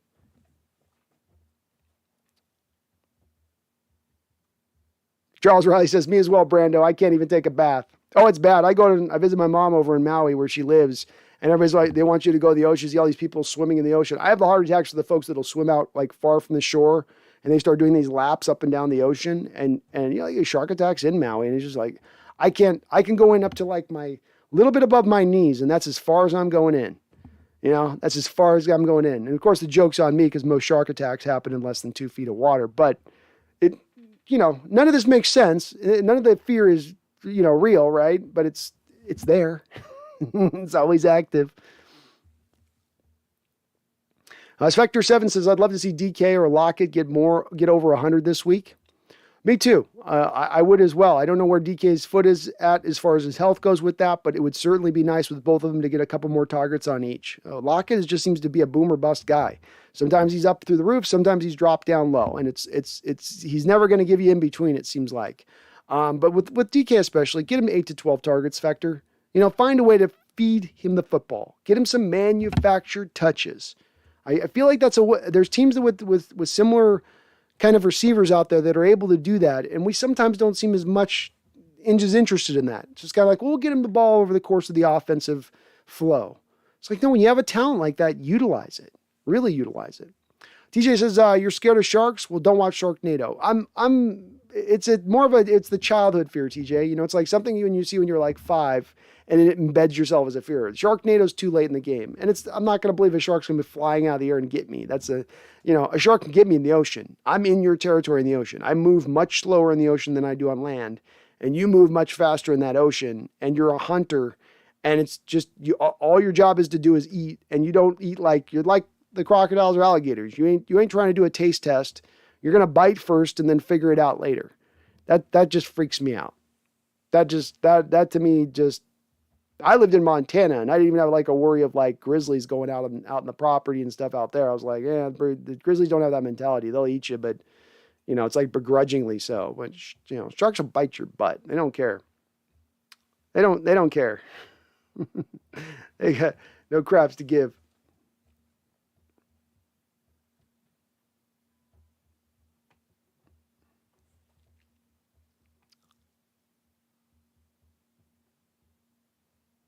TJ says, it's a bad if Lockett is cursing at the team. That's when it's a bad season. Yeah, that's when it's gone all to hell. When Lockett's straight bitching people out or dropping F-bombs in DK's face, yelling at him. Imagine Lockett doing that right up in DK's face. What you doing?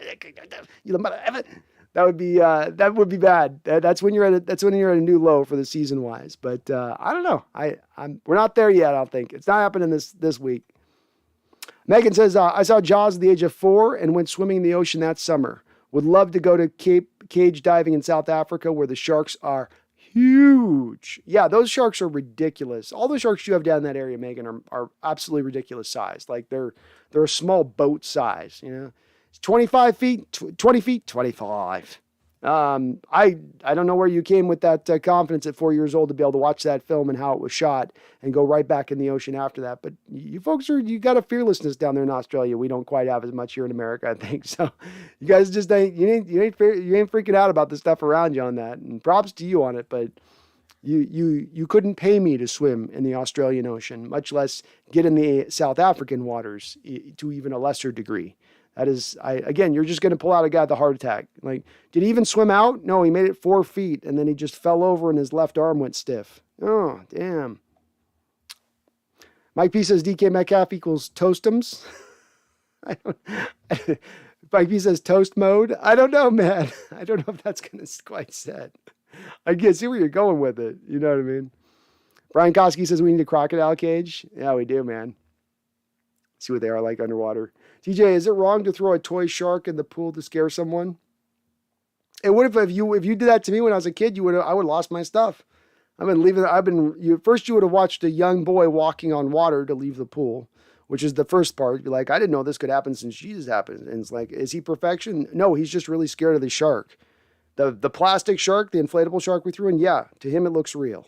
That's what would have happened if that occurred. Yeah, it's horrible. You freak kids out who already got a little bit of that fear in them. You're going to set in some PTSD long term.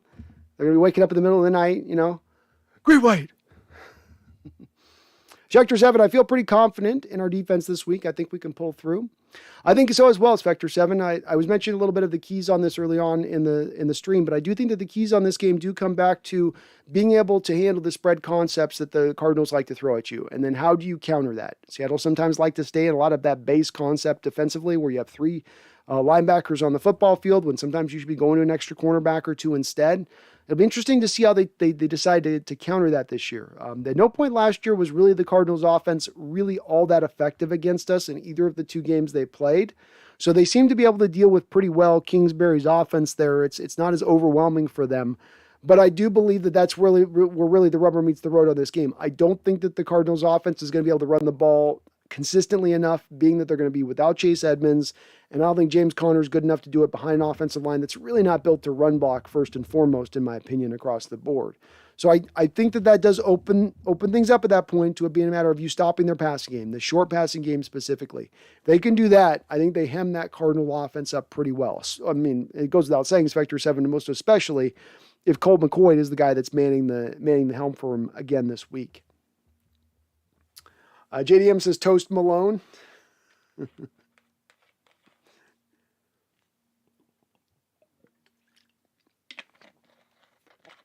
TJ says, remember last year when even Trey Flowers held Hopkins in check? Yeah, you can make the argument. That was Trey Flowers' best game as a pro. He had Hopkins locked up, man. Back pocketed him. I don't know how Trey had it in him to do it. Maybe Hopkins and just his skill set and this lack of necessarily being a burner, and Flowers is able maybe to get his hands on him a little bit more. But Trey didn't have any problem in that matchup last year. He did fine with it. Mike P says, any good Huskies coming in the draft? Not this year. I don't think we got anybody that's even, I think we got fringe draftable. fringe draftable guys in this upcoming draft. So no Justin Tyron like last year. No, who was the other guy? The defensive tackle. I think the Lions drafted. You won't have any high pick guys in this draft with that respect. So they've had a little bit of a talent drain since Peterson's left there. They have not been able to recruit as well since he's gone. And it'll be interesting to see what the Huskies, with the new situation, be able to pay these college players if they can compete now in that realm of things. It's going to be an uphill battle for them. It seems to be a little harder to recruit to Washington with some of the academic standards they have in place. But it looks like we're going to be getting a new coach there and a lot of turnover in that respect. Adrian D says, do you think they're going to start Russ again next week? Russ was a bit rusty against the Packers. I do think it looks like he is going to start once again, is my opinion on this. I don't think that he's anywhere near really being ready to roll at this point. Maybe he's near, but he's not ready to roll. And that really probably Geno Smith is a better guy to go with Adrian, as evidenced by the fact that they could run no under center stuff with Russell Wilson last week. Under center stuff is, hey.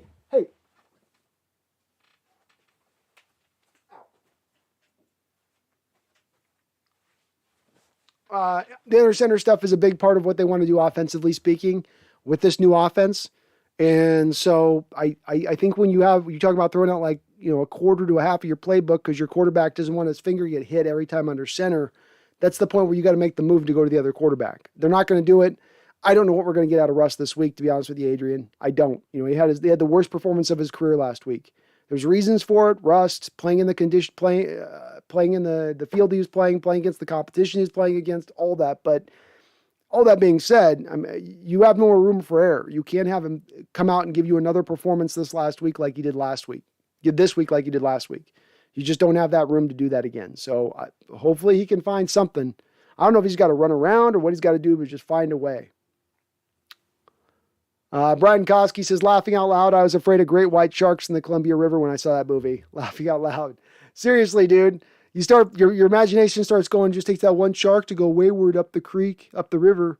And then you'd have my father be like, look, son, they're saltwater animals. They can't breathe in freshwater conditions, much less pools that have chlorine. They would die instantly. I go, Dad, you don't know that. You don't know. What if it's a Jaws-like shark? What if it's a super shark? What if it's a mutant shark? What if it's a shark that's been hit by radioactivity under the water, who's now learned to breathe in fresh water as his adaptation, Dad? What about that? Huh? Did you think about that, Dad? Did you think about that? And my dad would laugh and then throw me into the pool and say, shark. So funny. Such a funny man. So many jokes. Adrian D, do you think Lockett will be able to dominate the Cardinals defense like last season? It's harder to predict because so much of the domination last season, Adrian, came on those on the one game where he dominated was him getting a lot of big shots down the football field, him getting open deep. Are the Cardinals going to allow that, or are they going to put him on lockdown? Are they going to double up DK and allow him to have single coverage, which is also what allowed him to get freed up last year to a little bit of a degree as well? Those are going to factor into whether or not he can dominate, to use your words. I think that anybody that is going to make the claim that they know when Lockett will dominate is selling a false story. I don't know when he's going to dominate. I don't think it's necessarily built on him having a tough matchup across from him covering him. I don't think it's mattered on the opponent. He just seems to be that ultimate boom or bust type player where you're either getting 8 to 10 catches or you're getting like 1 or 2. And there seems to be no in between on that when it comes to Tyler. It's odd, but it's just, we've had enough time of seeing that's just kind of the way that it plays out a little bit. He's still a really good player, but it just makes it harder to predict great performances out of him in an upcoming game. And especially because I don't know how the Cardinals are going to play with DK, or if they're going to try to do the cover 2 stuff, which is really not their defense as much. They're not trying to play in that we're going to protect deep. They want to bring a little more of the blitz game. They want to overwhelm you at the line of scrimmage a little bit. So it'll be an interesting chess match to see what they do defensively to counter us with that if they do open that up with us. Again, knowing that if I'm a defensive coordinator right now, I'm doing nothing as far as when I look at Seattle. I'm not allowing anything deep. I'm taking all the deep stuff away. I'm making the Seattle Seahawks prove to me that they can drive the ball up the football field. And if you're not doing that defensively against the Seahawks right now, you're being pretty inept as a defensive coordinator, because that is the blueprint that has been put in place to go at this team right now. Megan says, if I was a shark and you were in my ocean, you bet I'm going to attack you. I know, Megan. I know. You get that aggressiveness. I can already tell. But I'd see you coming with that mallet finger, and I'd be out of the water before you could get to me. So, the mallet finger would be the dead giveaway at that point. I'd see that extra little twist on the fin.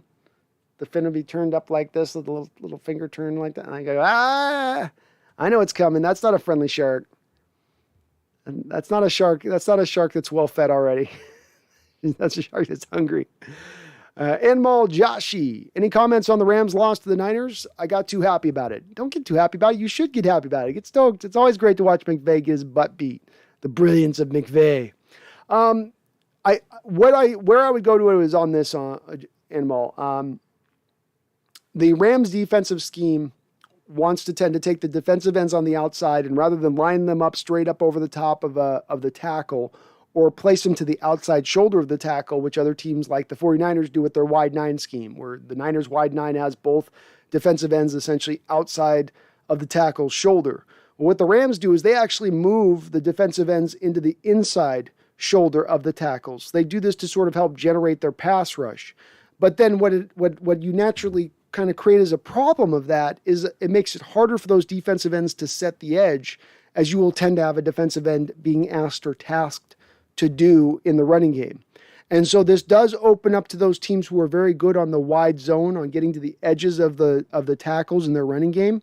Those teams that can do that are going to be able to have an opportunity to flourish against this type of Rams defense, because they're essentially attacking the weakness of the defense.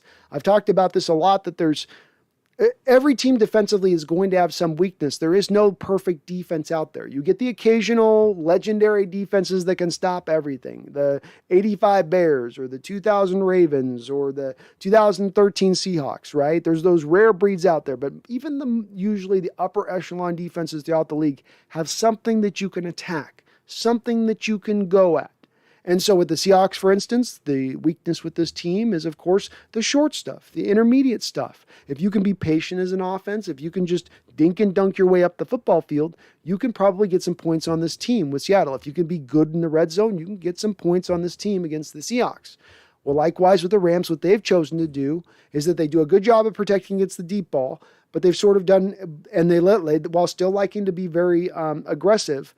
But then the one weakness that they've opened up now is the short passing game, and then you can attack them on the edges in the running game a little bit. And that's the part that the 49ers do really well, right? Garoppolo can hit a 7-yard hitch. They are awesome on attacking on outside zone runs. They got Deebo Samuel for the fly sweep game, which can reinforce that attack.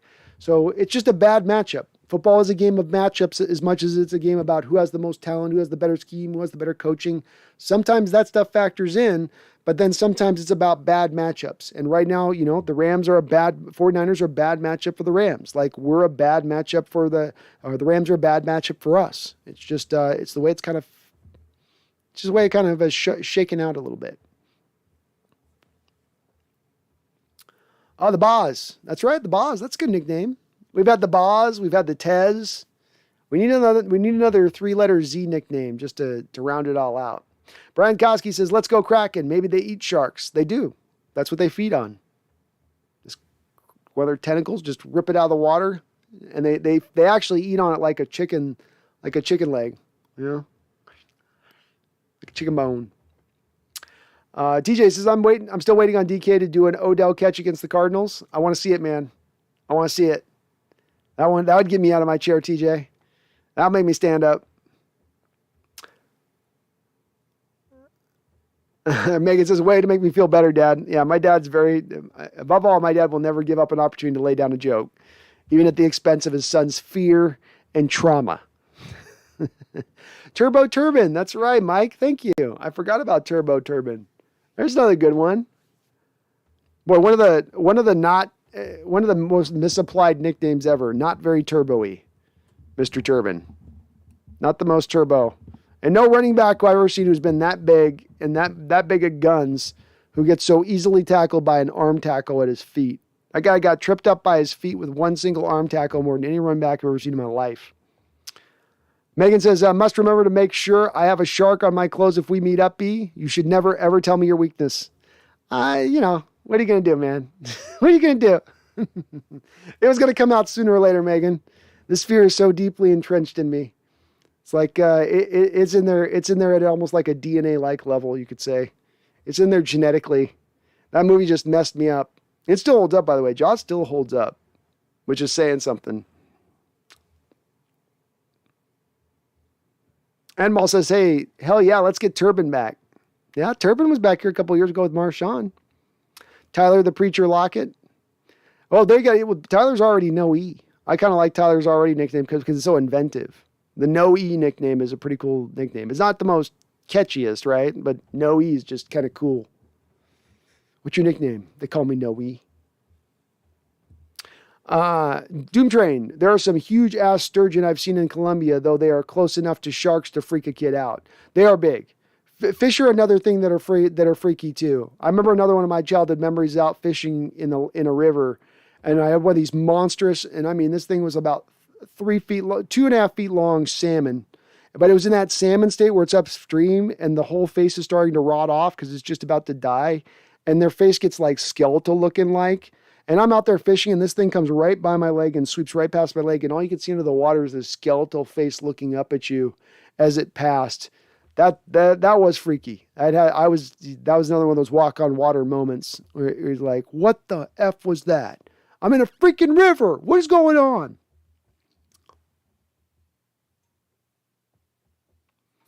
Adrian D, I think this is going to be an Eskridge game. I hope so, man. He only got 6 snaps last game. They tried him on one fly sweep. If you're going to put a second round pick on a guy, find a way to manufacture touches. This is what other offenses do for great playmakers on the side. You don't go, we just couldn't get him in the game. Too bad. No, you gave a second round pick up for the guy. Find a way to work him into the offense a little bit. I don't care what you got to do, but get him a couple touches. And I know there's only so much they could do offensively when they were that inept last week. But boy, they did not get very creative, did they? With their attack or what they were doing or how they were going about their business. TJ says the Ravens need running backs bad. So if they will release Bell, then something is wrong. Yeah, I've never been a Le'Veon Bell guy really at the end of the day. I didn't get as much why people were so hot to trot on him. He's one of the quintessential definition versions of running backs that work in that specific scheme with that fantastic offensive line in front of him, having a Hall of Fame quarterback still with some juice left, throwing the ball, Antonio Brown on that team. A lot of stuff to sort of take away a little bit of the pressure on him when he was really going to where you had to play those Steeler teams honestly. You know, you can't bring an 8th guy in the box. They'll kill you over the top with Antonio Brown. And again, took a year off from football. We've seen this happen where these guys that take a year off from football are just not in the same state when they come back. It's happened time and time again. It's hard to do. Every once in a while, guys can pull it off, but it's really, really hard to do. And he's just not the same. Mike P says The Legion of Room, starring Trey Flowers. I'm going to do the smile they do, like they do in those shows, Mike P, where they starring Mike Flowers, Shaquille Griffin, yeah. Quentin Dunbar. Quentin would be frowning because he just stole from somebody. Yeah. I love it, though. Legion of Room. 14-footer near Vernita Bridge, 4 inches thick, too. A sturgeon. Jeez, that thing must have been a hell of a fight to get that thing up the bridge, too. He had to lift that thing up the bridge, huh? TJ says, have you seen the Meg? Oh, hell no. That's one shark that will give me the flash speed in the water. Yes. And there's supposedly the rumor, TJ, that you can find it on YouTube. There's a video that they've supposedly caught what they think is maybe a megalodon on one of those deep sea cameras that they put at the bottom of the ocean, and it's like filming something else, and then it just went past the shot for 2 seconds. It's a pretty famous little YouTube video you can find on it, but yeah, there's some stuff lurking in that ocean the ocean's scary anyway. You add in a 1,000-pound creature that can move like the wind in the water and has rows of absolutely sharp teeth and first likes to bite to taste. Yeah, I check out on that. I'm good on that. I don't want to die that way. I don't want to die sitting in the middle of the ocean with this thing eating me alive. And then when it gets you that one bite and you're missing the arm and you're bleeding out and it's coming back. Yeah, I'm done with that. No. In utero, Brandon, do you collect cards? I do. I don't collect cards anymore, but I've got a big childhood collection of cards. I've got about 1 million Ken Griffey Jr. cards. I might be sitting on like $1 million worth of Griffey Jr. cards. So maybe not that much, but I'm not a lot. I went heavy on Griffey. So when he was coming out as a rookie, the only one I didn't get was the Upper Deck one. You know, that's the big dog. That's like the one that's the one that's going to be worth like hundreds of thousands of dollars here in probably another 10, 15 years. But yeah, I got myself a few cards. That's my retirement plan, baby. That's my 401k. Mike P, when's your next link up with Brendan Nelson? We are going to be going live tomorrow. Me and Brendan at 3 o'clock on my channel here. So you guys, we're going to be doing this tomorrow with Brendan at 3 o'clock. So please do guys come back on in and pop on in. We're going to be talking about this game, talking about the team, talking again a little bit. We dive on all subjects, you guys know, when we get in our stuff. So yeah, we'll be going through all of it unless he's unable to do it, unless he's unable to go. Unless he's got a little mallet finger going on.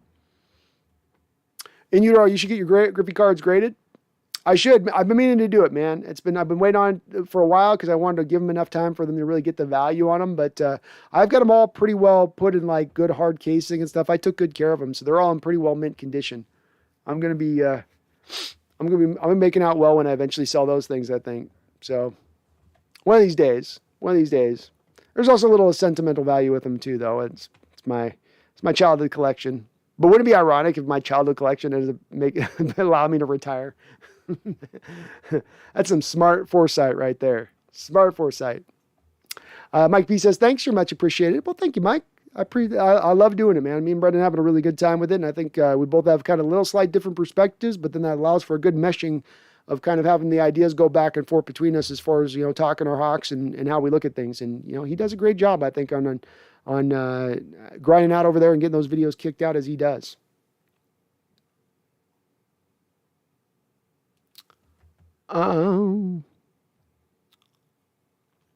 Indiana says, cool, I love cards. I'll eventually, I'll show you guys a few of them. I don't have them here with me at the place I'm at right now, but I'm going to be go picking them up soon. So I'll show you guys a couple of those cards I eventually got. Be cool just to show you them. You guys got to promise not to come rob me then. Not that you guys know where that I stay too far on the move. Too hard to pin down. Jason McHugh, Brandon, I got about 118 Griffey Upper Deck rookies. I'll sell you one cheap only for you. Anybody else, they pay fair market price. Damn, Jason, I'm on that. I'll buy that off you. That was the one I could never get as a kid because it was even expensive as a kid. You remember this, Jason, like that one Upper Deck one, right? The 80, I think it's the 89 one. That was the one that was like, no one could get. And as a kid, it was even $100 as a kid in like 95, which was like, you weren't getting that kind of money for that. And you would buy the Upper Deck packs looking for it, and they didn't put very many in them. So it was hard to get your hands on them. Oh my God. That was the one I couldn't get. I got all the Donruss ones. I got the top, what was the other one top, whatever it is. But got all the other ones, but that was the one that I could never, it was always evasive. I could never get my hands on her.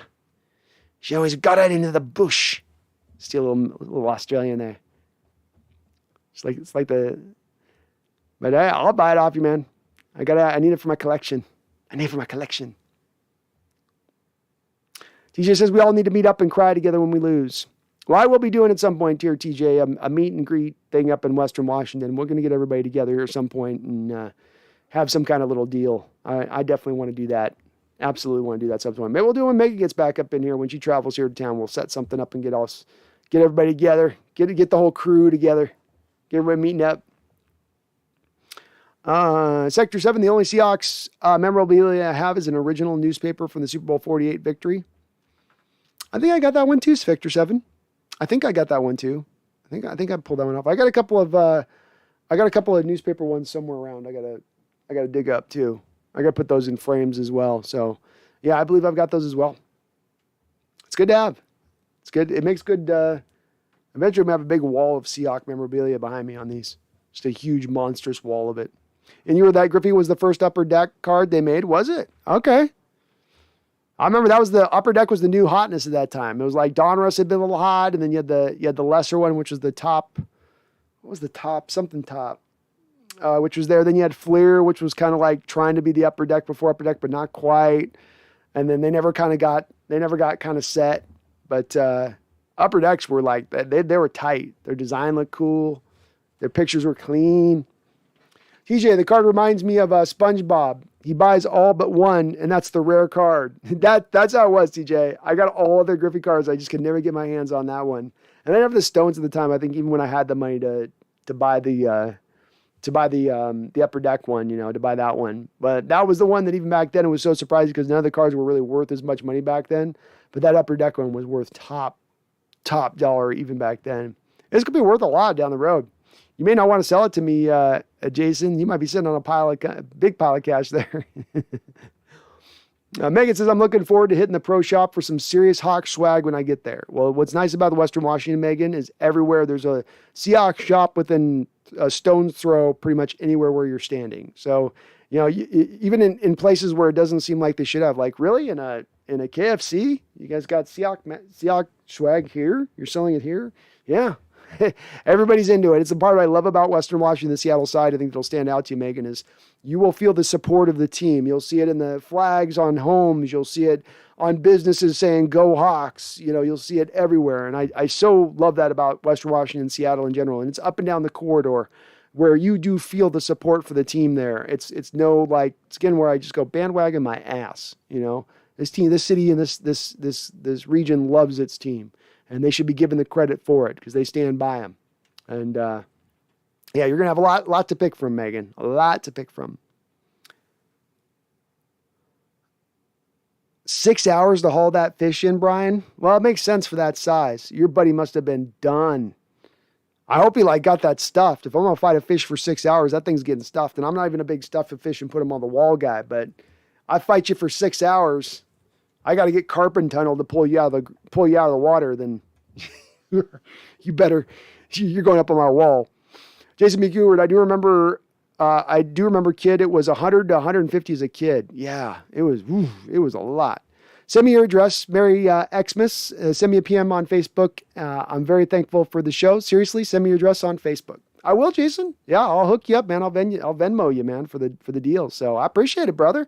That'd be awesome. I promise I won't sell. I'll hold on to it for memorabilia's sake on that because I ain't selling all mine. My Griffey cards are he is one of him along with Largent are two of my kind of athlete heroes growing up a little bit. So, I'll definitely hold on to it if it gives you. But I appreciate it, man. Thank you. I love it. I love it. I get so excited. I get way too excited about that. That'd be like Indiana Jones getting his hand on the Holy Grail. You know what I mean? I don't even have to pass the 3 trials by fire. You know what I mean? I don't even have to pick the cup off the thing. But I'll hit you up, Jason, on Facebook. I'll hit you up. Or Megan says, I have the DK, Jamal, and Russ times 2 Funkos. The 12s flag behind me be my 12s bear named Paul after Mr. Allen, my DK jersey, and several shirts I've been collecting for 3 months. And you're building up the swag. You're building it up right, Megan. You're doing it right. I'm gonna have to eventually have you guys submit your pictures of your background walls and stuff. I think it'd be cool to kind of check out how you guys have your setups on this stuff. But that's awesome. That's awesome. Hell of a backdrop you got there, Megan.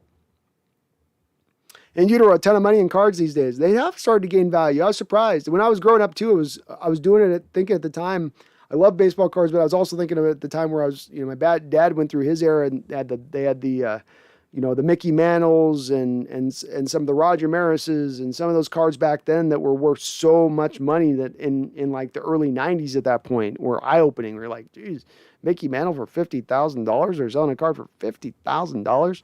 It as a little kid, that your eyes got big. Like, wow, I'm going to get all these and hold these for 30 years. And, easier said than done a little bit. But, their card prices are going up. Starting to go up a little bit. Got to bury the money somewhere in this inflated market. TJ says, is it expensive to live in Seattle? It is expensive to live in Seattle. I mean, I'm over on the east side, and it's not the only reason I'm over here on the east side in Spokane, but part of the reason of being over the east side is it's a little bit of the cost of living on the west side. Traffic's a big part of it for me too. But I mean, you got a toll road where they want to charge people $12 a day to drive in and back, drive into work and back home. That's ridiculous. You can charge me, I got to pay gas or I got to pay taxes on the road. Now I got to pay you a toll to go into work every day. Get out of here. And it's only going to probably get worse with that type of stuff. So yeah, it's expensive over there. It is not cheap living in Seattle. It's definitely, but it's getting expensive out here in Spokane too. So I can't I can't really talk. It's starting to, all of us Seattleites have moved out here and we're taking it over, and then we're starting to overfill northern Idaho, and they're all complaining about us. They're so mad about it. Hey, sorry, Spokane.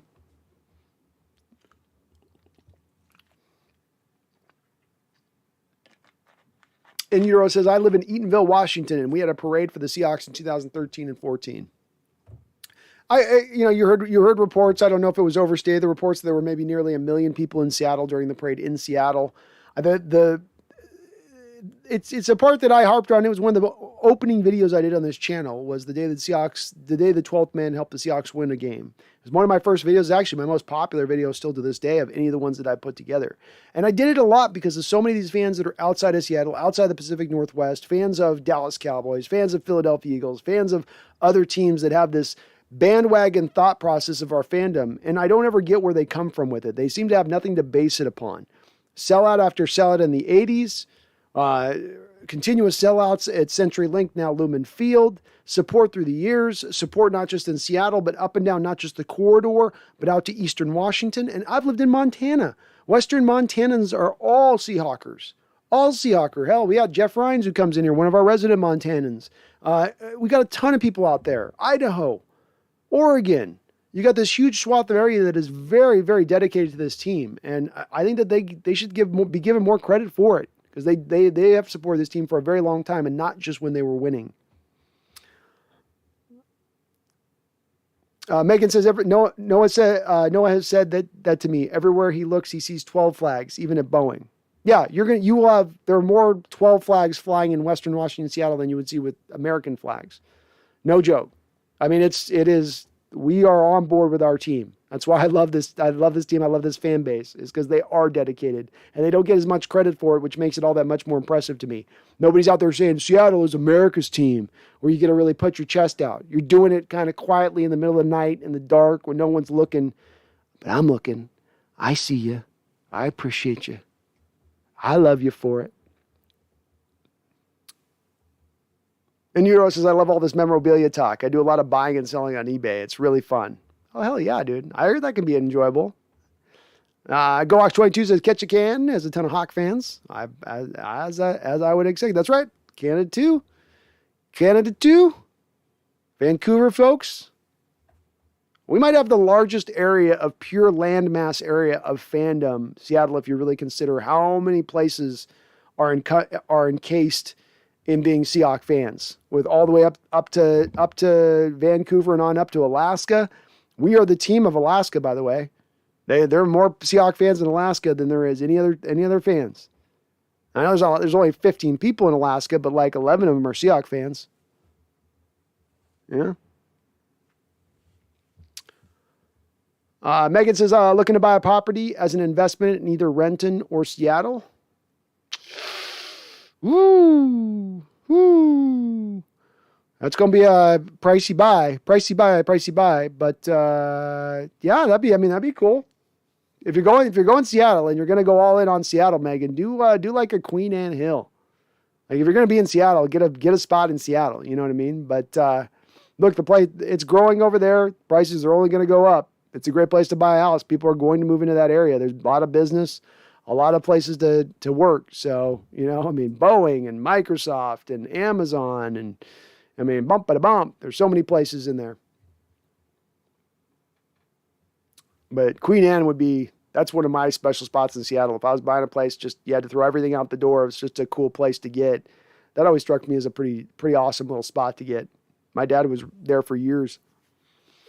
Doom Train, I had a pre-Ocho Cinco Chad Johnson autograph that was worth $700 when I pulled it out at like 13. I let my mom and bro talk me into holding on to it. That was very smart of them to do, Doom. Very smart of them to do. They knew what they were doing with that. So that was good, and that's what you should do when you're a kid like that. It teaches you something to hold on to the stuff. Don't try to sell it back then. It ain't worth the profit. You're going to blow the money on something stupid anyway. The return to hold on to those and the long-term return to those is so much worth it. Megan says $12 for a toll is cheap. $23 on the Sydney Harbor Bridge. Well, because you guys are doing it wrong too doesn't make it right, Megan. Two wrongs don't make it right. If I pay taxes on that damn road, If I pay taxes on that damn road twice and 3 times over through sales tax and this tax and that tax and then my tabs and then my plates, and I'm already paying it 3 times over, don't make me pay for a 4th time over.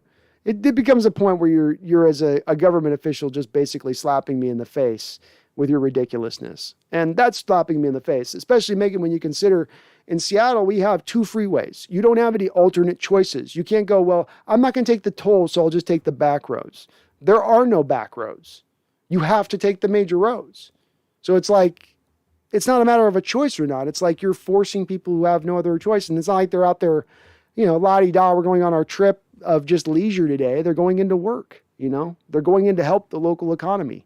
You want to penalize that or open up doors to remove that for them? And if 12 isn't too much, and if 20 isn't too much, why not 30? Why not 40? Why not $50 a day for a toll price, right?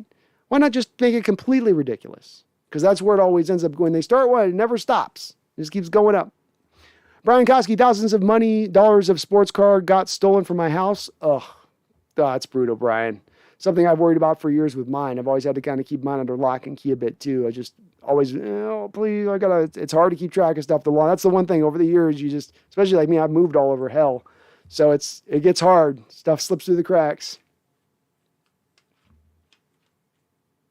And it's so true about the flags. I love it. I love the sport of our region. Rick, Megan, real estate is better in the Tacoma Puyallup area. Probably gonna get more bang for your buck, Megan, going down there. Though you don't get the awesomeness of being in Seattle, of course.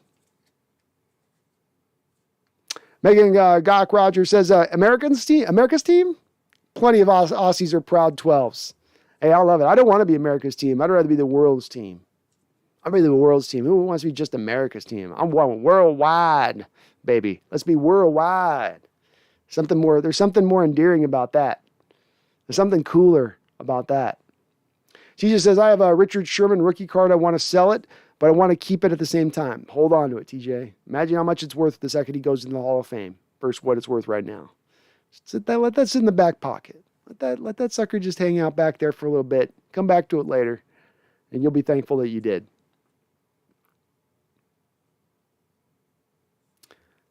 Sector 7, that's a good point on the landmass. Just look at the NFL games broadcast map for Seahawks games.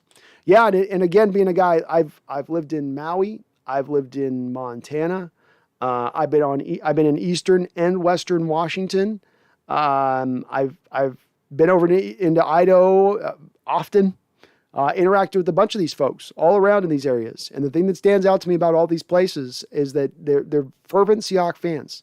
Montanans are pretty fervent Seahawks fans. And in Maui, it's a little bit of like a mixed bag. You get some Raiders, you get some Rams, you get a weird number of Packer fans, frankly. But you also get a massive contingent of Seahawks fans out there, a massive. And some from the local people that are born there, that have just chosen them as their team. So we got a guy, Boom Shakalaka, for instance. One of our folks comes in the chat from every once in a while, is out there in Maui in that realm of things. But yeah, I think we've got the biggest landmass, sheer size of landmass of fandom of anybody else. And I don't think it's even close, number 2. And they want to call us bandwagoners. How dare they? How dare they? Megan says, got money to spend. Rick Cepeda says, more bang for your buck in the South End. Yeah, but Rick, there's that smell. There is that smell in the South End, There's that Tacoma stench. That old Tacoma stench. Some blame it on the Tacoma Dome. Some blame it on the seafood. I just think it's the general smell of the city a little bit.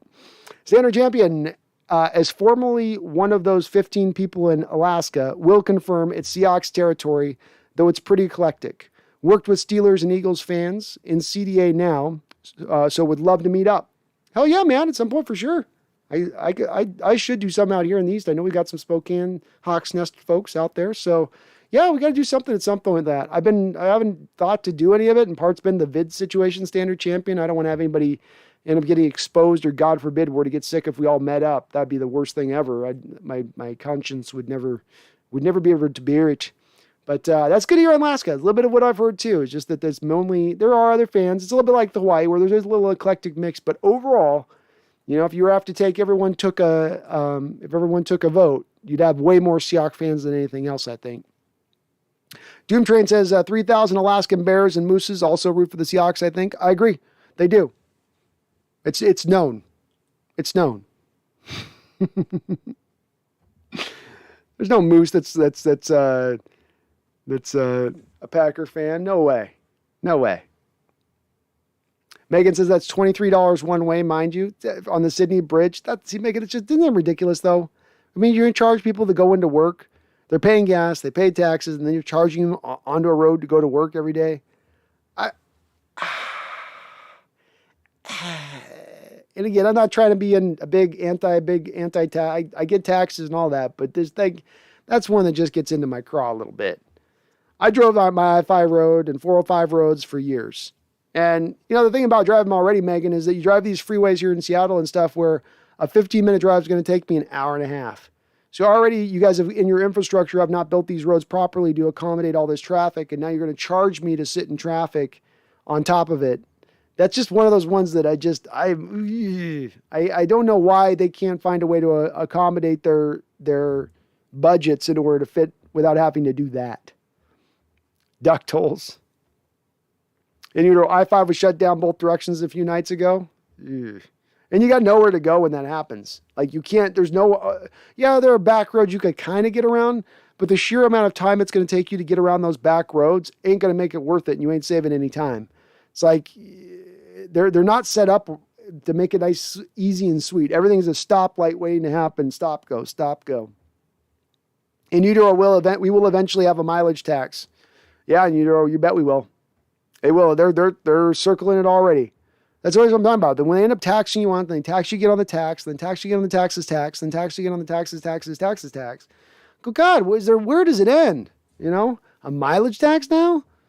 Like you already have me pay this exorbitant amount for my tabs and stuff. I'm bitching and complaining about government. Sorry, folks. I get to my tangents.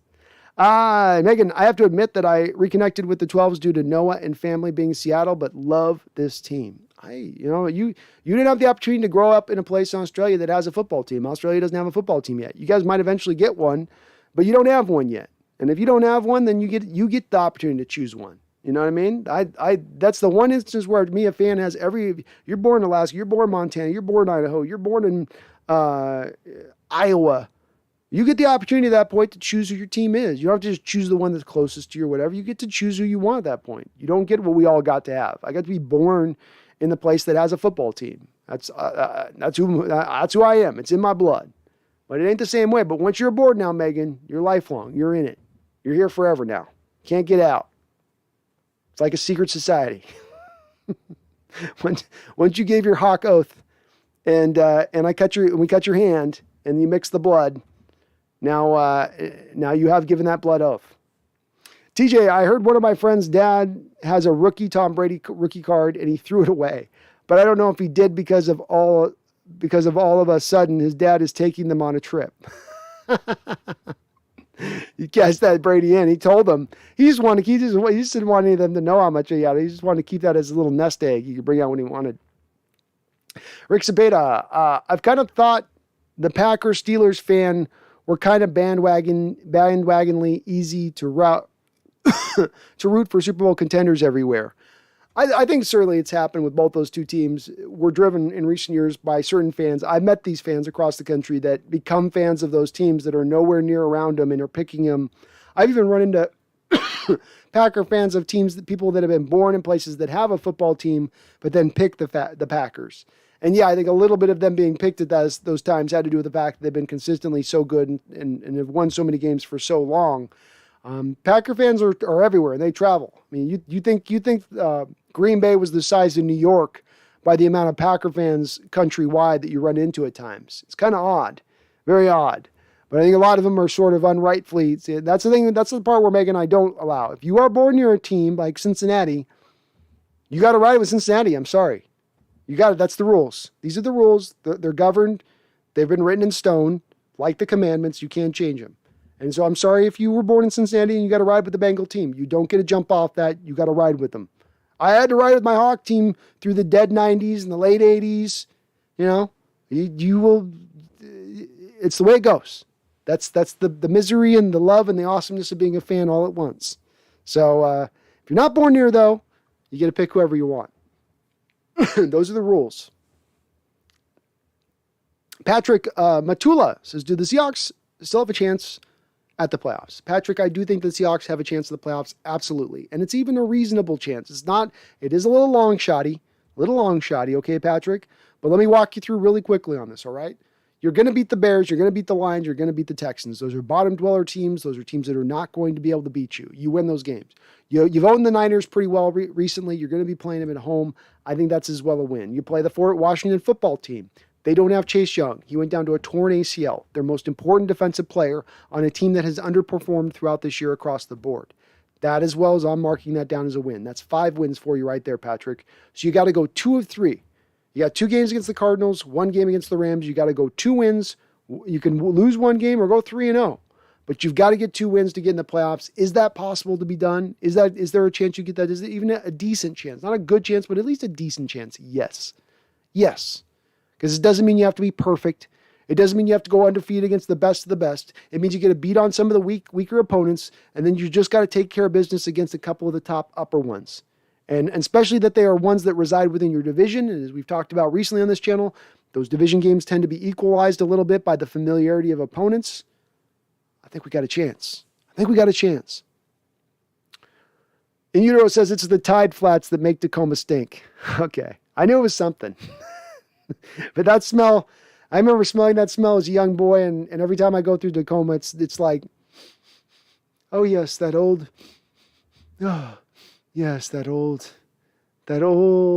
stench.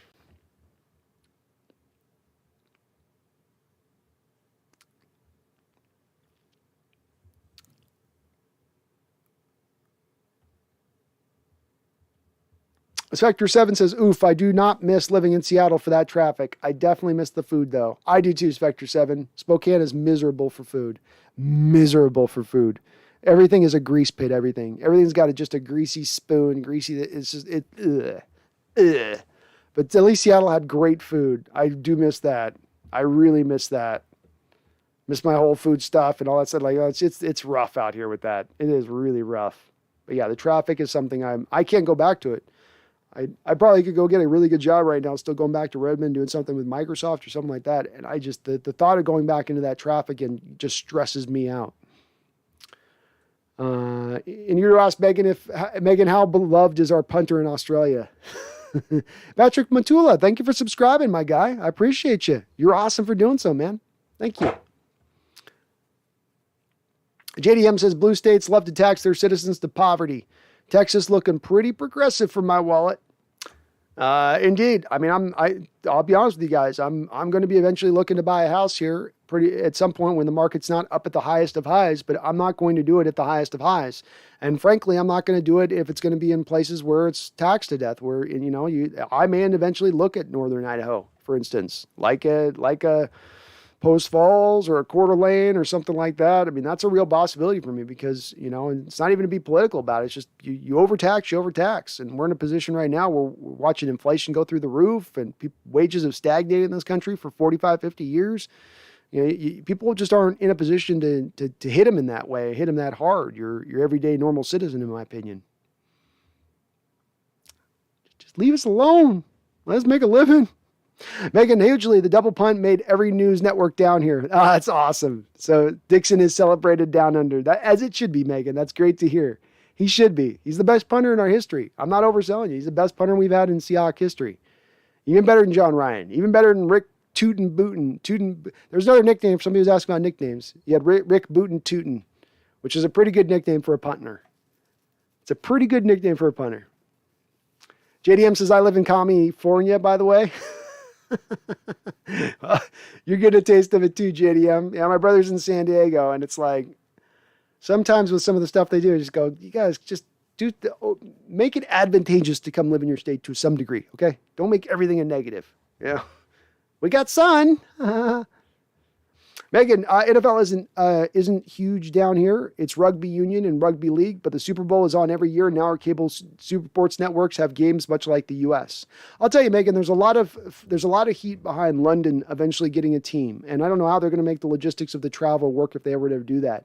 But for my money, if I'm talking about the number two place that should be, if you're going to go as far as that, then hell with it. Go Australia too. Then if you're going all the way to London with a football team. I think Australia would love it. If they got a football team, you'd watch them become football real quick, I bet. Real quick, the rugby leagues would probably suffer as far as popularity if you guys were to get a team. And that'd be a country that I would love to see the Sydney Great Whites, or what we got, the Sydney, I'll just pick any one of those animals that can kill you with a single bite and give that to your name. It'd be awesome. I bet you got a lot of Australian creatures we could do names of that would be perfect. TJ says, it's odd. I'm a Seahawks fan, but from Oklahoma. So I'm an OKC, Oklahoma fan who was, drumroll please, a Seattle team first. Well, fair enough, TJ. Like I said, no, there ain't no football team in Oklahoma. So you get a pick. Megan, I agree with you but Noah was born in the UK and his father was born in Houston, and Noah is a proud 12. Well, if your dad's born there, that doesn't mean you got to be there. So it doesn't carry with the blood, Megan. It only carries with the blood if you're born in the place, at which point your blood undergoes a transformation when you're first born in the Pacific Northwest. A type of green emerald color is embedded into your blood at that point. You can't really see it unless you use like the invisible ink light, then you can see the green blood. But it's in you if you're born to it. But he's chosen it. He's a Seahawk. It's not based on your dad. You don't carry on the sins of your father, Megan. Just because his father's a Houston fan doesn't have to make him a fan. Just because his father had to carry that cross does not mean that Noah has to carry it as well. Brian, I'd love to see Russell Wilson throw for over 300 yards and 4 touchdowns. Hopefully DK and Lockett will get 100 yards each, or at least the tight ends will be thrown a big bone. Enjoy the game. I'm enjoying this one, Brian. I'm enjoying this season no matter what comes, come what may. I'd love to see that too. If Russell's got 300 yards and 4 touchdowns in that broken finger, that would be an impressive performance with what he's dealing with right now. It'd be great to see. Above all the things you mentioned, if we can work the tight ends again and continue to kind of work them into the game, I think that will eventually help on some of this third down conversion problem and getting the chains moving a little more consistently. Megan says, I watch the Hawks on Season Pass on NFL Game Pass on NFL Network. It's a good spot. Jason McEwright, I know it kind of hurt, but I ended up selling about 800 Griffey cards that got me a little over $75,000. Woo! Well done, my dude. I still have a huge arsenal of cards, and I missed the ones that I sold but needed the money. Well, look, that's why it's like what they tell you to do with the crypto stuff a little bit, Jason, right? It's like take profit even when you get a little bit. So you take profit, you don't sell it all out, but you keep the reserves in the rank eventually to tap in. That's a smart approach to go. If you end up waiting too long, then may end up maybe being worth nothing, right? Like maybe the card market falls on its face tomorrow, and you end up, So I think that was probably a smart method to go with it, especially if you got a good haul still that you're sitting on, I'm glad to hear that those cards are making that money, man. That bodes well for my my little collection. I think I got something like 50 or 60 Griffey cards, something like that, somewhere in that neighborhood. That's awesome. Megan says the Tacoma aroma sounds like the Rotorua, New Zealand with the smell of sulfur. It's a little bit like that. It is. And it's nowhere else on the west side that you really have that smell. I don't care if you go down to Olympia or you're going up to Bellingham. There's nowhere else that quite has that same kind of smell. And I'm not trying to hate on my Tacomaites. I mean, Tacoma's got, my uncle used to live in Tacoma. So I get it. It's got some draw for certain folks. Certain folks really love it. It's just, some other folks, Megan, call it the butthole of the west side. That's what I've heard. That's what I've heard reference says. That's just what I've heard reference says. Somewhere's got to be that place, right? The butthole's got to be somewhere. Jason, I'll tell you this. I'll tell you this one. Russell Wilson first joined the NFL, grab so many rare cards. Some of them are good for $1,500 each, and a few that are a few $1,000s each. I sent some of them in for grading. Oh, okay. Russell's got some stuff worth, really? Russell's cards are worth that. Geez. Cards are come up a bit then. I mean, he's not even retired. That used to be what you had to wait on. Like, even outside of Griffey's upper deck card, like even when he was going through still playing, they weren't worth a tremendous amount. You have a $20 card or something, but once they retire, and then once they get to the Hall of Fame, that sucker goes up.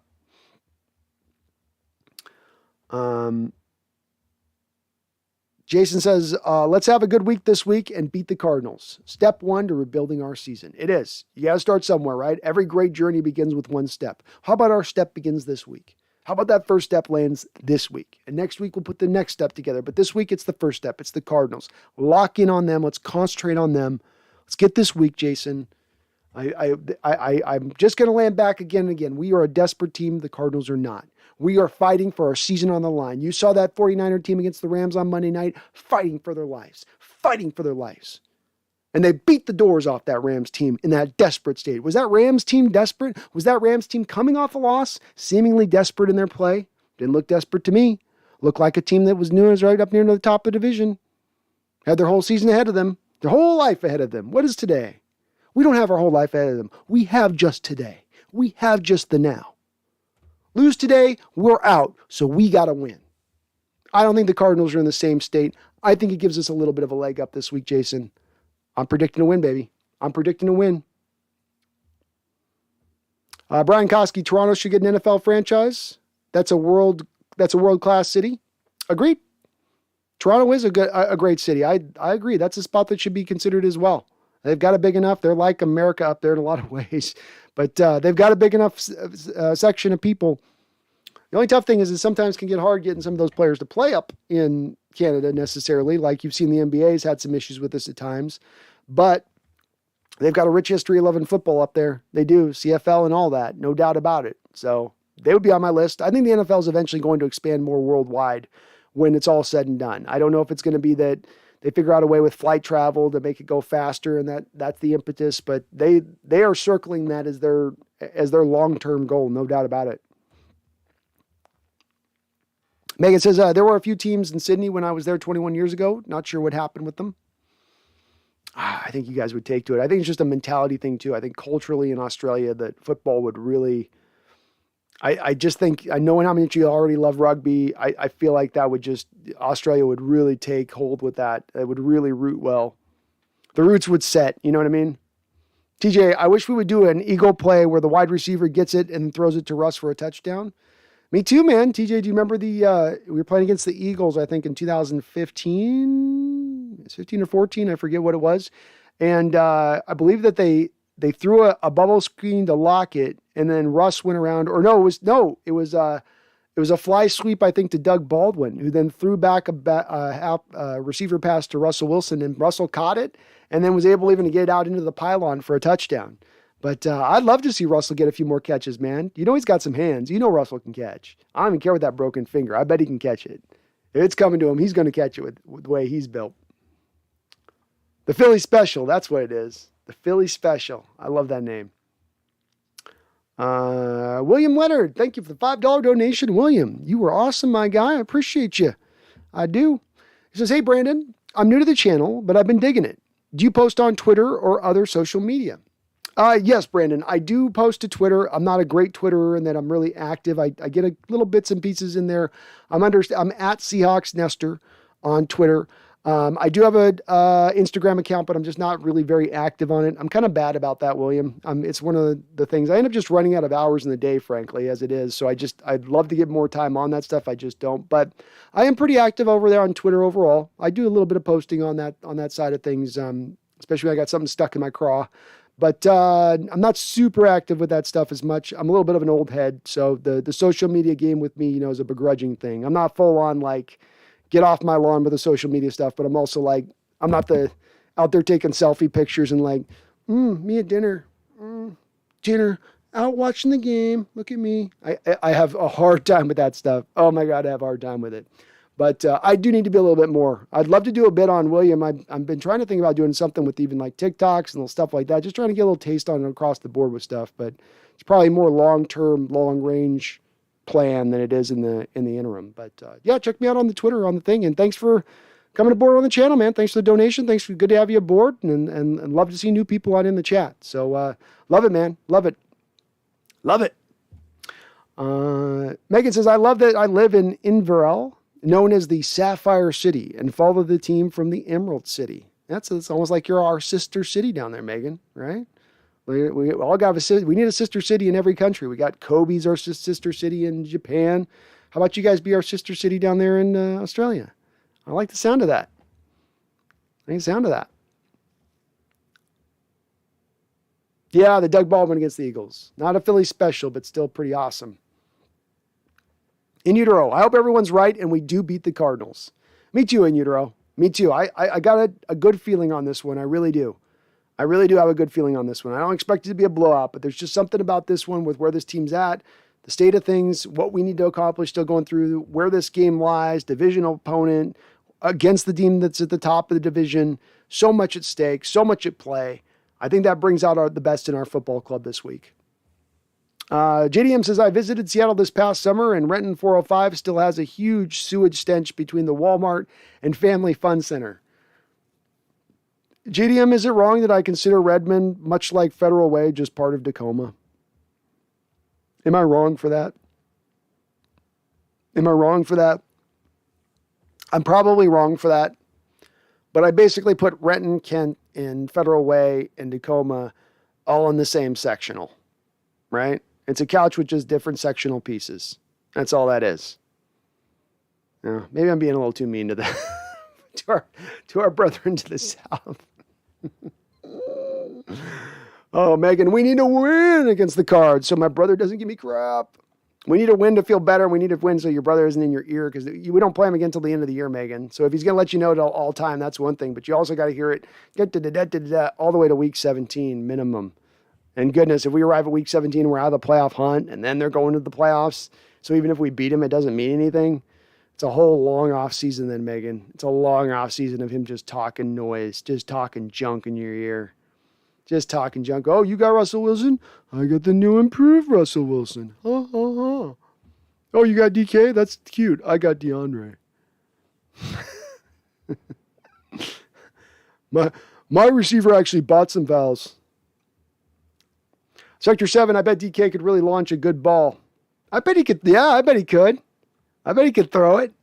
I'd like to see DK throw it. You know, if DK gets the ball in his hands, that's a defense is rallying to him. That safety's giving up the back end at that point for that quarterback to leak out. You know, nobody's watching the back end right now. They're just all looking at DK at that point. You know, rally the ball, get a hand on him. Everybody get in on this. So I'd love to see a little DK pass. We whipped out a little bit of trick-or-do against the Packers, but we did it for a screen, which was weird. Let's do a flea flicker for a screen pass. Wasn't exactly the most effective trick play I've seen under Coach Carroll, but I love trick plays. I think we should run a minimum one trick play a game. One trick play a game. Phil says, missed your answer when I asked this before. Concerned Russell gets hurt again sooner than later. Why not play Geno until we need Russell? Why not give Stone Forsythe a play? Well, hell, it's good to see you on in here, Phil, and thank you as always for your membership on the channel. I think with Russell, as far as getting hurt again, it comes down to the finger. And is the finger in a position to get hurt? Probably not. They would say once you've got the bone repaired in there, it's probably not likely, unless he hit his finger in the very same way, to cause it to get re-injured. When it comes down to why not play Geno until we need Russell, you need Russell at this point, basically. You need him if he's ready to play and he's able to play. But here's where we come down to the question on this, Phil. I don't know that Russell Wilson's able to really play if we're being honest about this. You know, Phil, they took out all of the under center stuff in this past game. No under center snaps for Russell Wilson. And they do that to protect the finger, so that's why he's in shotgun all the time. Well, that means you're removing out a big part of your offense, a big part of the playbook to do it that way, which to me doesn't seem very smart when you're already seemingly struggling offensively speaking. So I would like to see Geno win, but maybe for different reasons than you're looking at, being that you want to protect against Russell's injury, but more because I think Geno's going to be more of an effective quarterback as we stand right now. I think Russell's going to gut it out. It's kind of a moot point because he's going to play one way or another. It doesn't matter. Stone Forsythe, the reason you don't give Stone Forsythe a play is this, Phil. Jamarco Jones has been a couple years ahead of Stone. He's had a couple years of development in the system and a weight training program. He's ready to roll as far as the coaching staff is concerned. They have way more faith and trust in him. Stone's a rookie, and he's just getting acclimated into things. I think the real thing, though, that makes this the decision lean them towards Jamarco over Stone is that Coach Carroll predominantly, when he looks at offensive linemen, and he has 2 offensive linemen that are very close to being a backup for a given position or a starter at a given position, he's always going to lean towards the guy that can first run block as his first skill set over the pass blocker. And Stone Forsythe is a pass blocker first and foremost, and as extreme as you can imagine in that. Like, he's really at times going to struggle as a run blocker, but as a pass blocker, he's going to be really good, I think. I think he's going to be at least a league average, upper level pass blocker in this league. But Coach Carroll's not going to want for a team that struggled to run the ball, Phil, to then take a step back at the left tackle position as far as the run blocking goes in order to get better as a pass blocker. He's not shown a willingness in the past to make that call in that way, and I don't think he's going to do that at this point, this far down the line of things. JDM says, yes, that Doug Baldwin touchdown pass to Russ was majestic. It was. Dougie got a little bit of touch on the ball. Russ had to go out there, make that catch, and then stretch up for the pylon. Pretty epic. Megan says it's the only game, the Cardinal game, that I care about of the year. Understandable. TJ says, I feel like it's easier to beat the Cards twice than beat the Rams. Oh, they've had our number, TJ, haven't they? Well, the Cardinals, we've played them it's been 50-50 in recent years. So I get where that confidence could come from. I mean, it's just McVay is in Carroll's head. He is in Carroll's head. There's no doubt about it. And he's got him figured out. He's got him solved. And it's up to Carroll to figure out how to unsolve the situation. Un-F the situation, if you were. JDM says yes, because Renton is borderline South Seattle. I know. I shouldn't put it in the same place as Tacoma. It's just, for some reason, all that just kind of melds together for me. I don't know why. It all just sort of coagulates together, those different areas. In utero, I watched a thing about that town on TV. Pretty cool. Oh, Cooper Petty. Give it Petty.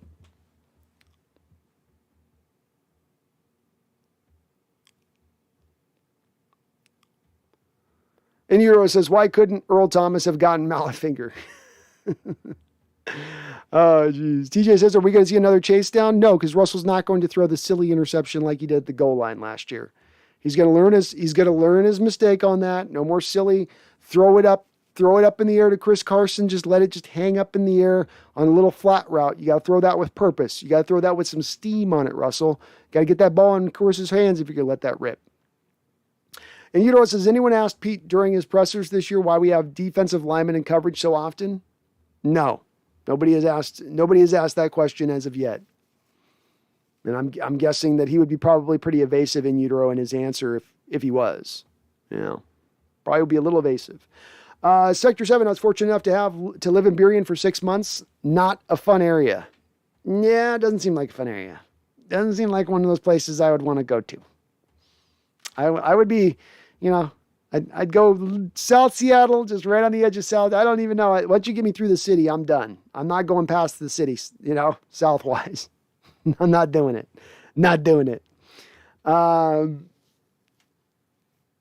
Megan says, you're not selling me on buying property in Renton B. I don't want you to buy a bad property, Think go more Bothell, go more Kirkland, You're still close enough to the city to get to Seattle relatively fast, but you're far enough away where you're not, in some of the more janky elements, let's say. Janky elements.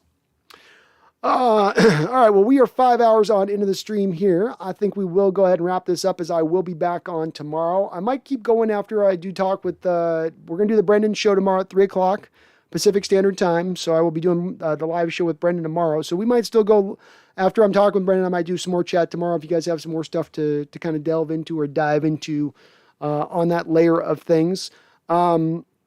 I want to thank all the folks again. Just thanks for Patrick, Matula, Josh Rowe. Thank you for subscribing. William Leonard, welcome onto the channel. Good to have you in here. And thank you for your donations. Charles, Megan, Randall, Eric, Cotter, DJ Owen. Thank you, all of you, for the donations on the channel. Paul Third. I appreciate all of you guys being so kind. It's not just your first time you've been this kind and this supportive of the channel.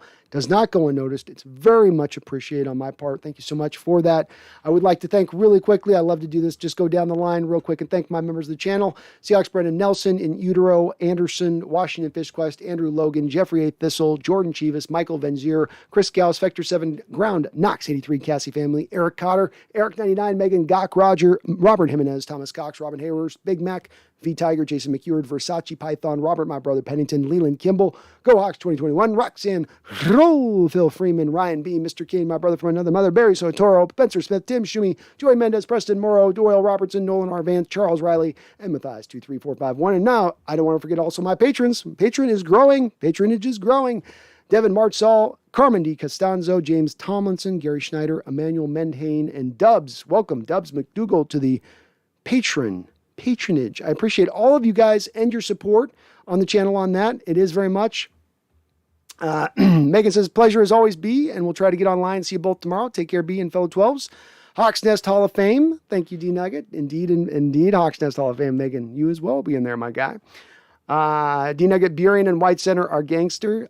Literally, a little gangstery. Little gangstery. If you do like what you're listening to on this chat, even if it's live or you're listening to this on replay, do me that favor. It's a small little favor, but just go up there and click that like button for me. Hit the notification bell. It helps me show up on other Seahawks fans looking for good Seahawk content. All right, so y'all, we're going into this game against the Cardinals. I'm going to talk about this with Brendan a little bit more tomorrow. We're going to pack more of this game, go into more than the detail-centric nature of this game just a little bit. And I'm glad to see that I have not seen a huge mass of folks, losing the faith. Yeah, some folks have checked out. Yeah, some folks have already thrown this season in the trash bin and said it's done. It's over with. We got no chance. We're all through. Carroll's gone. Wilson's gone. We're in hell. I'll never be good again. Don't land there yet. Don't land there yet when there's still a chance, when there's still an opportunity. If you got a fighting chance, then there's a chance. When you got the talent this team has, you got a chance. When you got the schedule that we have up ahead of us, the third easiest schedule remaining in the entire NFL, hey, guess what? You got yourself a chance. So don't lose that faith, but I don't have to tell you that. You're a Seahawk fan. You don't lose faith. Your faith is inside your soul the second you wake up in the morning to the time you go to bed at night, and it's going to remain, and I dig that about you. So I'm going to tell you don't forget, but I don't have to tell you forget. It doesn't matter if we're 3-6. It doesn't matter if we're the bottom of the barrel. It doesn't matter if we're the bottom dweller of this division. It don't matter. Because the good times are coming. That light at that end of the tunnel is getting bigger. That light, that circle of light is getting bigger. It was small last week. It was tiny. It was like that. But now it's starting to widen. We're getting closer. We're getting closer to that light. And I'm telling you, we're going to get there somehow, some way. If I got to talk it into goddamn existence this year, I will do so. So you keep that faith, Seahawks fans. You keep that faith. Because this week, we're going to go shock the world. We're going to go beat who's leading this division. We're going to go beat those paper tigers. We're going to show this world we're not done quite yet. So don't you forget. Don't you ever forget, baby. Never forget.